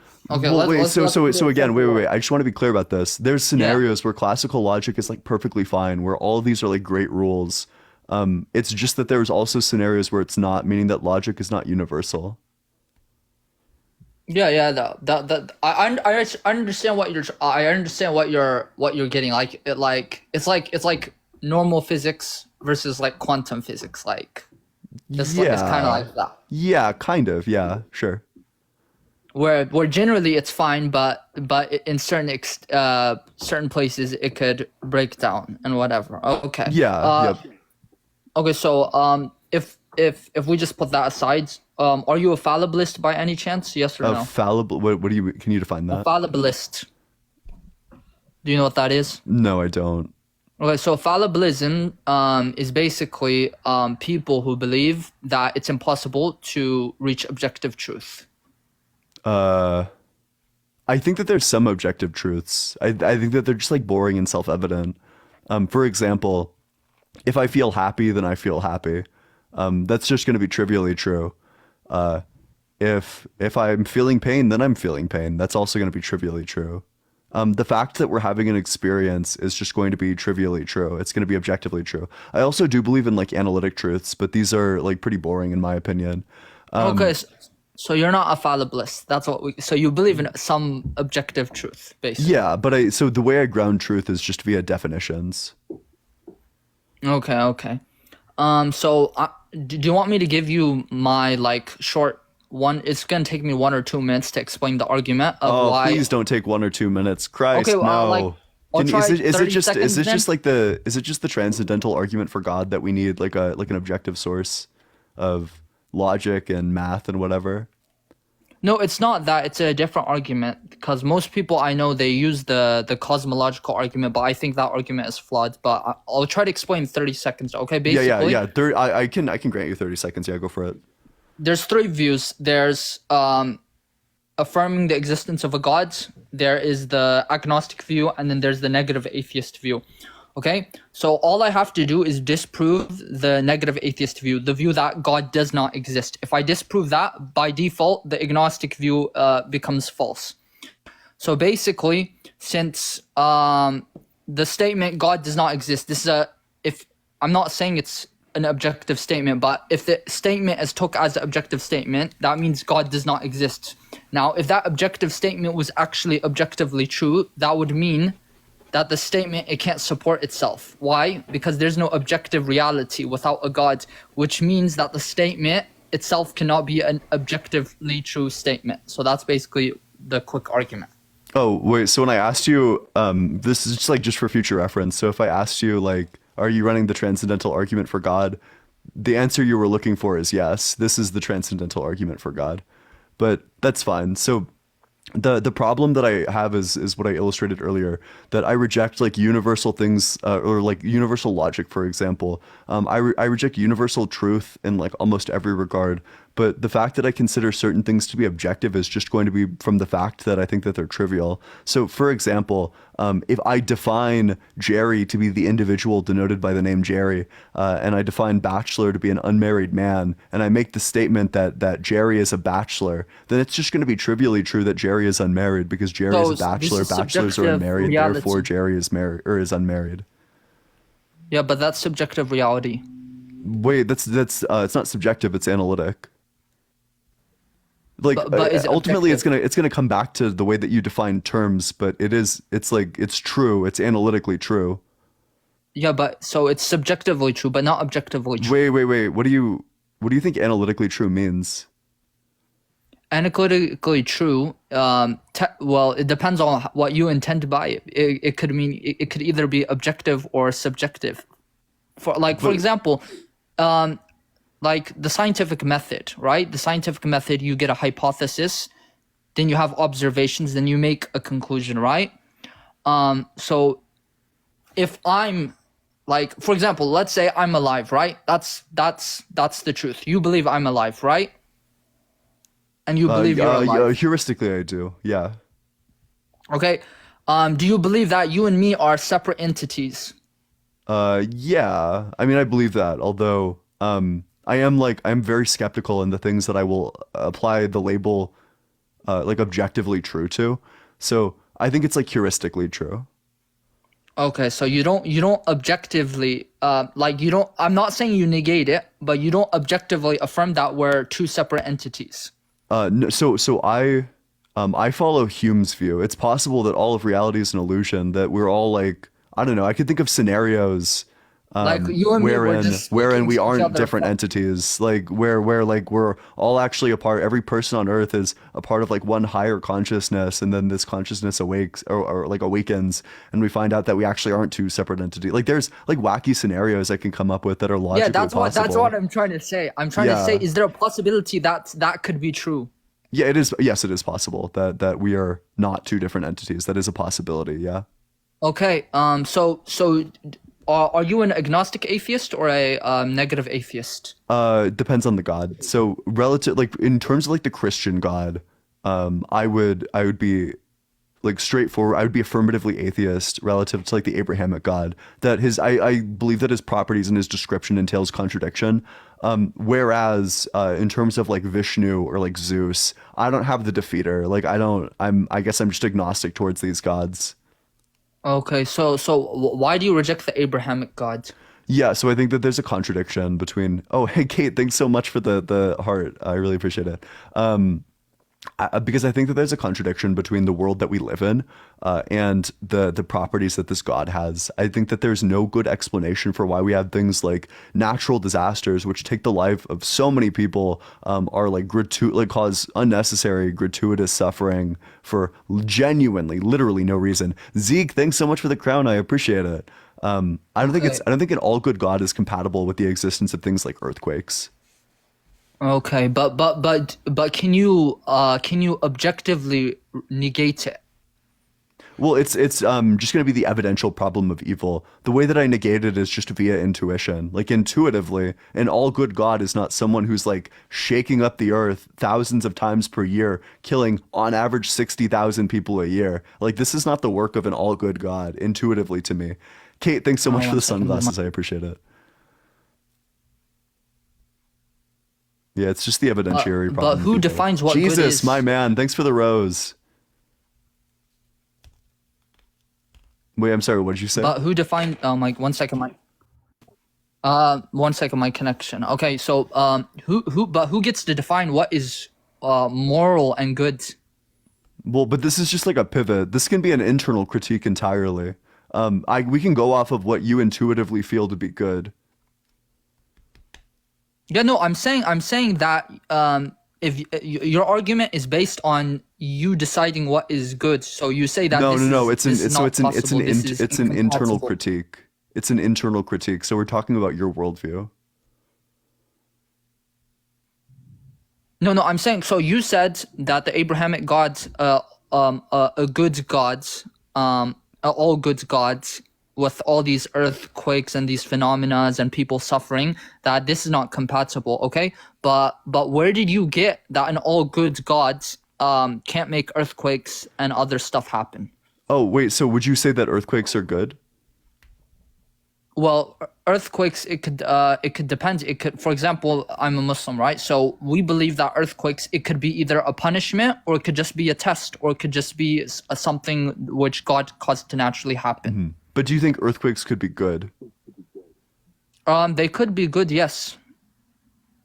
Do you want me to give you an example? Yeah, please. Yeah, in what possible scenario is an earthquake good? Let's say there's an evil army. They're coming to attack a city and massacre and slaughter everybody and butcher them, right? So then an earthquake happens, and then basically that army is wiped out and the people are saved.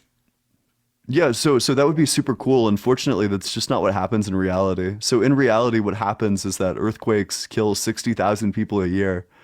And typically, I mean, if you're Muslim, Indonesia is a primarily Muslim country. And in 2004, 227,000 people died from an earthquake, followed by a tsunami. So earthquakes, they could be punishment, or they could be a test. For example, because we believe life is a test, okay?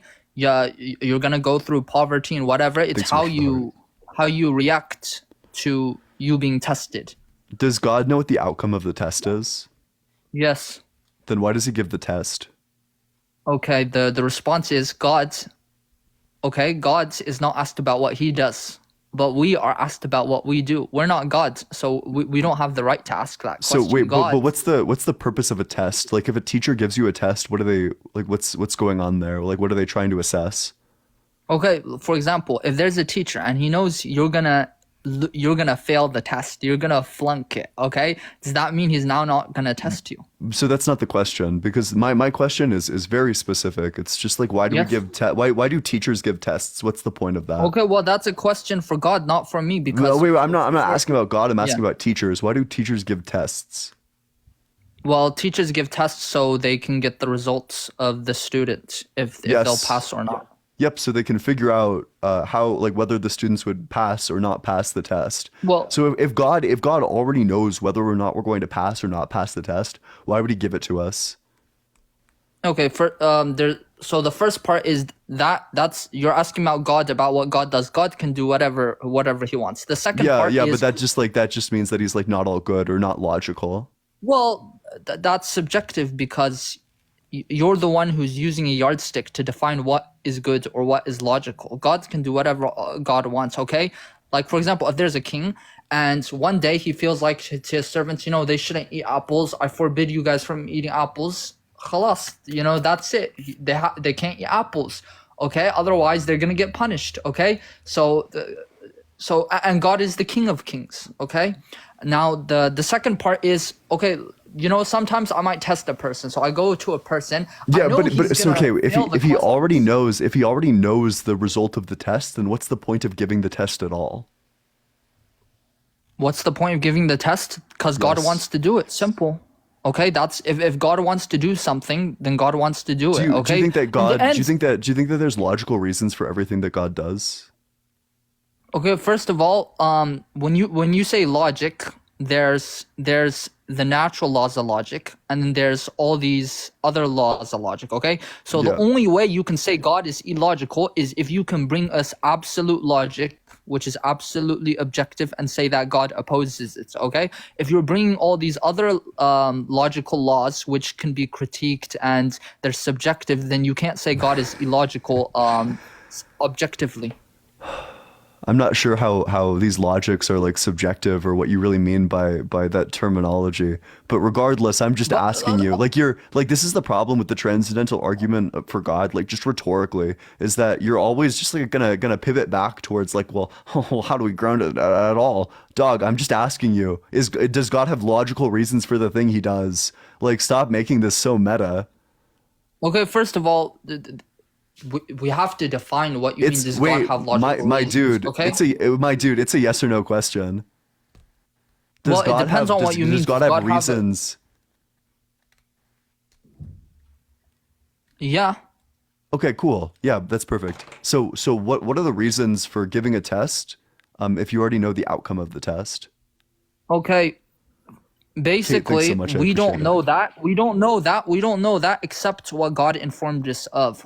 Okay. For example, if God informed us that He wanted to do that, okay, or it's something we deducted. We know that God wanted to do it, so therefore it happened. Thanks so much for the money gun. I hella appreciate it. But for the actual absolute reason, we can't know that because we're not God. Okay. So that's can you like just, can you just give me like asking- a reason, like any reason at all that you can think of for why God might give us a test that He knows the outcome to?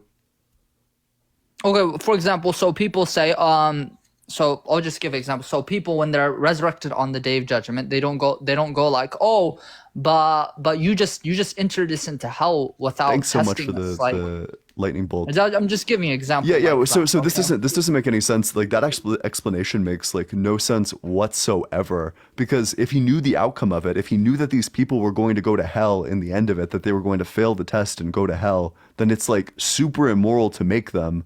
Like he could either not make them and not have a person gratuitously suffering for all eternity, or he could make them and which causes them to suffer forever. Ali, thanks so much for the subscription. I appreciate it. So how can an all good God make people knowing that the outcome of their test is going to be them going to hell? Like why would he just not make them? because God can do whatever He wants. But that's not a reason. And no, okay, I'll explain you. Okay, God can do whatever He wants. Okay, what you're asking is you should be asking these questions to God. Okay, not to me. Okay, because for example in the Quran we have وَلَا يُسْأَلُ عَمَّا يَفْعَلْ وَهُمْ يُسْأَلُونَ. He's not asked about what He does, but we're asked about what we do. Okay, we're the slaves, we're the humans, we're the ones who are going to either be rewarded or punished. So we should worry about ourselves. We shouldn't rise above our level to where we go where we're trying to challenge the creator of all of us, the super being which created all of us, who can do whatever. I think that's kind of actually like arrogance. Okay, yeah, wait, like, that's we're great. rising That's great. ourselves above Let's ask him right now. Hey Allah. But God doesn't have to I'm answer just you. wondering, I'm on this TikTok live stream and we're just wondering, why would you create people knowing that they're going to go to hell, knowing that they're going to fail the test? Do you want me to give you the answer? God already answered your question. Yeah, I mean, no, he God didn't, answered. though. God said, "وَلَا يُسْأَلْ عَمَّا يَفْعَلْ." He's not asked about what He does. Okay. Wait, so, you literally just said word for word that the person you should be asking these questions to are God. Yeah. And I just said that. So wait, God so should gave I the be answer. asking him the questions or should I not be asking him the questions? Okay, I'm saying when you have the question, you ask it, and when you get the answer, you don't ask anymore, because the answer is He's not asked about what He does. Okay, so in the end, like for example, let's say there's a king. Let's say Wait, there's a so king. the answer is just like fucking stop asking? Yeah, stop asking kind of isn't like an that. answer. It's kind of like that. It's kind of like that. It's basically saying that if That's you're not asking, an answer. No. Allegedly, Ayin. Okay, let's say there's a king, right? And one day he just feels like he just wants to do something. He's the boss, right? And you come and say, "Why do you do that?" And the king is like, "You don't ask me about what I do because I'm the one in charge." Okay, it's like that. It's basically saying, know your place. Don't be arrogant. Don't step above your place, because you're the slave. I'm the slave. We're gonna be either punished or we're gonna either be rewarded. So I just want to be super clear. The answer is like it's that way because I said so. God doesn't have reasons. He just has like authority that you're going to like mindlessly appeal to.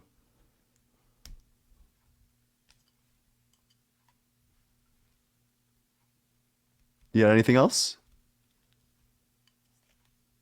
Okay. Well, I appreciate you coming on up. Make sure you're double tapping on that screen. Let's get to 120k likes, or 200k, but like 190k is the next step. So let's get there. Make sure you drop a follow as well. If you're interested in joining the community, there's a link to the Discord in my bio. We talk about politics, philosophy, really whatever you want to talk about. It's a great place. It's an active server. I'm very active in the server. Link in bio. I would absolutely love to see you there.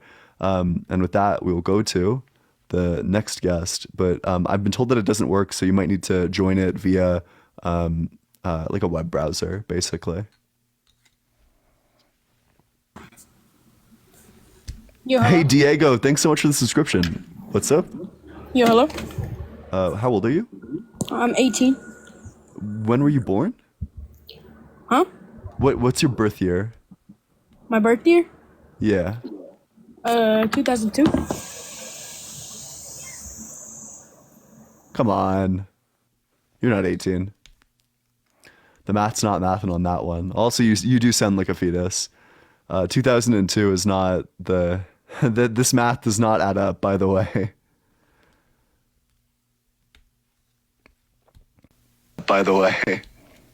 Hey, what's up? How's it going? Wow. Good. Thanks for asking. How old are you? I'm 23. And do you think God is real? I think that it's okay to believe that it's more reasonable than he does exist than not. Okay. Do you like defend the existence of a specific God? No, excuse me. Do you defend the existence of a specific God? Yeah, sure. Also, there's a lot of background noise just happening, so I might have to drop if that bothers you. If I So would far, have it's to stand. Oh, yeah, that's great because it's very loud. If I would have to stand for a particular God, in terms of argue, if I can just prove the existence of God to be more rational, I think it would just be, I would just ask you that, I guess it falls under the cosmological argument that you probably heard like a million times, but I feel like accepting the fact that the universe had a beginning, that is, if you believe that the universe had a beginning, therefore it must have had an independent necessary being, which would be God by definition, that was the original cause of this effect. And why do I need to say that the universe had a beginning? Like what indicates that? Well, so when you observe the Big Bang Theory, we really don't have any information what happened prior to this expansion, but what we do know is that we have like the cosmic microwave background radiation, which indicates that the universe was in like a hot, dense state. Right. And so we knew that what came before the Big Bang, or we believe that what came before the Big Bang is the singularity. Subsister, thanks so much for the subscription. I hella appreciate it. That's very kind of you. W Subsister. So we know that the singularity was there, and then we don't know what came before the singularity. Nobody knows, but there's lots of explanations that make just as much sense as God does. Okay, yeah. So that's what I was getting at, right? Like the singularity is observable while you look at the Big Bang, right? Which was a very hot, dense, like an average human-sized body, right? Yeah, although that was like immediately after. I misspoke earlier. Yeah, so now I don't know what you meant by if you don't want to subscribe to that there was a beginning to this that started this, you would say otherwise would be what? That the universe is eternal in the same way God is eternal. The universe was always eternal. So okay, so how is it eternal if it wasn't always? So when we say God is eternal, God didn't change its form, right? It didn't change itself. So when you say universe is eternal, wait, what do you mean by saying God didn't change himself? What do you mean by change?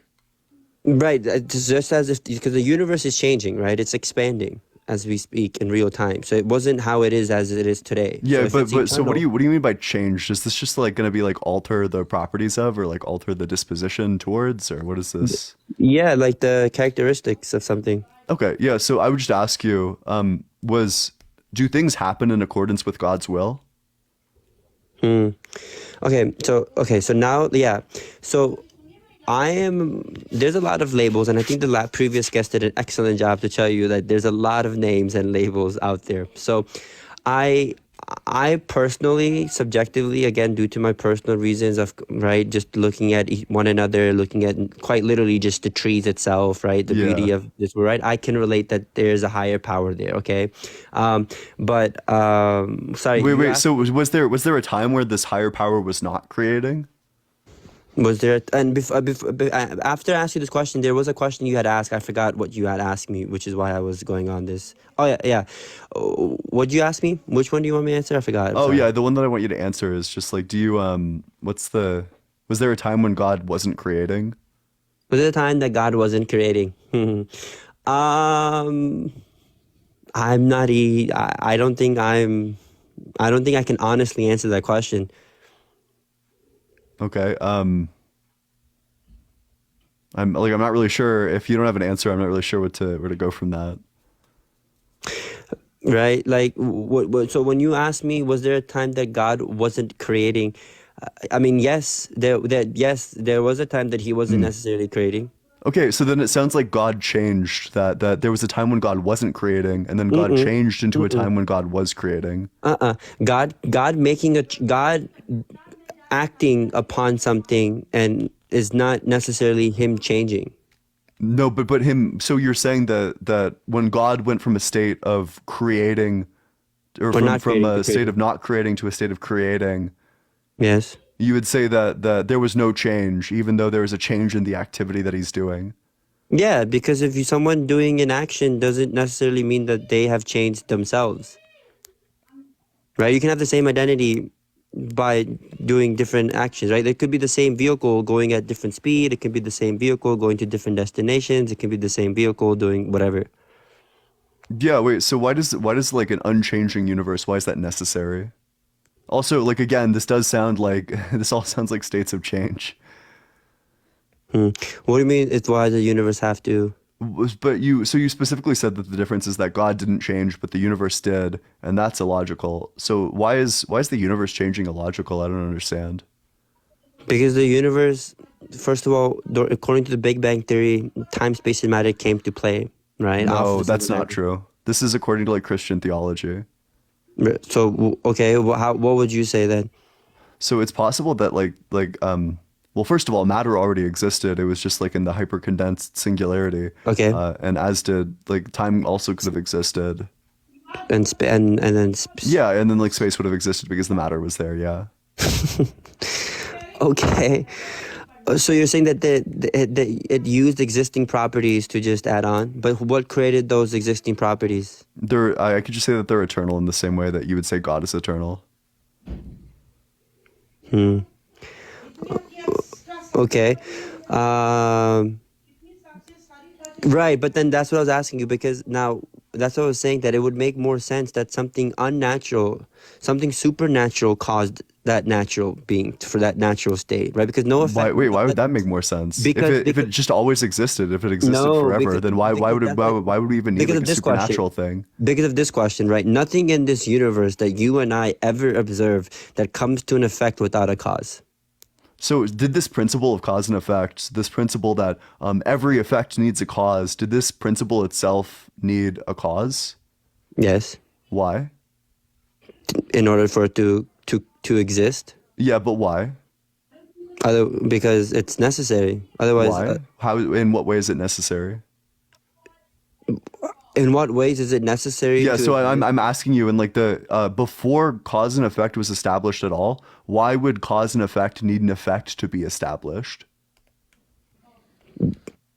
Because then otherwise there just wouldn't be anything. Wait, but so if cause and effect isn't established, then there's no reason to have a cause for this effect. Like the principle underlying it, that every cause needs an effect, hasn't been established yet. So the establishing of this principle doesn't need a cause in order to gain the effect. Because, but I just told you why that came to that. This came from our understanding. Wait, what? What that came from our understanding? So the idea that every effect has a cause came to be true because of our understanding, right? Because just simply But because of what what? we see. Huh? What are you asking me? That why are we grounding that every effect has a cause? I think that it's probably gonna be I don't know. It's really nuanced. I don't think you're gonna get it. It's just that like if there was a point in like a point in time where cause and effect did not exist, where it needed to be established, during this point of time where cause and effect didn't exist, why would there need to be a cause for the effect of cause and effect coming into existence? If cause and effect don't exist yet, then why do you need cause and effect to justify the existence of this? Yeah, I remember Danny talking about this once. It was really crazy, but I guess I haven't really talked about this too much to really answer your question. But I will just move on to then just ask you this one last thing before I have to go eat. Yeah, go for it. So I know the Abrahamic religions is a very, I guess, interesting, fun topic to talk about. Only after you accept that there's some level of faith required as anything else we do in life. Simple things like waking up tomorrow morning also requires faith, right? We don't know for a fact that it to be true, but we just assume that we will because we've seen it in the past happening, right? Yeah, wait, but that's not faith, because faith is belief in the absence of evidence. There's evidence that you're going to wake up tomorrow, and it's the evidence that you've woken up every other day. No, there is no evidence to prove that I will wake up tomorrow morning, other than just assuming off of what I've seen. Yes, yeah, that's evidence, yeah. So right, so then okay, so exactly, so that kind of evidence without empirical evidence or to prove it entirely, we do have, right? Or at No, least wait, but we do have empirical evidence, because empirical evidence is just like observation and like observing something so much that you come to like an understanding of the phenomena. So Yeah, but we haven't like done it enough. we've observed waking up every single day. It's like for all of human history. That's pretty strong evidence that we're gonna wake up tomorrow as well. Yeah, but can you be 100% entirely No. sure? So this is just a misunderstanding of empiricism. Empiricism doesn't make any like 100% certainty claims. It just makes like customary claims. Like it's customarily true that we're going to wake up tomorrow. Like it's like to be very clear, it's not there's not like 100% chance that we're going to wake up tomorrow. We could die, which means we're not Right. going to wake up. The sun could explode, which means we're not going to wake up. Right, the sun not coming up. Yeah, Yeah. exactly. Yeah, it's not 100% at all. Okay, great. Okay, where was I going with this? I forgot. And so if you give into faith, and let's just assume, and usually I just talk about, I was born in an Islamic family. However, I've been told I'm not religious because I don't like follow the tradition. I don't. You don't see me praying 5 times a day and doing Yeah. simple things of those nature. But right, the reason why I got out of religion is because my faith is just not there. I mean, at the end of the day, we have to believe these claims being made by men to be, pre-assuming what they're saying to be true to look into, right? But then a lot of my friends and family, I want to ask you this, right? A lot of my friends and family are saying that you should just believe because there is no issue with the Quran itself for you not to believe in, right? So I'm asking you that what is your issue, or how would you disprove an existence of God? Because we just went over the Quran, right? How would you disprove the existence of who someone wants to believe that what was being said was true? Oh, in the Quran specifically? Islam, it's just Islam. Like Yeah, in in Islam. Yeah, I don't know. I think that there's like probably going to be like, hey Hex, thanks so much for the renewal of your subscription. I appreciate you and everything you do. W moderator. Nah, Hex is such a W. But I think the defeater, like the unintuitive parts of Islam, are, you could like look at the physical claims. Literally no evidence that the moon was split in half. None whatsoever. There's like, you would think you would have like truly millions of accounts of this. Every civilization on the planet would be like, yeah, the moon fucking split in half this day. It was crazy. But we have no evidence other than there are the outside Quran. sources than people who were living with Muhammad at that times, and there's So what are your sources that the moon split in half? So yeah, there's a royal family who wasn't Muslim. I don't have access to it right now. I do have my second device. I can tell you on top of my head, and I can come back again to give you the exact source that who was a king outside of that city who had also claimed that he witnessed the moon splitting without any Yeah. bias. So even if we have like one account, if this Yeah. was if this was like I don't know like 300 AD, the number of accounts that we should have like genuinely like hundreds of thousands of accounts of this happening. Like it's crazy that this would happen and there's only one other account. Like that's just so unintuitive to me. There's like a Yeah, but lot that of doesn't other disprove it. unintuitive. So Okay, you might use that to say that I'm not convinced, but whereas you can't use that reason to disprove it, though, right? okay, sure. Then I don't know. Like intuitively, I think like the age of consent stuff is like deeply unfortunate because it specifically says in like the divorce section that there's like no waiting period for a child, so you can. Age of consent. We could talk about that. I sometimes say this and people get really freaked out, but I've been recently listening to other influencers, and I feel like a little bit more comfortable saying these things. When you say that it's unfortunate for the age of consent, right? I'm assuming you're saying because it's in Islam especially. I know some people try saying in Christianity with certain individuals that was also No, it's also true of Christianity. yeah, No, but that we're is true. talking about Islam, so we'll keep it consistent, right? So in Islam, so I'm assuming you're referring to the Aisha about being like 13, where they started engaging in intercourse or whatnot, right? Yeah. So there's the Aisha where she was 9, not 13. But Well, no, so that's a little different. Different scholars are gonna sell it differently. She was 9 when the word of God came down that this is going to happen, and he acted upon it when she was 13, right? There's different narrations with that, but I usually stick with the one that where she was 13, which is still again, you know. yeah. I don't think 13 solves the problem at all, but I'm pretty Right. sure that it is 9. So the reason why I'm going with the number that I've been told, so that the problem of consent is right. I agree, right, that at 2024, that you need to be mindful, and I'm saying these things right. The reason why kids are not allowed to give you consent is because they are not mentally prepared, right? Yep, Or physically, correct. right? Okay, Yep. perfect. So now when you look at the requirements that it takes, because like even via different states, there are different numbers. I mean, in Japan, until recently, it was literally 14, right? Yeah, and that's crazy to me. I think 14 is a It crazy is no. age. I mean, obviously, it's crazy Yeah. because you're not accustomed to it, right? It's new to you, right? And No, because like we have a pretty solid understanding of like child development, and we know that it's like sure as hell not 14. I don't know. 18 might be too young, but I understand 18 because it's the age where most people move out of their house, at least in where I live. So I think it No, makes I get it. sense I mean, to give mentally people scientific. autonomy, Mhm. in accordance with the fact that they are now autonomous. I kind of thought I looked at what you said. If you don't mind, you want to say that again? Yeah. So I think 18 as an age makes sense because it's like Okay. the age at which people are autonomous. Like people leave and go off to like college or whatever, like move out of their house, et cetera, et cetera. Right. Yeah, I don't know. I think it makes sense. I think it's a good Yeah, age. I think but people that's- have like the mental capabilities. No, like, no. I don't think I would be able to consent to fucking anything when I was 14. Listen. That's very. How do I say your name? Ian. Ian. Okay. I don't know why the last guest made me actually whatever he said. Yeah, he said like Ian or something. I don't know. I don't know. So Ian hit hard, but Ian, right? Yeah. Okay. Anyways, listen.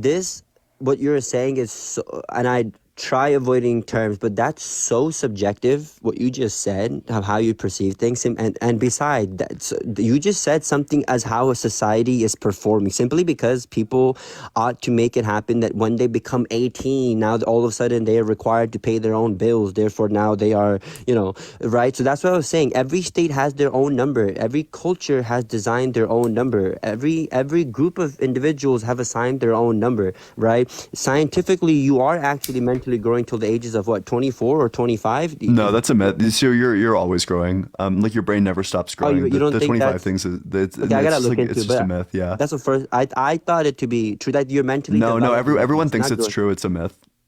Interesting. Okay. Interesting. So, okay, perfect. So what I'm getting at is that there's no true objective way to measure and to really test if someone is capable of, because I can say that some people would need more time than they're 18 if they are meant, you know, and others would. So it's a very slippery state. So what you do have to use, the two requirements to dictate if someone is capable of giving consent, is either number one, that they are biologically, physically ready. No, right? no, I don't think that's. I don't think that's. So you need both factor reasons at together, all. right? You need both reasons together. So simply because if someone is mentally prepared, sure, So that's what I'm saying. sure. So Okay. biological, it's just an add-on, and more importantly, if they are mentally mature enough to give decisions. But then, how do you measure that? Is all subjective. You're gonna have to know the person. You're gonna have to know. Yep. So there's no Correct. one true answer with that. It Yeah, depends no, on and I people. agree with that, but I know that there's like I agree that the fact that it's 18 is arbitrary. That it could be like Yes. either direction. I don't know if it was like 17 in like one day, or you're like 17 in like 363 days. There probably is like a Right, substantial right. difference between like that and 18. Regardless, we need to draw the line somewhere, and I recognize that it's arbitrary. But I do think that there's like some places where I'm like where it's not arbitrary to say like this is wrong. Like I don't think it's arbitrary to say that like 13 is wrong, or that like 9 is wrong, or that like 6 is wrong. I don't think that Posted these all the things are numbers wrong. that one are seen. Okay, and then also I'm trying to stay away from the claims that people back then, or Rebecca, Aisha, were one of the top women of their time, right? Yeah. Those are just right. But I think all that they're trying to express is what I just went over, right? That people could mentally grow at different levels. Okay, so once again, Ian, right? So Yeah. once again, you are right. So this you saying the age of consent doesn't once again disprove anything. Quite But literally, yeah, because but it's you're like using deeply your unintuitive. subjective Like understanding to point your fingers against using faith of God, word of God. well, so but I would hope, and it is subjective, but I would hope that you subjectively agree that having sex with a like 9-year-old, or as you would say a 13-year-old, that this is wrong. That there's like never a scenario where a 13-year-old is able to give So consent. again, I would have to. So where's that value coming from, right? Wait, I'm just asking you. Like I'm not.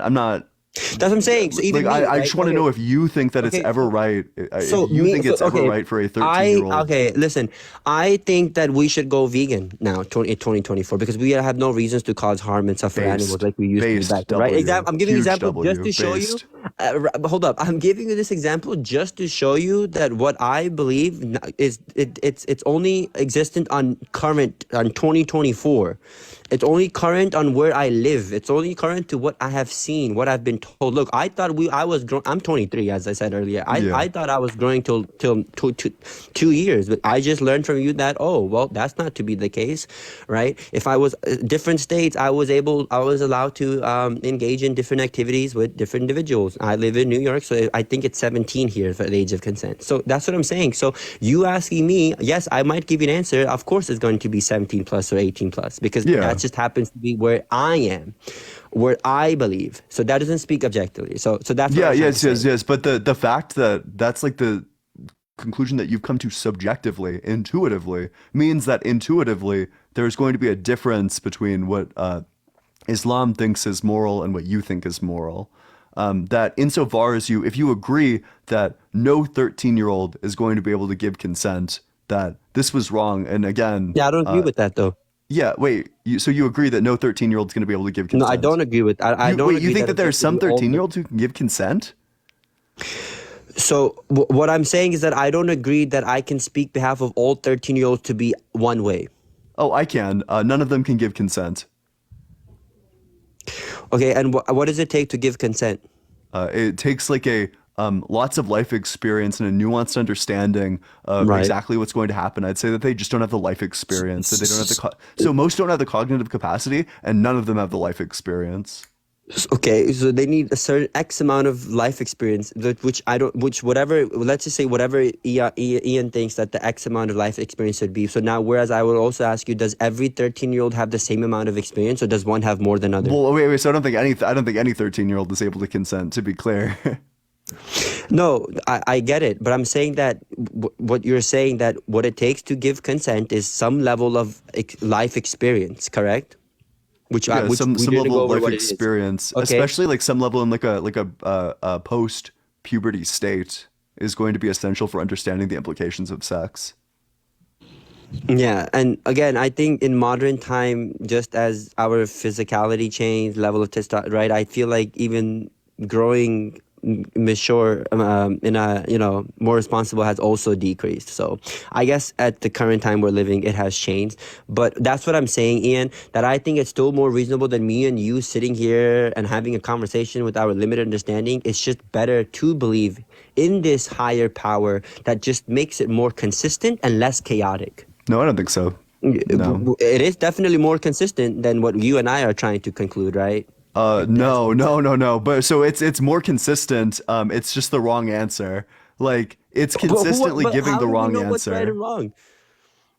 It's just gonna be intuitive for me. Oh my God. So that's what I'm saying. Like, it's just very intuitive that like sleeping with a 13-year-old is like one of the Okay, worst it things you can feels do. wrong, right? It's a gut feeling, of course. We all have intuitions. Okay, but what I'm saying that your intuition cannot give you the right to disprove the existence of God or Islam. Just because you So it means just that because Ian I doesn't can't feel believe in as it. that's just like saying because I don't feel it to be, I don't feel as if it's true, therefore it's not. That's what your intention Well, is. no, that's not true at all. So the essential argument is that if I were to believe in Islam, then I would have to like literally live in a state of cognitive dissonance, wherein the I believe both that pedophilia is wrong and also that pedophilia is not always wrong. I mean, if you think pedophilia is wrong, that's just incompatible with Islam. Interesting. Okay. Wait, do you disagree? I just think that I don't think that the things that were stated in Islam that was pedophilia. Although if we now You don't think sleeping with it's, to be clear, it is a 9-year-old, but even if I grant that it's a 13-year-old, you don't think sleeping with a 13-year-old is pedophilia? This is like the gotcha mode, right? I keep asking you, are they mentally and physically prepared? Wait, That's all I'm but gonna keep asking. pedophilia doesn't take into account like medical. Ian, if like, they're 18 and someone tells me that they're not mentally prepared, I am not gonna take consent from them. yeah, I agree. Yes, correct. So that's I it. agree. There you go. I Yeah. don't go off of numbers. I go off of their capability of their mental and physical. That's Do what you I think? go off Wait, of. do you think Aisha was mentally and physically capable at the age of 9, but in your mind 13? Yep. You think she was mentally and physically capable? Yep.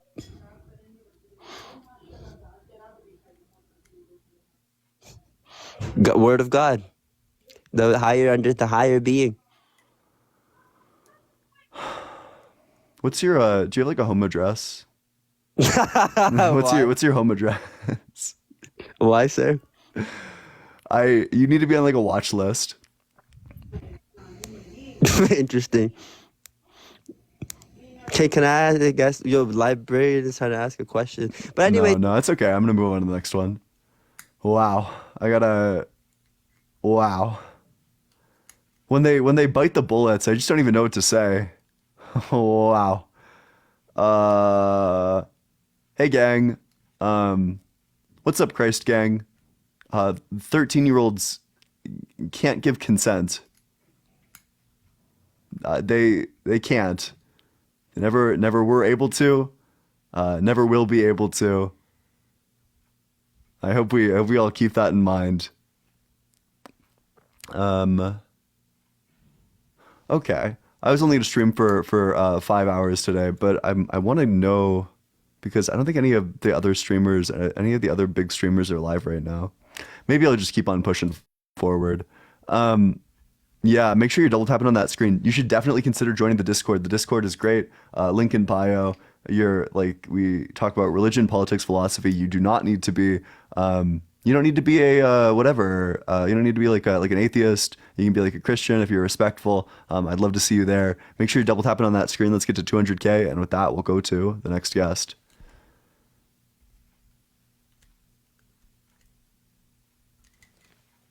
All right, fine. I'll stay until one of the bigger streamers goes live, in which case I'll send you their way.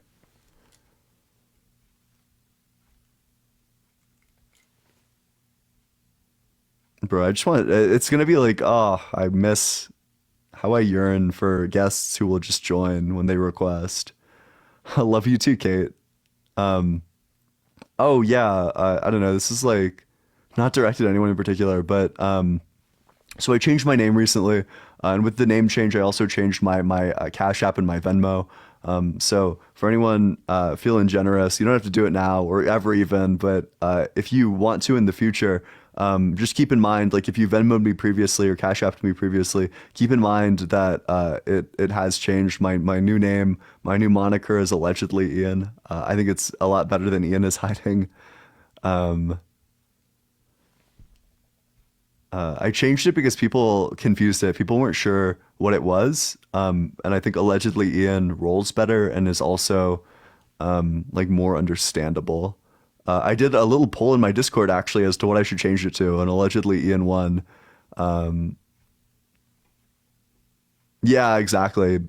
Multiple people said that thought that my Ian is hiding name was Ian is shitting, which is unfortunate. So I changed it. But I appreciate all of your gifts. Y'all are so generous. I'm so blessed.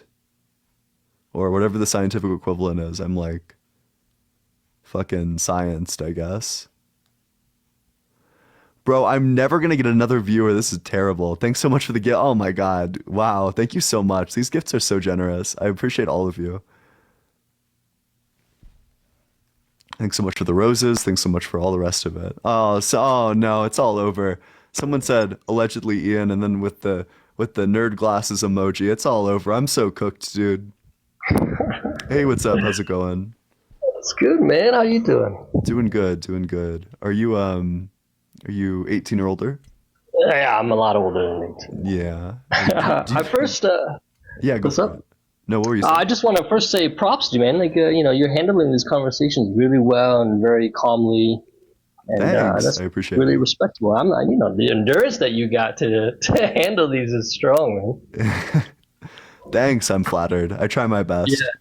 Yeah. I'm not here to argue. I'm kind of just to give some perspectives on the topic, and it's quite interesting. And to answer your question, like, I don't believe, but it's a tough question, right? Because I also don't want to say I disbelieve as well. Like, I don't want to go there as well. Oh, gosh. I mean, I would love to talk to you. You should join my Discord. But I'm only looking for debates right now. So if you Okay, I got you. That's totally no, but cool. I'd love to talk to you about like whatever you want to talk about, just in like a off time where there's not like a huge audience who's. Well, look, can I give you something to debate on though? Yeah, go for it.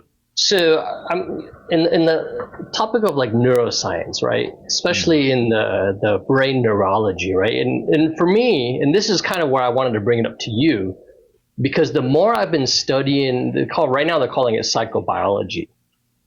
But the more I've been studying this topic, I'm really questioning, because like I'm with you in the science and evolution, but this evolution seems to me is too advanced. I mean, to what degree, to what extent, in what way? Well, just like the mechanisms, like specifically neurotransmitters like serotonin and how we have the synapses and how we have the reuptake. Like, there's so many components to this that it's almost too much to just say that it would just evolve in this sense. Okay, so now I'm not saying I it's disagree not with that. possible. Because I think you. evolution is like a much better explanation for things like serotonin or dopamine or whatever. I think that like dopamine and serotonin and like oxytocin have an essential role in survival. That you need dopamine in order to actually know like the good things like that you're supposed to be doing. Like if you are capable of like hunting something down, that's going to be a huge rush of dopamine, and hunting something down is going to be essential for survival. That it's good to like we condition ourselves via serotonin that if this thing causes lots of serotonin, then you're going to know that it's a good thing and that you're going to seek it out in the future. I'm not sure what part like. I think all of this makes a lot more sense in evolution. We just need to understand that evolution, like the period of time that evolution operated under, is like a massive amount of time. I got you, and I agree with you in that aspect, but I'm not actually talking about the hormone itself as much as the mechanism. So we're like talking. What's the mechanism? So we're talking like, going from one neuron to the next one. We're talking it's electrical within the neuron, right? But then it's chemical between two neurons. So it's electrical between.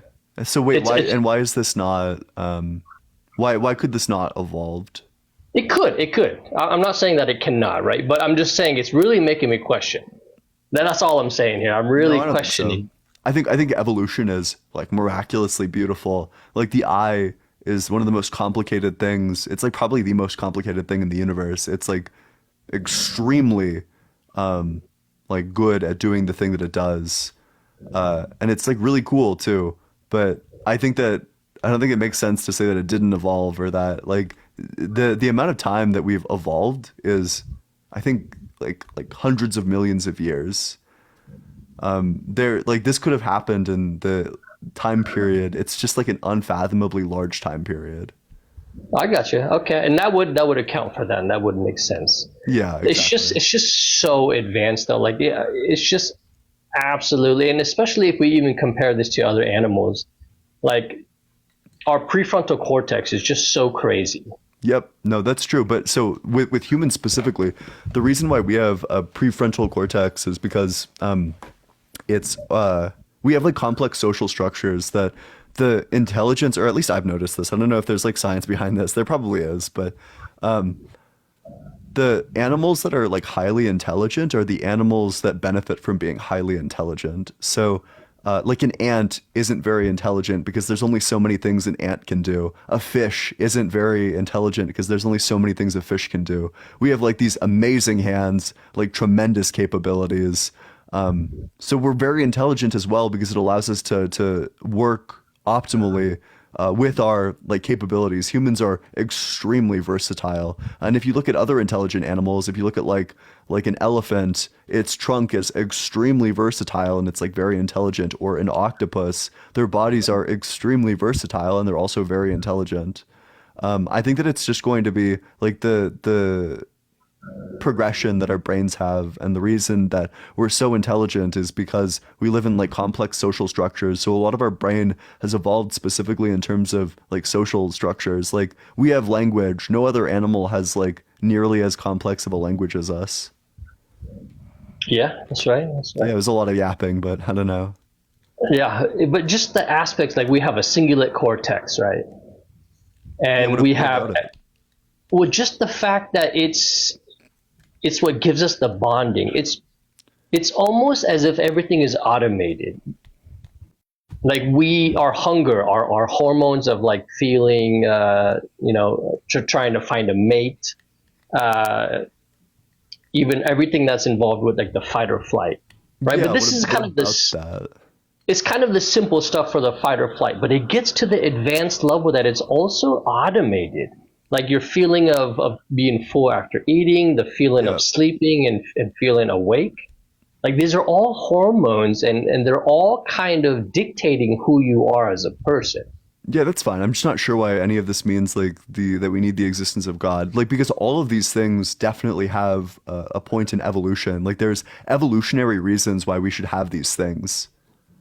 Yeah, and again, I'm not here to argue that. That's kind of probably why I'm not the best for the situation. Yeah. Wait, I guess I guess I'd probably like flip that on you. That these things are miraculous and amazing, but the reason why you should feel confident that they aren't designed is because there's so many design flaws in humans. So, for example, there's the phenomena known as like choking to death, and it's only possible because our mouth is the same hole where we breathe out of and eat through.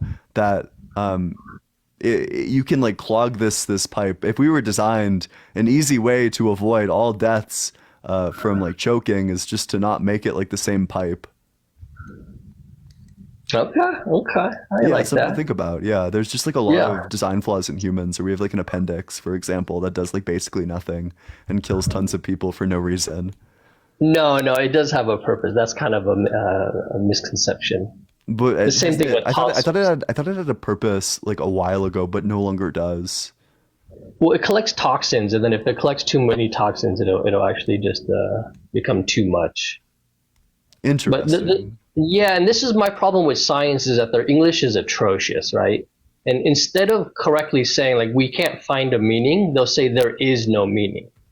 and that's actually just a wrong diagnosis or statement to make. Because so it was my understanding that a while ago in like hunter-gatherer times, the appendix did serve a purpose, that it served like a purpose of like filtering and like digestion kind of, that it assisted in that. But as we grew more like agrarian diets, its purpose kind of faded. Well, just think about anything in the body, right? The body doesn't support anything that's not useful. It wouldn't really nourish it and wouldn't really give it any, nutrition. So the body's really efficient in that matter. It's almost like amazingly efficient, right? It is even your brain, like even thoughts get cut, called synaptic pruning, right? Like any thoughts that you have that aren't really useful, it'll actually get pruned out. Your whole body is just amazingly efficient in every aspect. No, but I agree with that. Wait, but I should. I agree with you though. It's not some people. perfect. Some people in the comments are like complaining, so I should probably move on to like some Okay, actual I like, got you, man. substantive debates. But I do appreciate you coming on up here. No problem. And one more just compliment. You're doing an awesome job, and dude, you're really respectable about how much endurance you have and how calm you are. Hey, thanks. I appreciate it. Yeah, my endurance is unmatched. I'm almost at like six hours of streaming. All right, be strong, man. Keep going. Hey, thanks. I appreciate it. No, I appreciate them, but make sure you're double tapping on that screen. Let's get to we hit 200K likes. That's so cool. Make sure you don't stop tapping on that. Let's get to 210, and with that, we can go to the next set of guests because I have no idea if they're gonna join, but it would be really nice. I really want them to join, but I have no idea. So hey, if you requested to join, be ready to actually be here. That's fine. Okay, I guess not. All right, on to the new set of guests.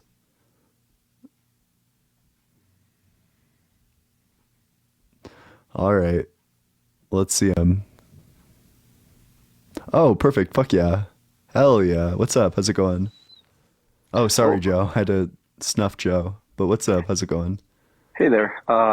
Ian, how are you, man? Doing good. Glad to hear that.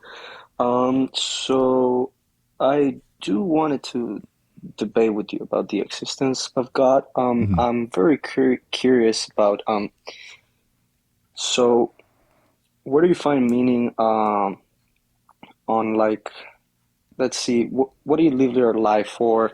Where do you get like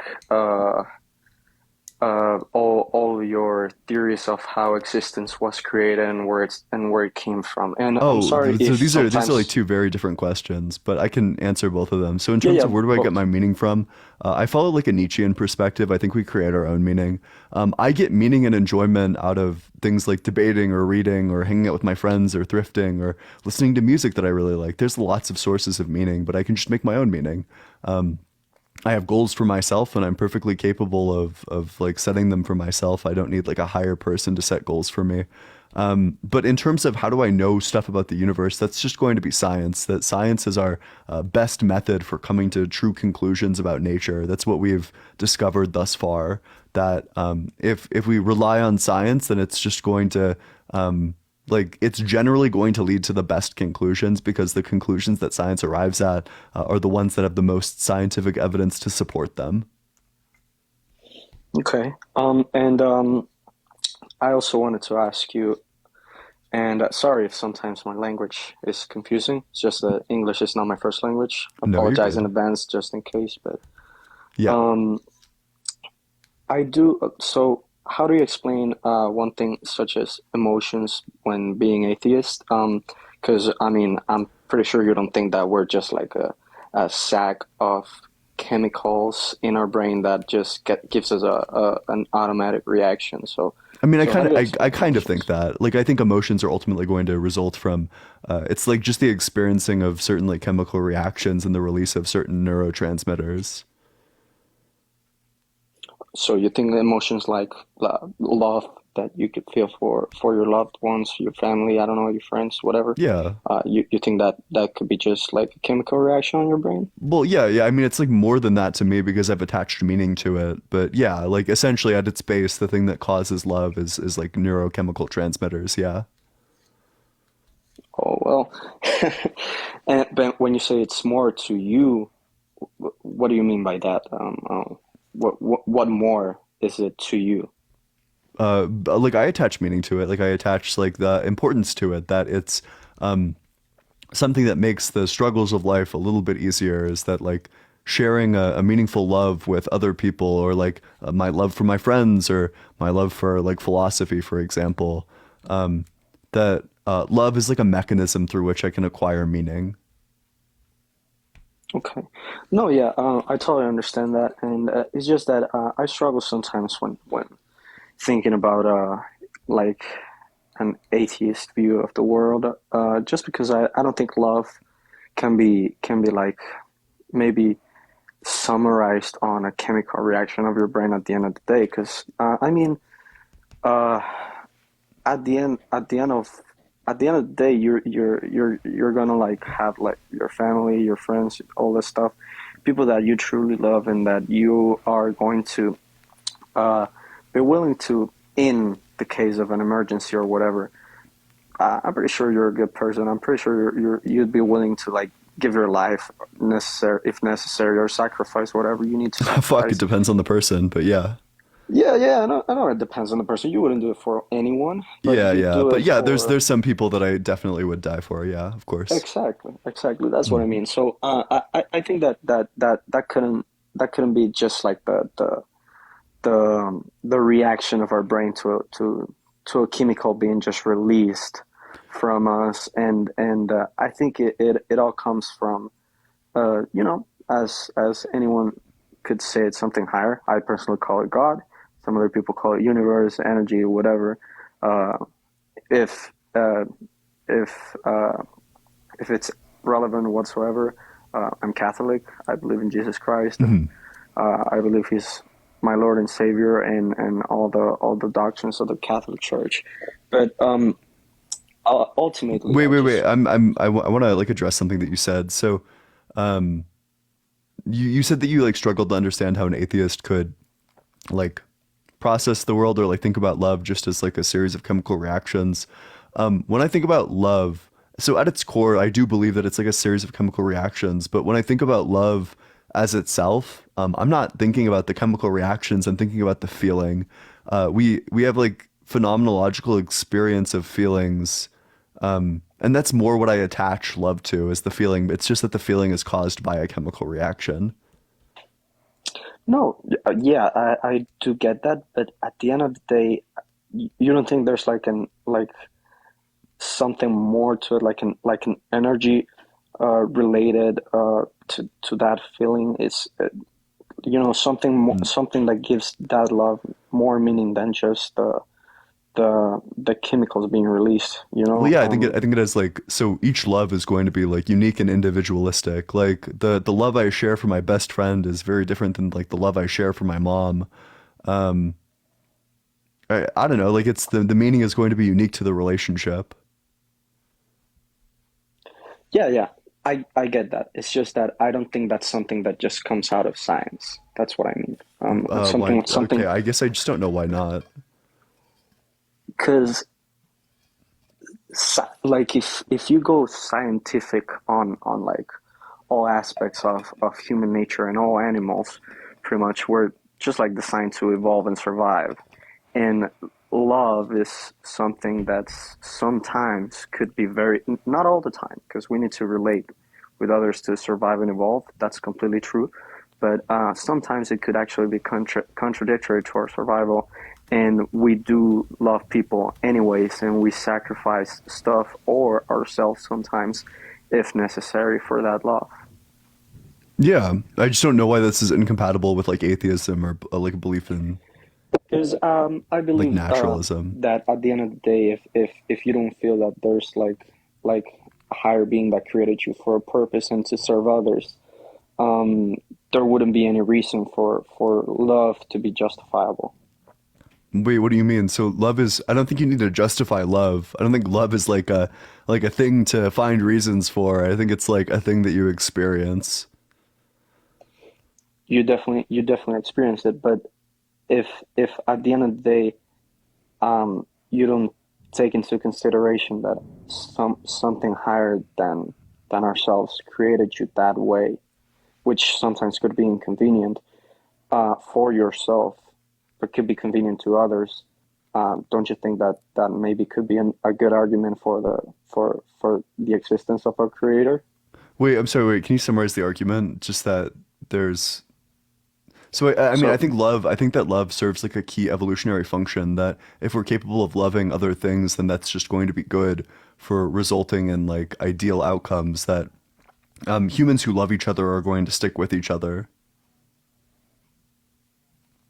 Oh, and like to clarify, like we're herd animals. Like we rely heavily on our social structures for survival. Yeah, Like yeah, if it's just us against a lion, we lose every time. But if we get like 10 buddies and spears, then I don't know, like we'll wax the lion easily.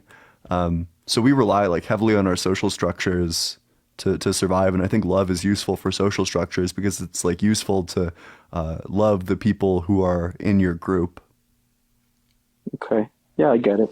How about order and design? How do you think those come in to play a role into the existence of the universe? So I think order is going to be 1,000,000% subjective. That what's orderly to you is very different from what's orderly to me, is very different from what's orderly to anybody else. I don't think that we can appeal to order. If there's like a specific thing you're talking about, we can talk about that. But order in general is not a thing that we can appeal to, in my opinion. Well, what I mean by that is like when you get order and design placed in the creation of the universe aspect. What I'm talking about is like every single thing in the world was created a certain way for the world to keep going and keep surviving. No, what do I mean disagree. by that? I'll just finish and then you can just tell me why you disagree. But like. Animals on the water are perfectly created to survive on the water. Animals on the earth are perfectly created to survive on the earth. Herbivores are created to be perfectly able to survive just by feeding on the plants, and carnivores are perfectly created just to survive by eating the other animals, and so on and so forth. And humans were created actually as, at least according to the Bible, which is also what I'm pertaining to.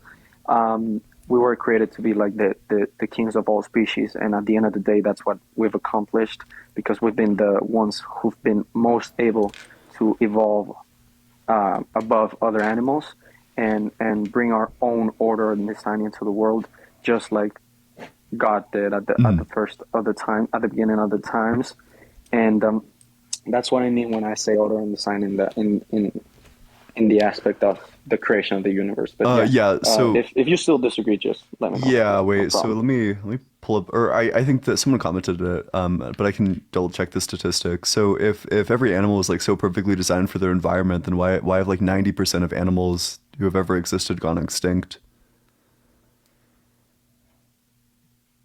Like, you mean like dinosaurs and stuff, or you Yeah, mean, like among current other animals? animals, like just like all the animal, or like every animal that doesn't currently exist has gone extinct. Yeah, because like I mean I could tell you that like there's a lot of animals that have just stopped existing. But like Yeah. So like why? Oh, recently- it's 99%. I'm sorry. 99% of organisms that have ever lived on Earth are extinct. Yeah.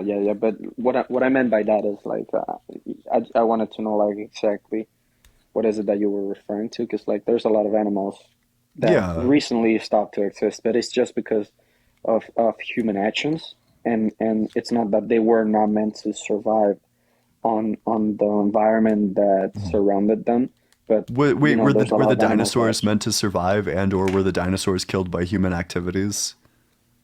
No, dinosaurs weren't. Dinosaurs were just like pretty much wiped out. Why? I mean, I gotta ask, why the fuck would God do that to them? That's like so fucked up. Why would he kill all of them? Yeah, that's I see it like as a common objection of like an all good God. Like I've been watching you like for a while now, and I see that that's like very contradictory for anyone to think that an all good God could be capable of such things, right? And I mean that's completely fine. At least for the information that I've gathered and the information that I've seen in the Bible, people having discussions and stuff. It is not God's doing when these things happen. Wait, so What do I it mean? wasn't God? You're saying that it wasn't God who created the asteroid that killed the dinosaurs? He might have created the asteroid because he pretty much created everything, but he was not the one that made it. Like he did not send it our way. If that makes any sense? Wait, so what Um, sent it? What sent it our way? Like, what was the cause of the asteroid? So pretty much with that asteroid and everything on Earth that happens that's bad, because it could be like same argument for all things, like all bad that's happened from the beginning of time, like to current evil made from man. That's what I mean. Like Yeah, okay, wait. So even when God was natural disasters and whatever. creating the asteroid which would kill the dinosaurs, did he know that it was gonna kill the dinosaurs? Probably he did, but Then it sounds like God there's a killed the dinosaurs. that's not what I mean by that. It's just because God went. Let me just take it back one step. Bro, I So just need like everyone in chat, let's pour one out for Stegosaurus. I miss him every day. so what I mean is, like, if God created time and space, he has to be outside of it because he's the independent source of those dependent things that he created, right? If he's outside of time, he can see anything that happens throughout all of the universal history. So that's why he probably already knows when you're gonna fail a test, when something's gonna kill you, when something's whatever. That doesn't necessarily mean that he's the one making it happen to you, but he knows because he just lives outside of time, and that's like Yeah, yeah, also but why kind of would he like why would he make these dinosaurs just to kill him? because he's the one that's killing them. He gave us just like he gave us free will. There's a lot of stuff that just God does not decide to put his hands on. Wait, That's what so I mean just by want to be that. very clear. So you're saying that God made the asteroid knowing that the asteroid was going to wipe out the dinosaurs, and he made it anyway, but you don't think that God killed the dinosaurs? It's just that it doesn't work like that, because that's what I mean. If we're talking about like how would your mind work as a human? You live within time. So living within time, if you could see the future and you see that the asteroid, you're on the present, and you see the future and you see that the asteroid's gonna kill the dinosaurs, whatever. But while on the present, you still take that decision. That's completely different. But when you live outside of time, you just have created everything, and the creation itself has taken its course a lot of times throughout the time that we live in. But God does not live. Wait, I'm just time. not He sure what the created it. relevance is. Like, he made the asteroid. He knew the asteroid was going to kill them. He made the asteroid anyway. Could he have not made the asteroid? Could he have stopped the asteroid? He maybe could have stopped it, but Well, like, why sometimes, didn't he? If the dinosaurs are his children, if he loved the dinosaurs because he's all loving, why wouldn't he just stop the asteroid? well, probably because creation needed to make its way to where it is right now. You never know. I mean, But at couldn't the he end have of just the day, couldn't he have just like created creation as it was right now? but maybe it wasn't possible, because how do you think we would be able like to evolve as humans and stuff if dinosaurs were on Earth? Like, Oh, I mean, you could go um, off of like the Genesis creation story that he just like poofs us into existence. I'm not sure why dinosaurs needed to exist and die. oh, you mean, well, but that's completely different. If you go to the Genesis story, like if you go to the Genesis story, it's just like he created human to his image and likeness, and pretty much he created them to like have the free will to love him, and during like within that free will, they decided to like Yeah, wait, disobey wait, wait, him. but this is like just kind of preaching. Like the question is just like why would God go through all these steps? Why would he kill so many creatures? Why wouldn't he just make humans like in accordance with like the Genesis story? Like the existence of dinosaurs makes a lot of sense under naturalism. If you think that people came from evolution, it makes no sense at all whatsoever under theism. Yeah, I get where you're coming from, but honestly, I would have to maybe give that to you because I've never prepared Anything Yeah. on the argument for dinosaurs? Yeah, I Um, gotta run it more so people get answers. so, but I do have like something about the Genesis story. Yeah. Because like there's evil in the world, and that like we know that, and I just wanna address that we're according to the Bible at least, we are we're the ones that curse the earth pretty much. And at the end of the day, we just decided to disobey and to be away from God.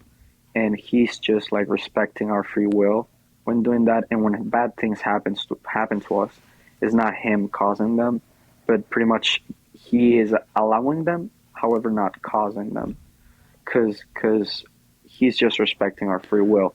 Okay. Like So if there's a human being that's deciding to do something violent, he gave that man free will just as much as he gave free will to the man that's deciding to give food to the poor.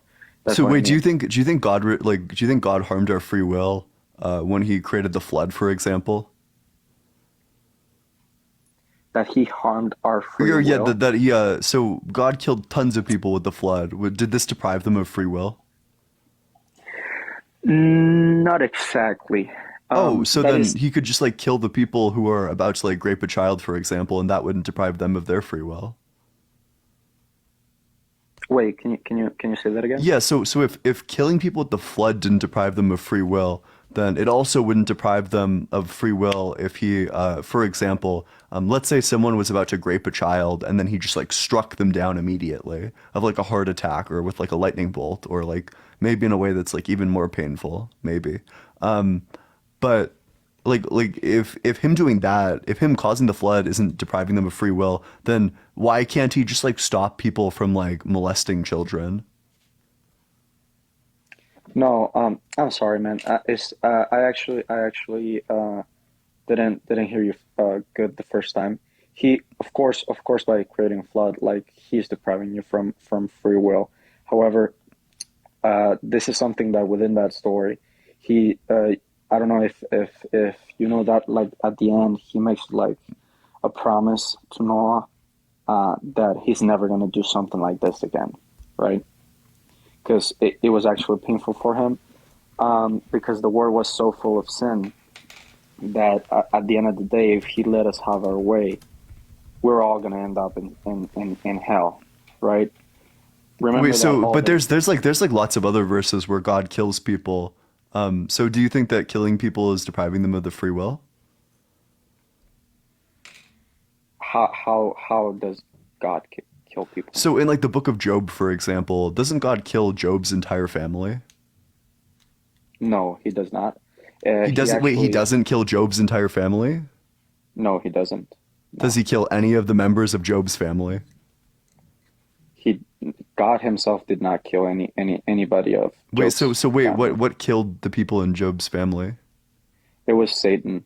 Oh, well, I mean, God like allows him to do it, but Yes, I mean, it goes more like Satan says that hey, look at this man Job. I know you think he's pretty faithful to you, but if you let me have my way with him, I'm gonna make him curse you. And wait, the be first against you. sons, that's perfect. The firstborn sons of Egypt are an example of God killing people. Oh, on the Moses story, you mean? Yep. So that's not exactly like an example of God killing people. It's just like someone defied, like that's how do you say that? That was a population of Egypt that defied God, and well, not the population. That was the king of Egypt that defied God, and Moses tried to warn him that if he tried to stand on God's way to get the people of Israel out of there and out of slavery, there was going to be repercussions. Yeah, wait, but the reason is irrelevant. The fact of the matter, so you agree that God killed them? I mean, When It's God pretty killed hard. when God killed the firstborn sons of Egypt, was that depriving them of their free will? Uh, I mean, if you take it that far, you could say yes, because I mean, of Okay. course, by ending your life, you cannot decide what to do with it anymore, right? So Yeah, so it seems like God actually has no problem interfering with people's free will. So why doesn't he stop, like, why doesn't he just automatically take the lives of people who are trying to grape children? Or moreover, like, why doesn't he stop people from graping children without taking their lives? Like, so there's, of course, I cannot give you like an answer to everything God does and why he does it. Of course, I'm I'm not him, but don't say that about according yourself. to You are him. No, I'm sorry. No, please continue. that's fine, man.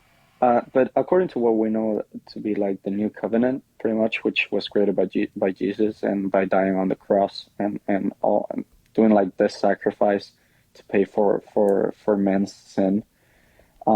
Pretty much, what we know is that God gave us Jesus, right? He gave us he came down himself. paid for But our this sins. seems unrelated to what I was This, saying. this and that. Yeah. It's going back to it. I'm just like giving a little context. Okay. So after he did that, it's pretty much like, hey guys, I already did all this. You just need to put your faith on Jesus, right? And I'm not gonna. He made promises that of things he did previously on the Old Testament, that he was never gonna do them again. So by bringing Jesus to pay for all of our sins and allowing that to make us be able to just put our faith in him and be forgiven and be able to enter the kingdom of eternal life, he allowed us to continue our history without him having to put his hands like on our decisions. Does that make any sense? Kind. Well, so yeah, but at what point does God say that he's going to stop interfering with people's free will?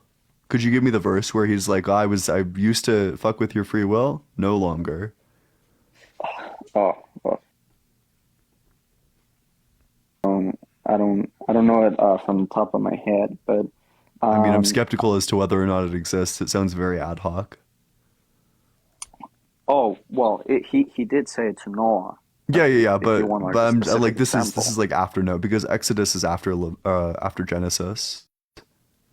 Yes, but like if you want an exact example of he said it like that he was never going to do something like that because Jesus was coming. No, Yeah. So I there's no just verse want that says that. I just want that in regards to like Jesus, that he said like he's no longer going to interfere with people's free will. No, he did not say that like anywhere like regarding to Jesus. Yeah. Okay. He just no. There's no, at least not known by me.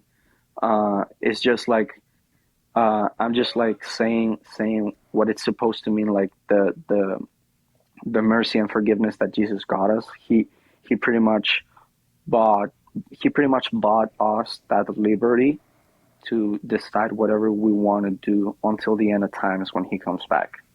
Does that make sense?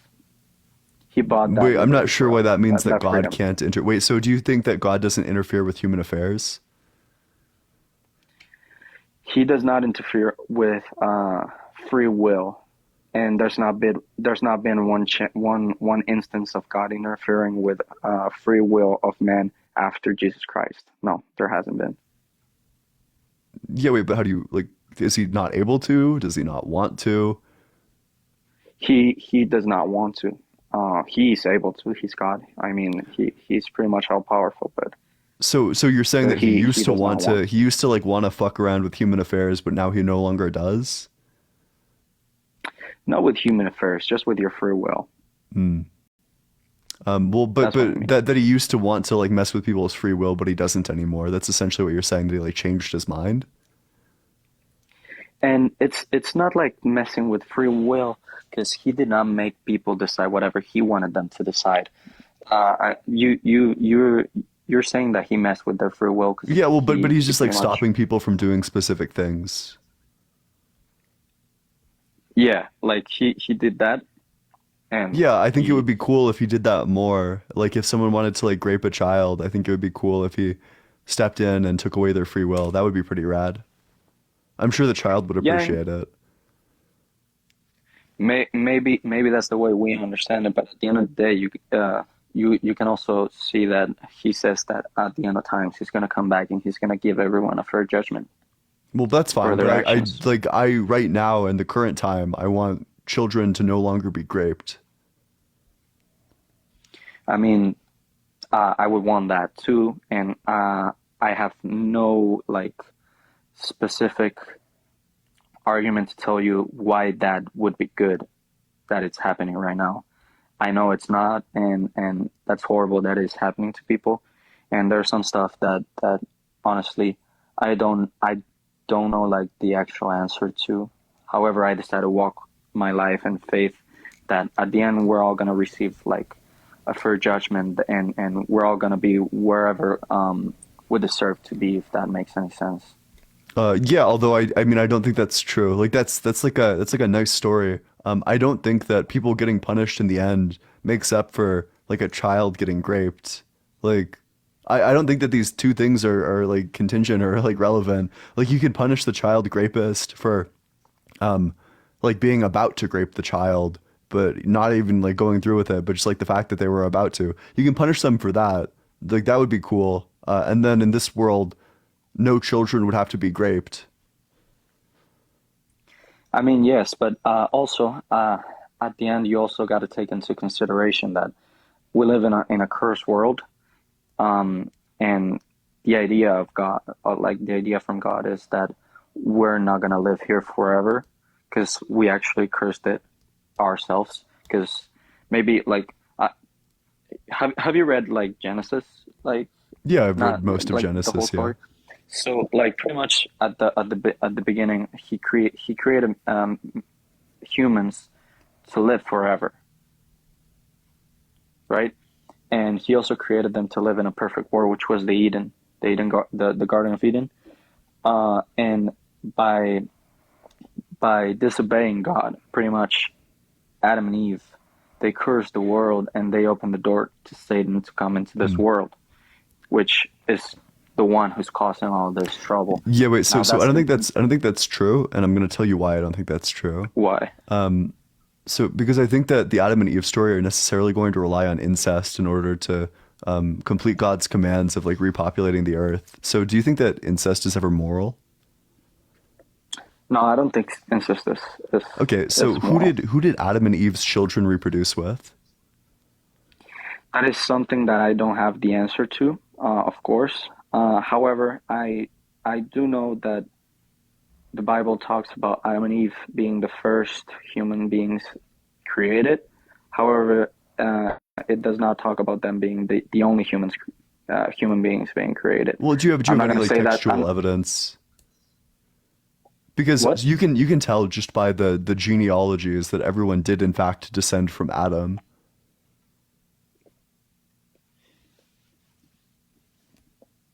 Oh, you mean like the part after that where they list like all his descendants? Yeah. Yes, everyone comes from Adam. Yeah. Yeah.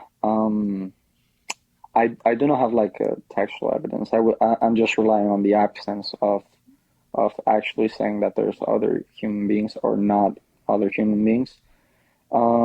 Wait, so But that's I mean, okay, and that's like a valid that's argument that so you to be have right like there. yeah, as long as you acknowledge that you have like literally no textual evidence for that, like to me it seems like the easy assumption, like the thing that's like almost certainly true, is that they just reproduced with their siblings. That's all like that's like the obvious thing. But the other one is Noah's Ark. So the people aboard Noah's Ark, it was like Noah, his wife, his three sons, and his three sons' wives. So those wives and his like sons and their wives would have reproduced, and they would have had what to Noah are grandchildren. So who would Noah's grandchildren reproduce with? Yeah. I get where you're going. I do not have an answer for that. it's a pretty valid argument that you have right there. It's very sad that I have to say that I would maybe have to instruct myself a little bit more No, before that's answering fine. I think it's such like questions. totally fine to recognize what you don't I don't know. want to like just, I mean, because I'm not gonna lie, I'm not gonna give you an answer for something that I don't have, because I'm just gonna seem like like an ignorant right here. Just No, trying to, no, I like, win an appreciate that. argument That's against like you. that's much better than the alternatives of saying that, or of like making something up, or alternatively like saying that it was incest, or that like incest is good. No, I don't know. I think saying I don't know is a perfectly valid answer. Yeah, yeah, thanks for that. And I mean, I also appreciate like having this debate with you, because you raised some pretty important questions that I do definitely want to find answers to. Either because at the end of the day, all we want is the truth, I guess, right? And Definitely. if it's either to I don't know, to start believing in God, stop believing in God, or strengthen your faith, or strengthen your atheism, whatever you decide to do with that truth. It's important that we get to know it, and I definitely do appreciate your point of view, though. Yeah. And thanks for being polite about it, though. Hey, I appreciate you. Thanks so much for coming on up. Yeah, sure. Hey, make sure you're double tapping on that screen. Let's get to 220K. Or actually, wait. No, don't double tap. I'm gonna end stream soon, and I'm so sorry. There's 41 people in the guest requests. I'm sorry if I didn't get to you, but I love all of you. Make sure you drop a follow so you are able to catch the very next stream. You should consider joining the Discord as well. We talk about religion, politics, philosophy. There's currently lots of discussions going on right now. You should consider, wait, who's live right now? You should all consider going and rating Truly Cosmic Beauty. If you don't know Truly Cosmic Beauty, you should definitely go check out her live. She's great. You should rate her. But there's a link to the Discord in my bio. I would love to see you there. We talk about religion, politics, philosophy, genuinely and truly, whatever you want to talk about. We talk about it there. I really enjoy it. I think you would really enjoy it. I love all of you, and I hope you have a good day, good Friday. And with that, I'll see y'all later. But with the Discord, I've been told that it doesn't work, so you might just need to join via the web browser. So just go to like tiktok.com, go to allegedly Ian. That's my account name, and you can join it that way. Yeah. Profile. Someone was asking her profile. So her profile is, it literally is just Truly Cosmic Beauty, no spaces. And with that, I'll see y'all later.